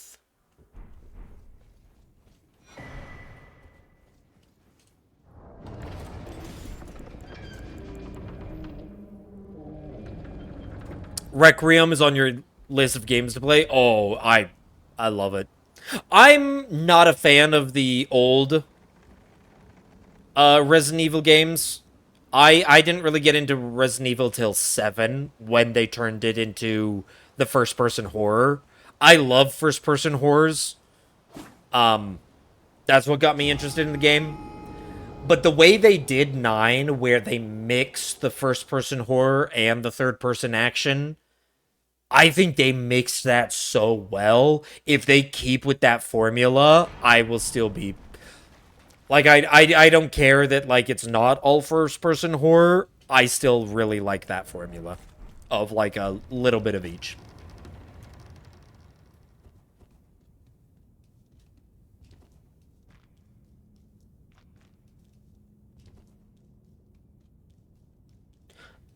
Also got J-Liv playing Bloodborne 2. Dude, J-Liv has been telling me about, J-Liv has been talking to me about it.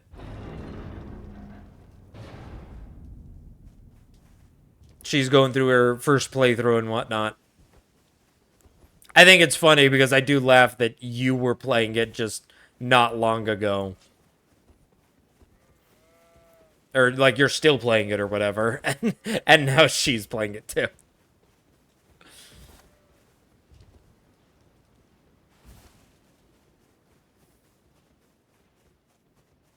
It's a good game.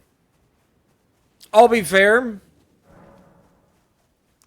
But I can also that you're not then why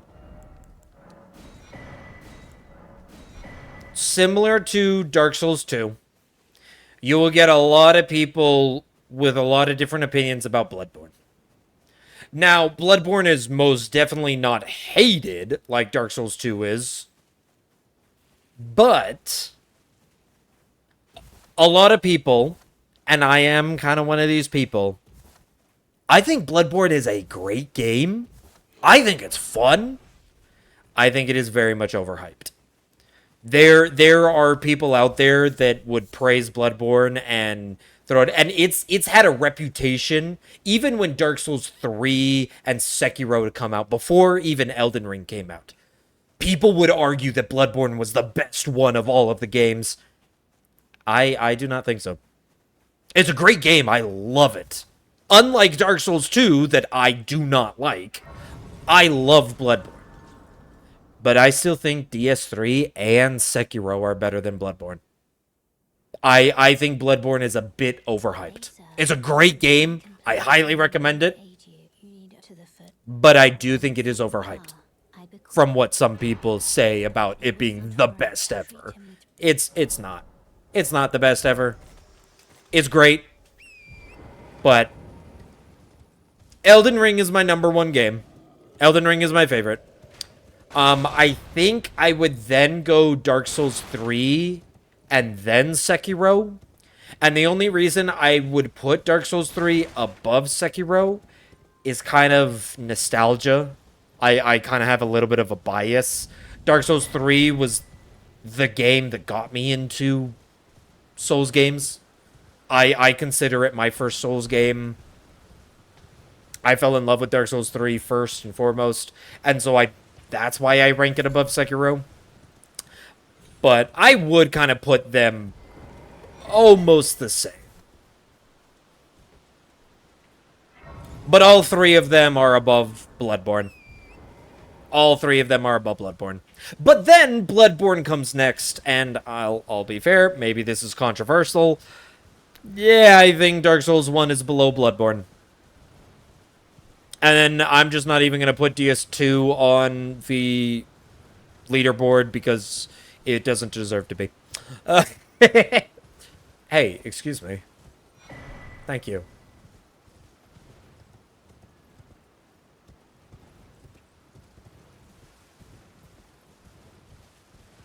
Yeah, see, Warrior knows what I'm talking about.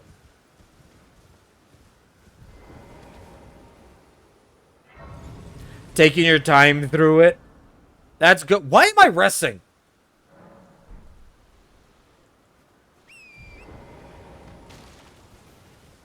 I'm doing weird things now because I'm just I literally just pushed Y and I wasn't thinking.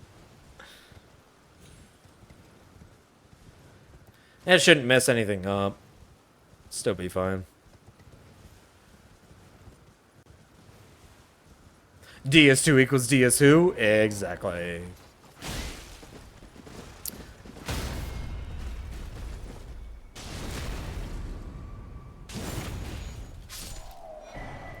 There are so many things wrong with DS2.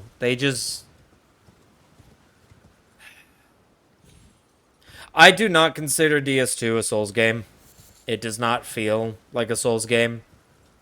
Sekiro feels more like a Souls game than DS2. And if I'm being fair, Sekiro isn't really a Souls game. It plays so differently. I think there'll be people who argue about that as well, but I'll be honest. I don't consider Sekiro a Souls game like I do 1, 3, and Elden Ring. See, 1, 2, then 3. Yep, and for whatever reason, now watch, he'll die here. No extra R1 right there. Yeah, I don't know what it is. You just let him finish the animation before hitting him with the R1 that aggroes him.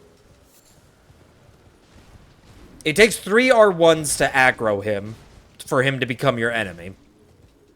And you just let the animation play out. If you aggro him before the animation, yeah, it's just weird. I don't know.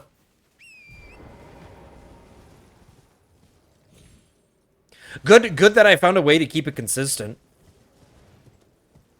Because it had puzzled me for so long of, like, why sometimes I would get extra damage and kill Alexander with 3 unsheaths rather than 3 unsheaths and an R1.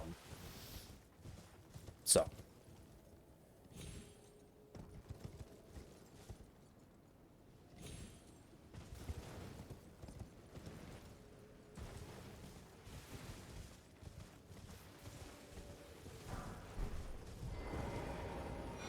feel that, honestly, liking it, but I've seen a lot of fans of Bloodborne who love the game. Yeah, yep. Ooh. Okay, I need you.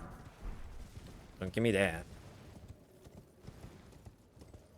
Yeah. Like, I mean, if it is your favorite, by all means. I'm not saying it can't be people's favorites. That's kind of the thing with opinions. Everybody is entitled to their own.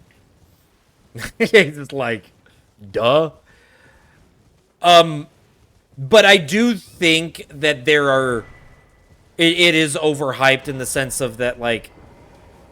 Yeah...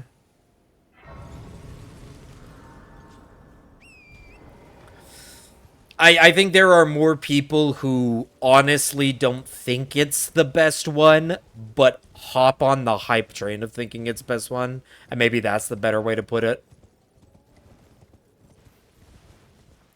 Opinions are like assholes. Everyone has one. And they always stink. Yep, the classic saying.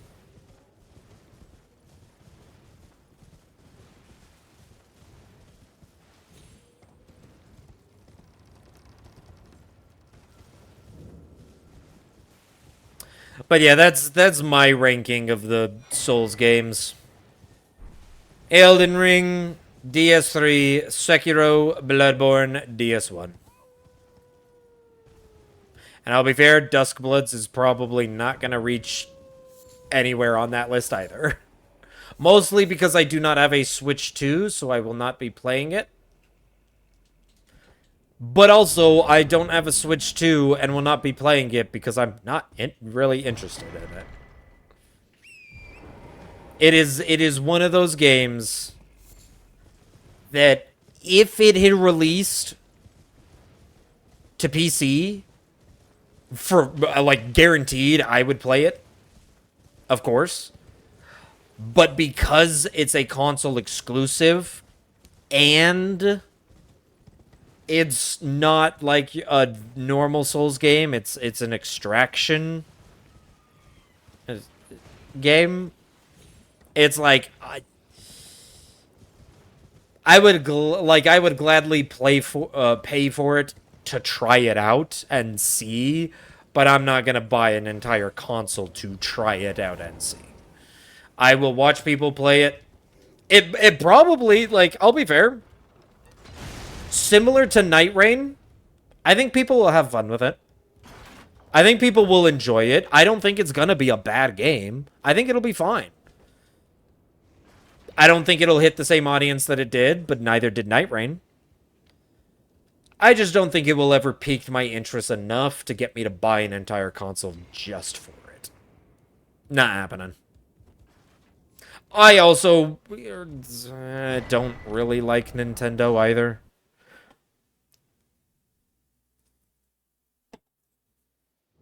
I have not been a fan of Nintendo since the old CEO passed away.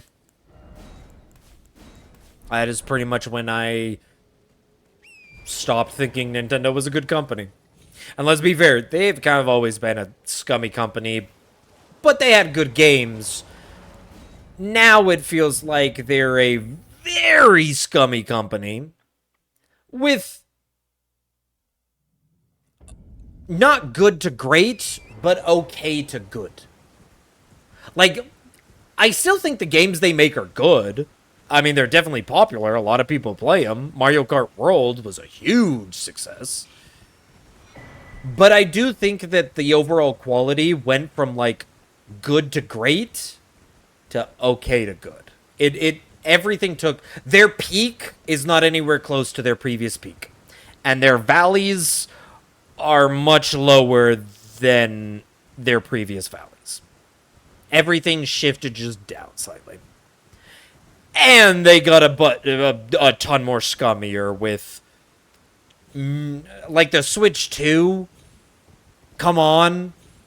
The Nintendo has always been known for like its cool innovations and everything, from the Wii to the Game Boys to the Switch. But a Switch 1 to Switch 2, that's not the Nintendo I know. The Nintendo I know doesn't just say, here's the exact same console but with slightly better specs, which, by the way, are still console specs which are worse than any PC. And as a PC gamer, yeah. I hate the idea of new consoles just being, it's the same thing, but better specs. It's like, dude, that's like every day for me. Anytime better specs comes out, I can just plug it, because I build my own PCs. So it's just like, I literally build my PCs. New stuff comes out, I just get it and plug it in. I don't have to buy a whole new console. I spent an extra $100 to get a giant upgrade, not buying a whole new console, making my previous $400 completely obsolete. And now with consoles being like $700, $800, it's like, yeah, I'm not buying a console. The console wars died forever ago. I think people have just been trying to drag the corpses through the field, saying it's still alive. And the only reason Nintendo is still Nintendo is because it's Nintendo. They make all exclusives. They are 100% exclusives. And their games are still, like I said, good. The only reason they're still succeeding as much as they are. I'm honestly surprised they haven't got hit with more, like, less stuff, with how much of a kind of a greedy asshole they've been being. Over the last 5 years, they have gotten far worse than they used to be. I'll be fair, they've always been a little bad. I always referred to them as the racist grandma. Where it's like they're the sweet old grandma that you visit and bakes you cookies, but then they just say something from an old time and you just go, Grandma, no, you can't do that anymore. Like, Grandma, no, that ain't right. That's how I have always described Nintendo, the racist grandma. Bakes you a delicious sheet of cookies, pinches your cheek and calls you a sweet little boy, and then says something that is and not so okay. That's Nintendo for you. But I do think they have gotten worse.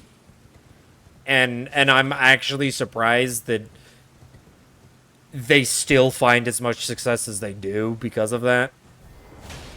And honestly, that just kind of goes to tell you, the answer is just make good games. Even if you're scummy, if you make good games, that's what people want. That's all people want, are just good games.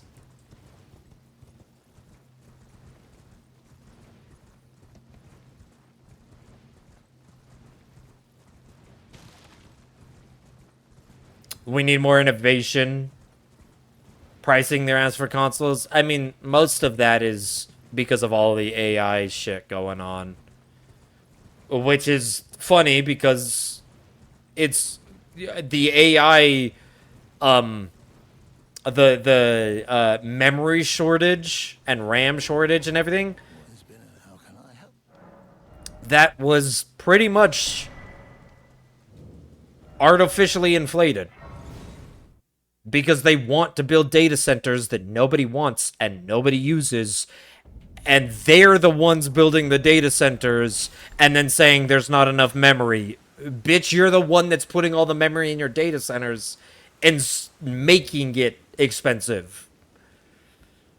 Like, hey, I bought out the entire store. Now everything jumps up to 10 times the price. Sorry.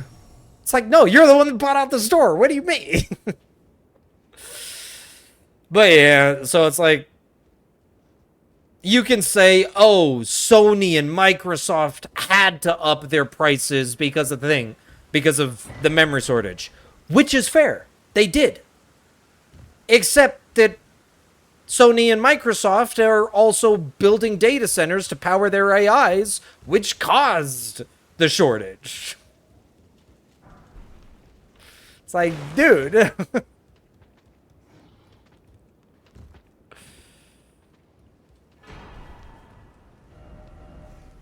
Oh, I love it when I can instantly teleport. They earmarked the unproduced RAM for purchase. Something, yeah. They literally are buying it before. They're pretty much pre-ordering. Essentially, they're pre-ordering RAM. It's not even made yet, and they're making promises and buying RAM, which means they are literally forcing consumers. I can't remember the exact like legal terminology, but there is. I remember there being something that is actually technically illegal. That they're. Oh my gosh! Again, that one was me just fucking up the jump. That one, it didn't eat my jump. I actually made it to the other side, and then I slipped off. Oh, maybe today's just not my day.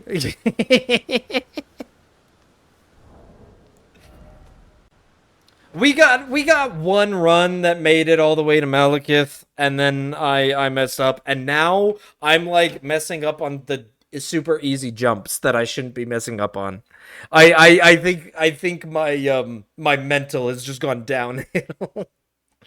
And at this point, I don't really have enough time. Like if I did another run now, I would be stretching it. Like I would have to be getting the sub 1 hour 30, which I don't think I would get. And even that would be stretching it. Well, price fixing. Well, price fixing is so that's where like the legal like loophole whatever thing comes in. I can't remember exactly what it is. I'd have to look at it. I don't want to say this is the law when it's obviously not the law. I I would have to look at the paper saying what the law is before making. But it kind of is price fixing. You like that's more of like does does the court find it price fixing?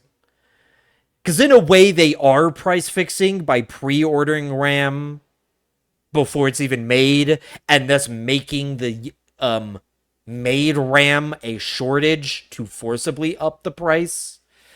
And that is like there is a, but it's also of just like there is a supply demand, and these companies are willing and have billions of dollars to actually pay a little bit more to get it. And of course, business is business. If a guy says I will pay you $100 and the other dude says I'll pay you 110, business is business. You go with the 110. So it's like there are two sides to that argument and stuff. Of course, they're doing it maliciously. And that like that's not to be argued. They are definitely doing it maliciously. It's just you have to prove that in court, and with so many loopholes and everything, that's where it becomes difficult. It's what I find absurd is I think when AI first came out, I was actually like into AI. I liked AI because to me, it gave me the idea of this is a new tool that we can use. It's not a replacement, it is a tool. Just like a hammer, it can be used to hurt someone or help someone. It just depends who's using it. I was excited for AI because I could see where it could help. And then it literally decided, hey, we're going to shove it in every single thing that does not need it. Like, I'm sorry, we got this great new form of technology, and you are using it in all of the places it should not be used in. And then the places it should be used in is getting like zero attention. Like for instance, I always forget the name. Google made an AI called Alpha 4? Alpha something. I think it's called Alpha 4. Google made an AI called Alpha 4 that helped solve gene folding in medical science. Or sub was it protein folding or gene folding? Something like that. It has Alpha 4 advanced medical science like solidly maybe a good 7 years from where it was. Like, I would say that right now, with how like, you hear about that news, there was that news article a while ago where a dude used Alpha 4 to, pretty much create a cancer vaccine for his dog. Like, the dude sent out DNA to a lab, got, like, the DNA protein fold, like, all of the actual, like, science stuff, ran that through Alpha 4, who is trained on that medical DNA data, and it was able to give him a new, like, sequence, a new protein or whatever, that could directly help, like, that could identify the specific cancer cells, which means it's personalized just to the dog, because it's the dog's DNA, but it helped figure that out. And then he sent that out to a lab, got the protein created in the lab, and started giving it to his dog. So it's all under like a microscope and everything, but then his dog literally went into immediate remission and saw like a 90% reduction in like 2 months. Like, it pretty much, like, he cured his dog of cancer, and AI was used to help that. And it's like, why can I not get more AI that is that, instead of this generative ChatGPT bullshit that nobody wants? Like, I see people using ChatGPT as a search engine. Like, instead of Googling, they would just say, hey, ChatGPT, what's this? And it's like, you do realize we had Siri back in like 2010 who would just say the top Google. If you said, Siri, what's this? Siri would just automatically like Google it and then just read out the top answer to you. And that was more accurate because it wasn't trying to regurgitate it like AI does. It was taking from the top source, which 99% of the time is correct. Not all the time, but usually Google's first like source would be correct. And so it's like Siri was more accurate in Google searching than ChatGPT currently is. And yet everyone now uses ChatGPT instead of actually just Googling anything anymore. It's crazy.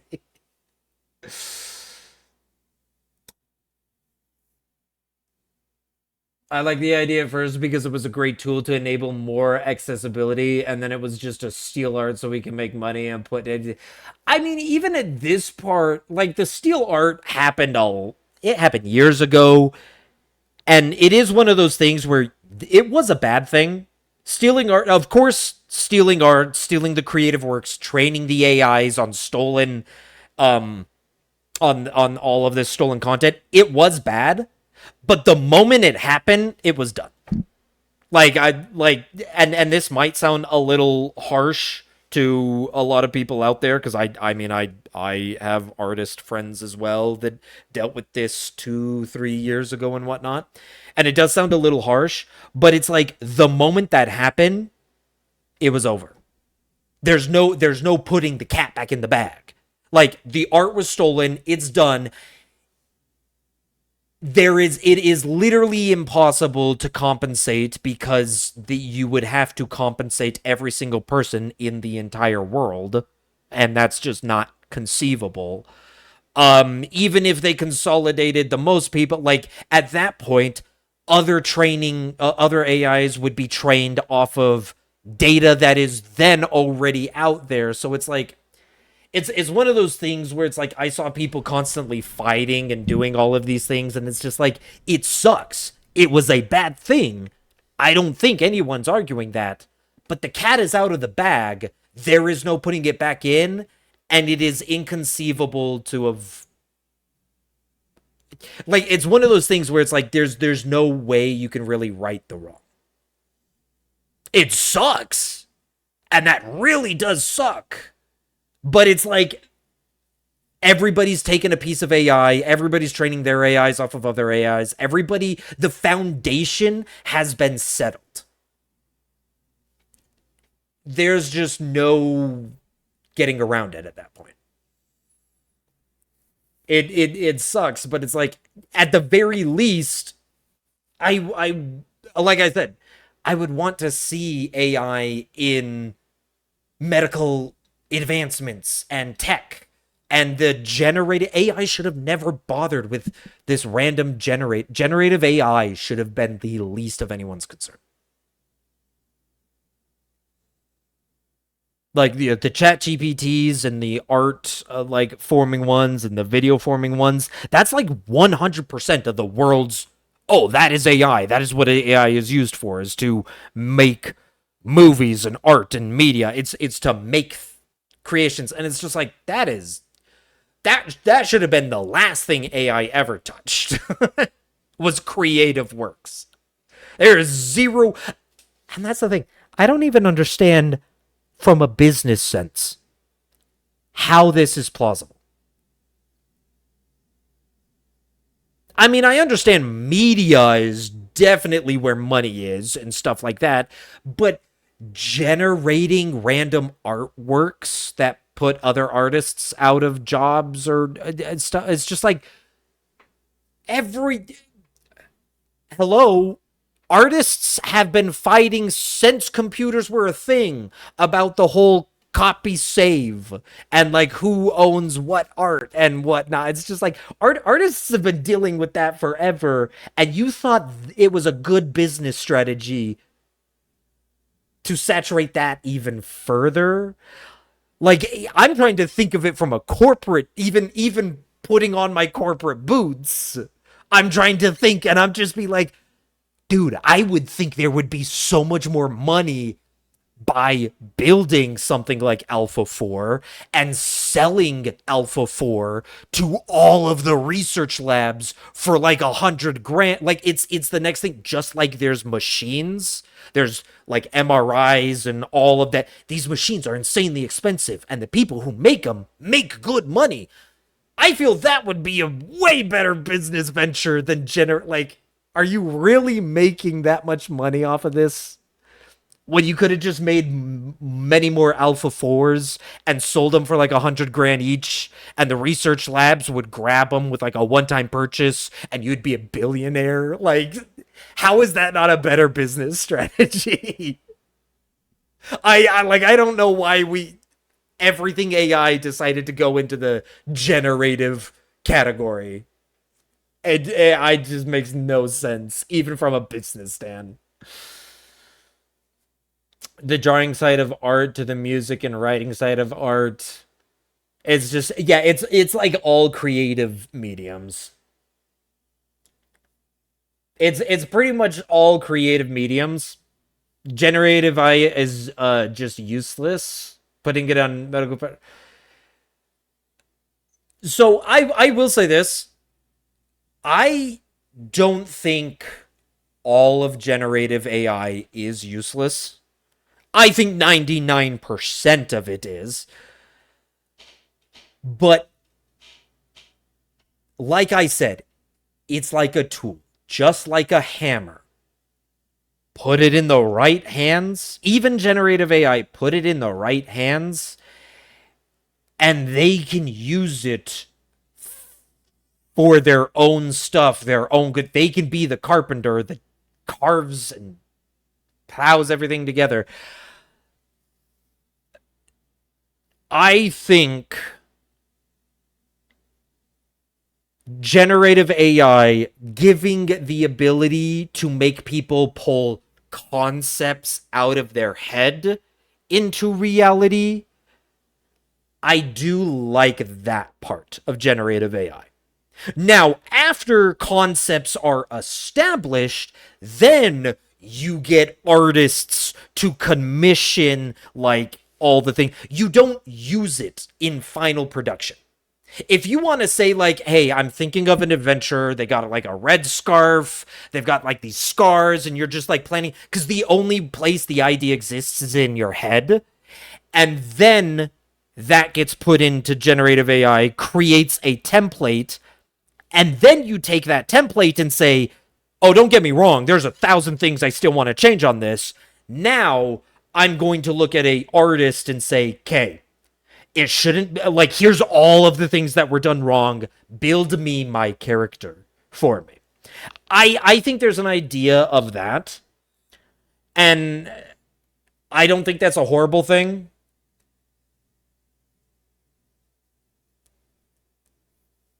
See if that precludes the money lovers giving shit about other people. Yeah, pretty much. I don't mind if it's like I used to generate a thing as like a Pinterest board before I made it myself. It's fine. Yeah. Yeah, see, so like I find like okay, here's one. And this might be a hot take. I hear about like video games because I'm a gamer. I follow video games, video game news and whatnot.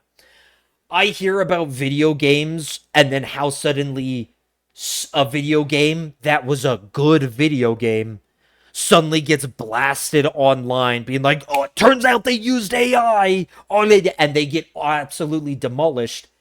And then you look into that and you see that it's like they used AI in their concepts.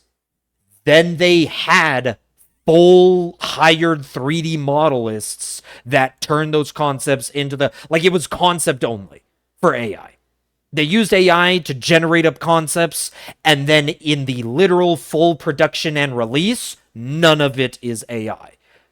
It was literally for concepts, so people had pretty much a framework to build off of. They were like, okay, we know that person's supposed to look generally like that. Sure, I'm gonna put my own artistic flair on it, but and that's the good thing, is you want that artistic flair. You want someone to look at like a very basic cardboard cutout and be like, okay, I understand the concept. Now let me stylize it myself. And I think that's great. And I will actually support games that do that. I think that is a perfectly fine thing. If they used it to create concepts, but then they have hired artists and models, 3D modelers and everything, and they play off of those concepts and everything is human made in the actual production, I'm fine with it. Like E33? Yeah, like E33. Rain. I did look into something because I remember when I tuned in on your last stream, you were mentioning something about the Lies of P's sequel using AI. I was curious about that. I looked up. Now, I did find that they are under the same circumstances. I couldn't find anything that said they were making the game with AI, but I did find quite a few things that were saying they were using AI for concepts, not for the actual game. Now, I don't know if that's fully true. And by all means, if they come out, like if suddenly we see a trailer of the Lies of P's sequel and it's pretty much like, no, they used AI for a bunch of it, by all means, that's not okay. But I have been hearing that it's kind of like an E33 situation. So I don't know. Like that would probably have to be fact checked more or whatever. But that's what I heard, is that it's like an E33 situation. Remember you people losing it over E33? Oh yeah, like I think E33 did fine. I have no issues with how E33 used AI in their production, which was concept art only.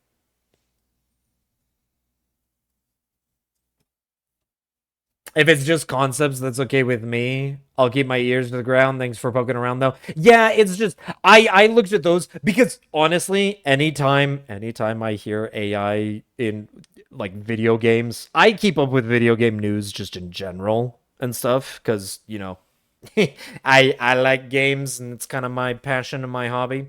But so like I'll look into things and see, and like I said, Liza P definitely could just come out and be like, "Nope, we did use it for everything." And by all means, I would say don't play the game.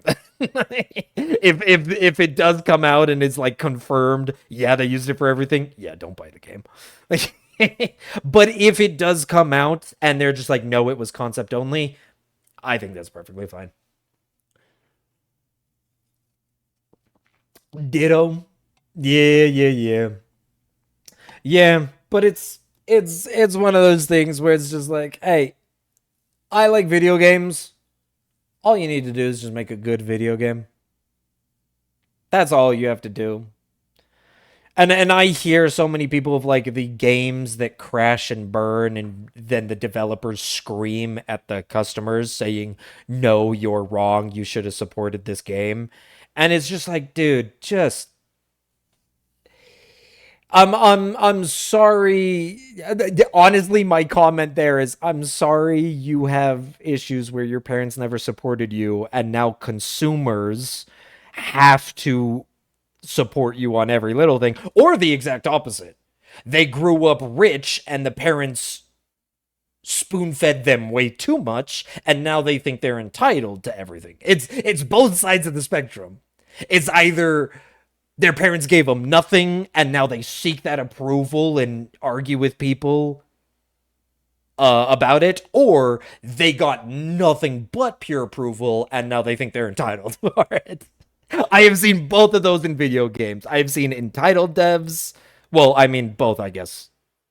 Sides are entitled, but both sides of the spectrum grew up filthy rich, or not filthy rich, but like grew up way too coddled and grew up completely ignored. And they both end up in the same place. And it's just like, hey, you are welcome to your opinions. You are welcome to your lifestyles. You are not welcome to tell other people how they should act or think or think. That is what the law is used for. We have the law, and you can argue that the laws are wrong, and like that's a completely fine debate. And now we're getting into politics, and I don't like talking politics, so we're gonna steer away from that. But it's just like everybody is entitled to live their life. You just can't tell other people how to live theirs. You let people decide what they want to do for themselves. I I don't know, but at least to me, it always feels that like people who have different opinions now want to argue. I'm friends with people who I don't agree with at all. Like I'm friends with people who I hard disagree on politics, religion, or whatever their beliefs. Like we do not believe the same things, and we're still friends because we just don't talk about that shit. Why? We're like me and my friend are big about this one video game over here, and we talk about that, and we goof off, and we play, and we joke with each other. But we have way different opinions. I don't know what happened to the concept where people can have different opinions and still get along. I don't know what happened to that concept. Either way, they have no idea how to handle rejection. Yeah. And it's just like, dude, the simple thing is just make good games. Just make good video games. That's it. It doesn't matter what it is. Just if the gameplay is solid, it's solid. People will play it. At the end of the day, let people live. It shouldn't be that deep. Exactly.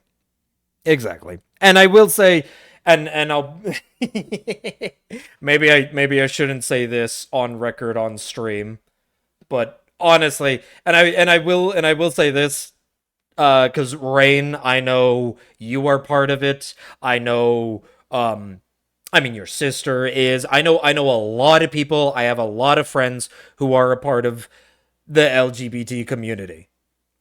And by all means, I'm a full supporter, but I will say that like there have been some of the extremists that I think have just lost the plot.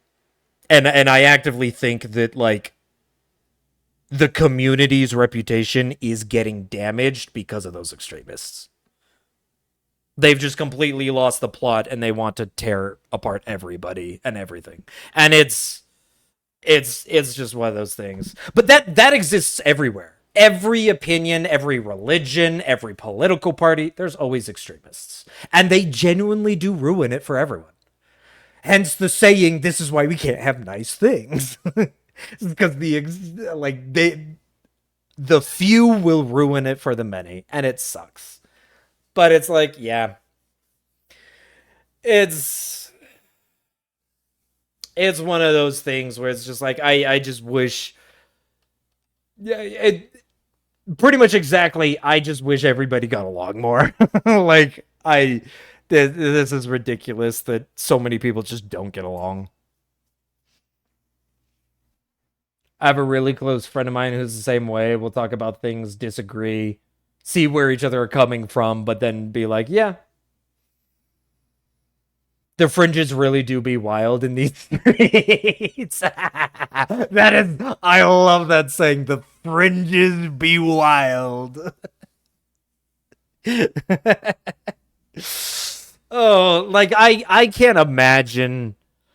I can't imagine you, who is part of that community, coming across someone else who's like, yeah, I'm part of the community, but then they scrutinize you because you agree 99.99%, but then that 0.001% that you don't agree on, they just get argumentative and be like, oh, you're probably not a real member of this community. It's just, I can't imagine what that's like.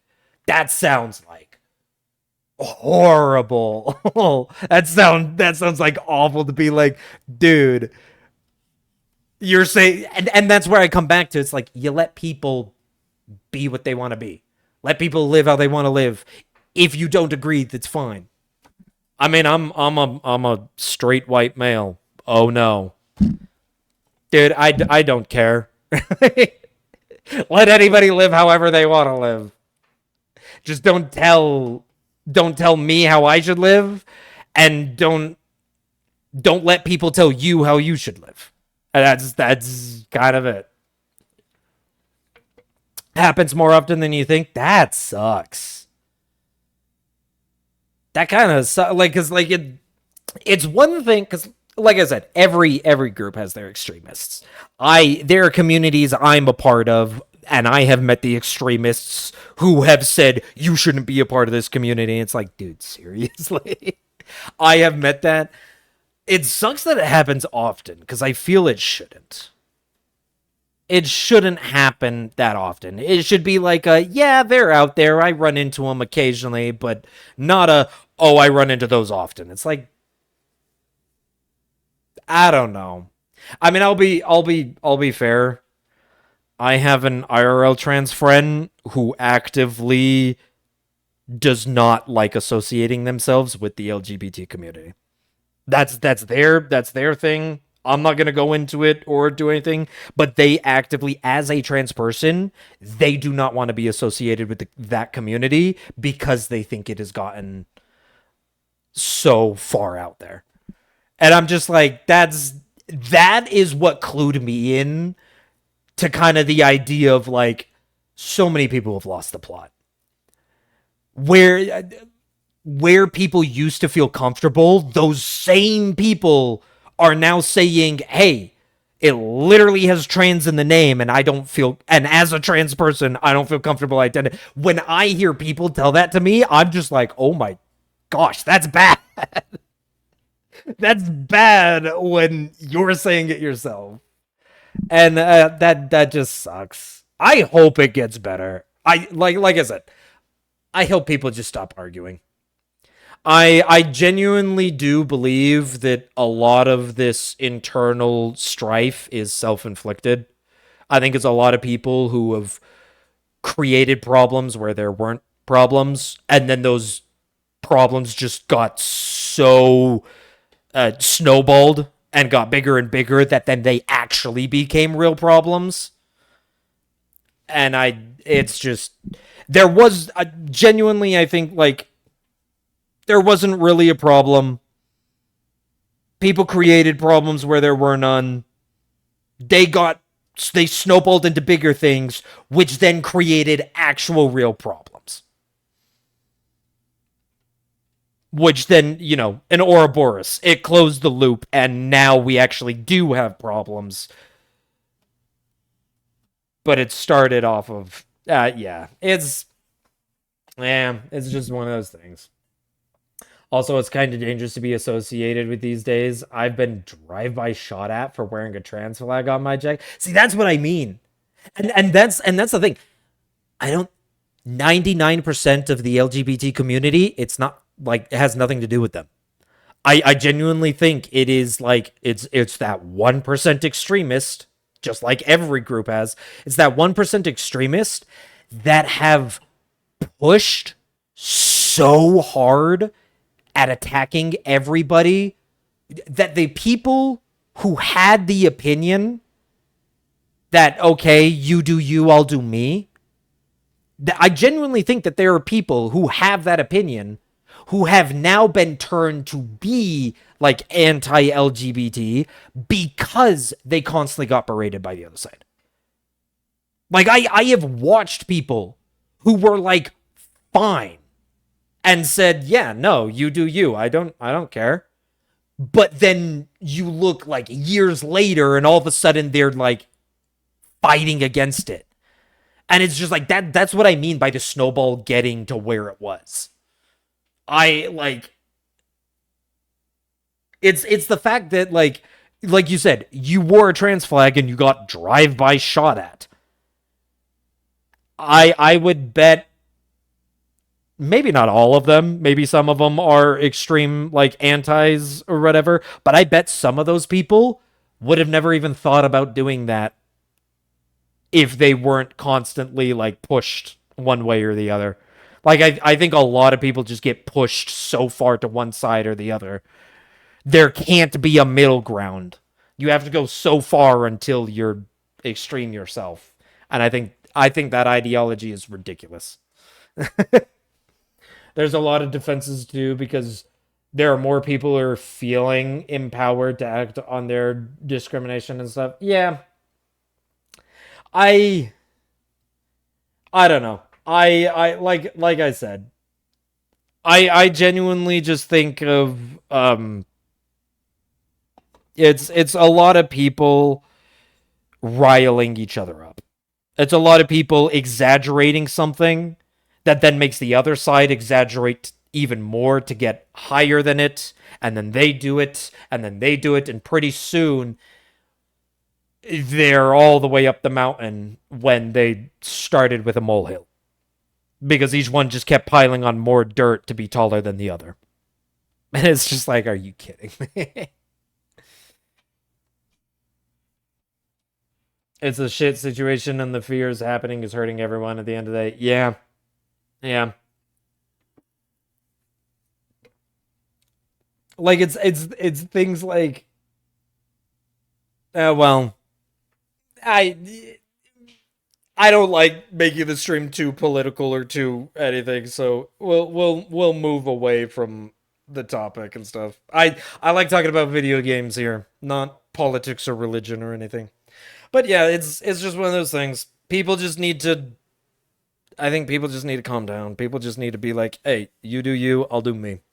And I think everything will be fine after that. Keeps the status quo where people in power keep it. See, and I do think I'm not going to lean full into the conspiracy of just like, oh yes, it was all meticulously planned, but like in to a degree, yeah. As long as the middle class fights with itself, it doesn't fight with others. That's kind of like a historical thing.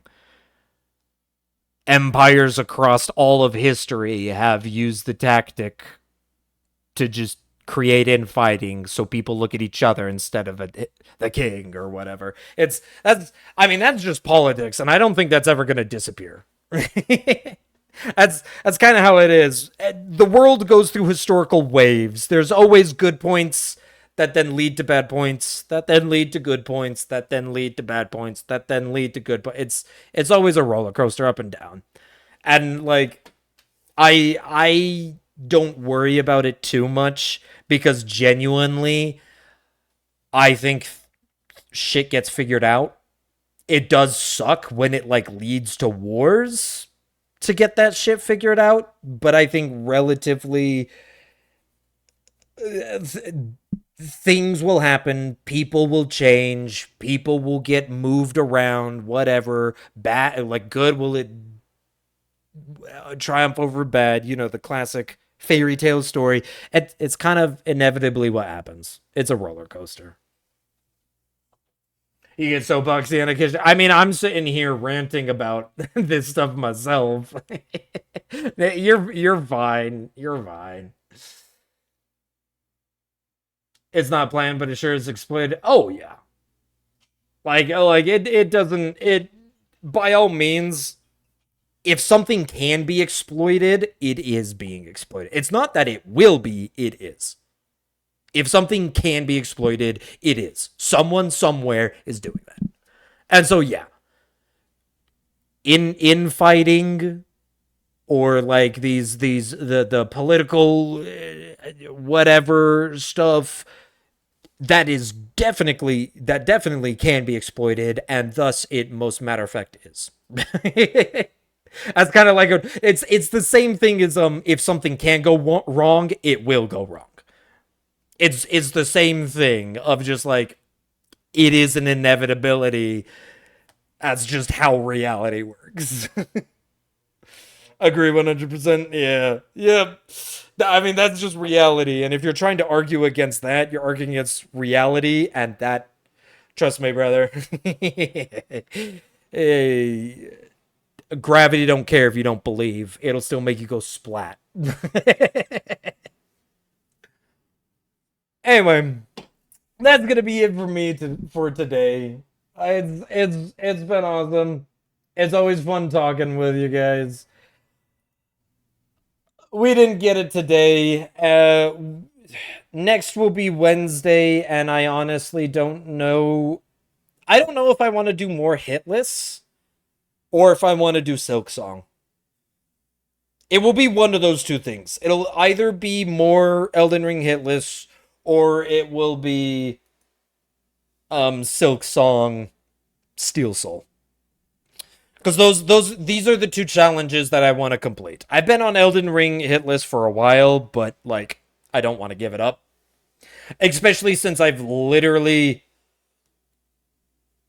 I have beat it plenty of times. It's just small mistakes in many different places. But yeah, thanks for hanging out. No, it's always a pleasure. Thanks for coming by. Thanks for chilling. I have fun with your Bloodborne. I will see you guys Wednesday for either Elden Ring Hitless or Silk Song Steel Soul. Until then, have a wonderful rest of your week. Have a wonderful rest of Monday. And I'll catch you later. Peace.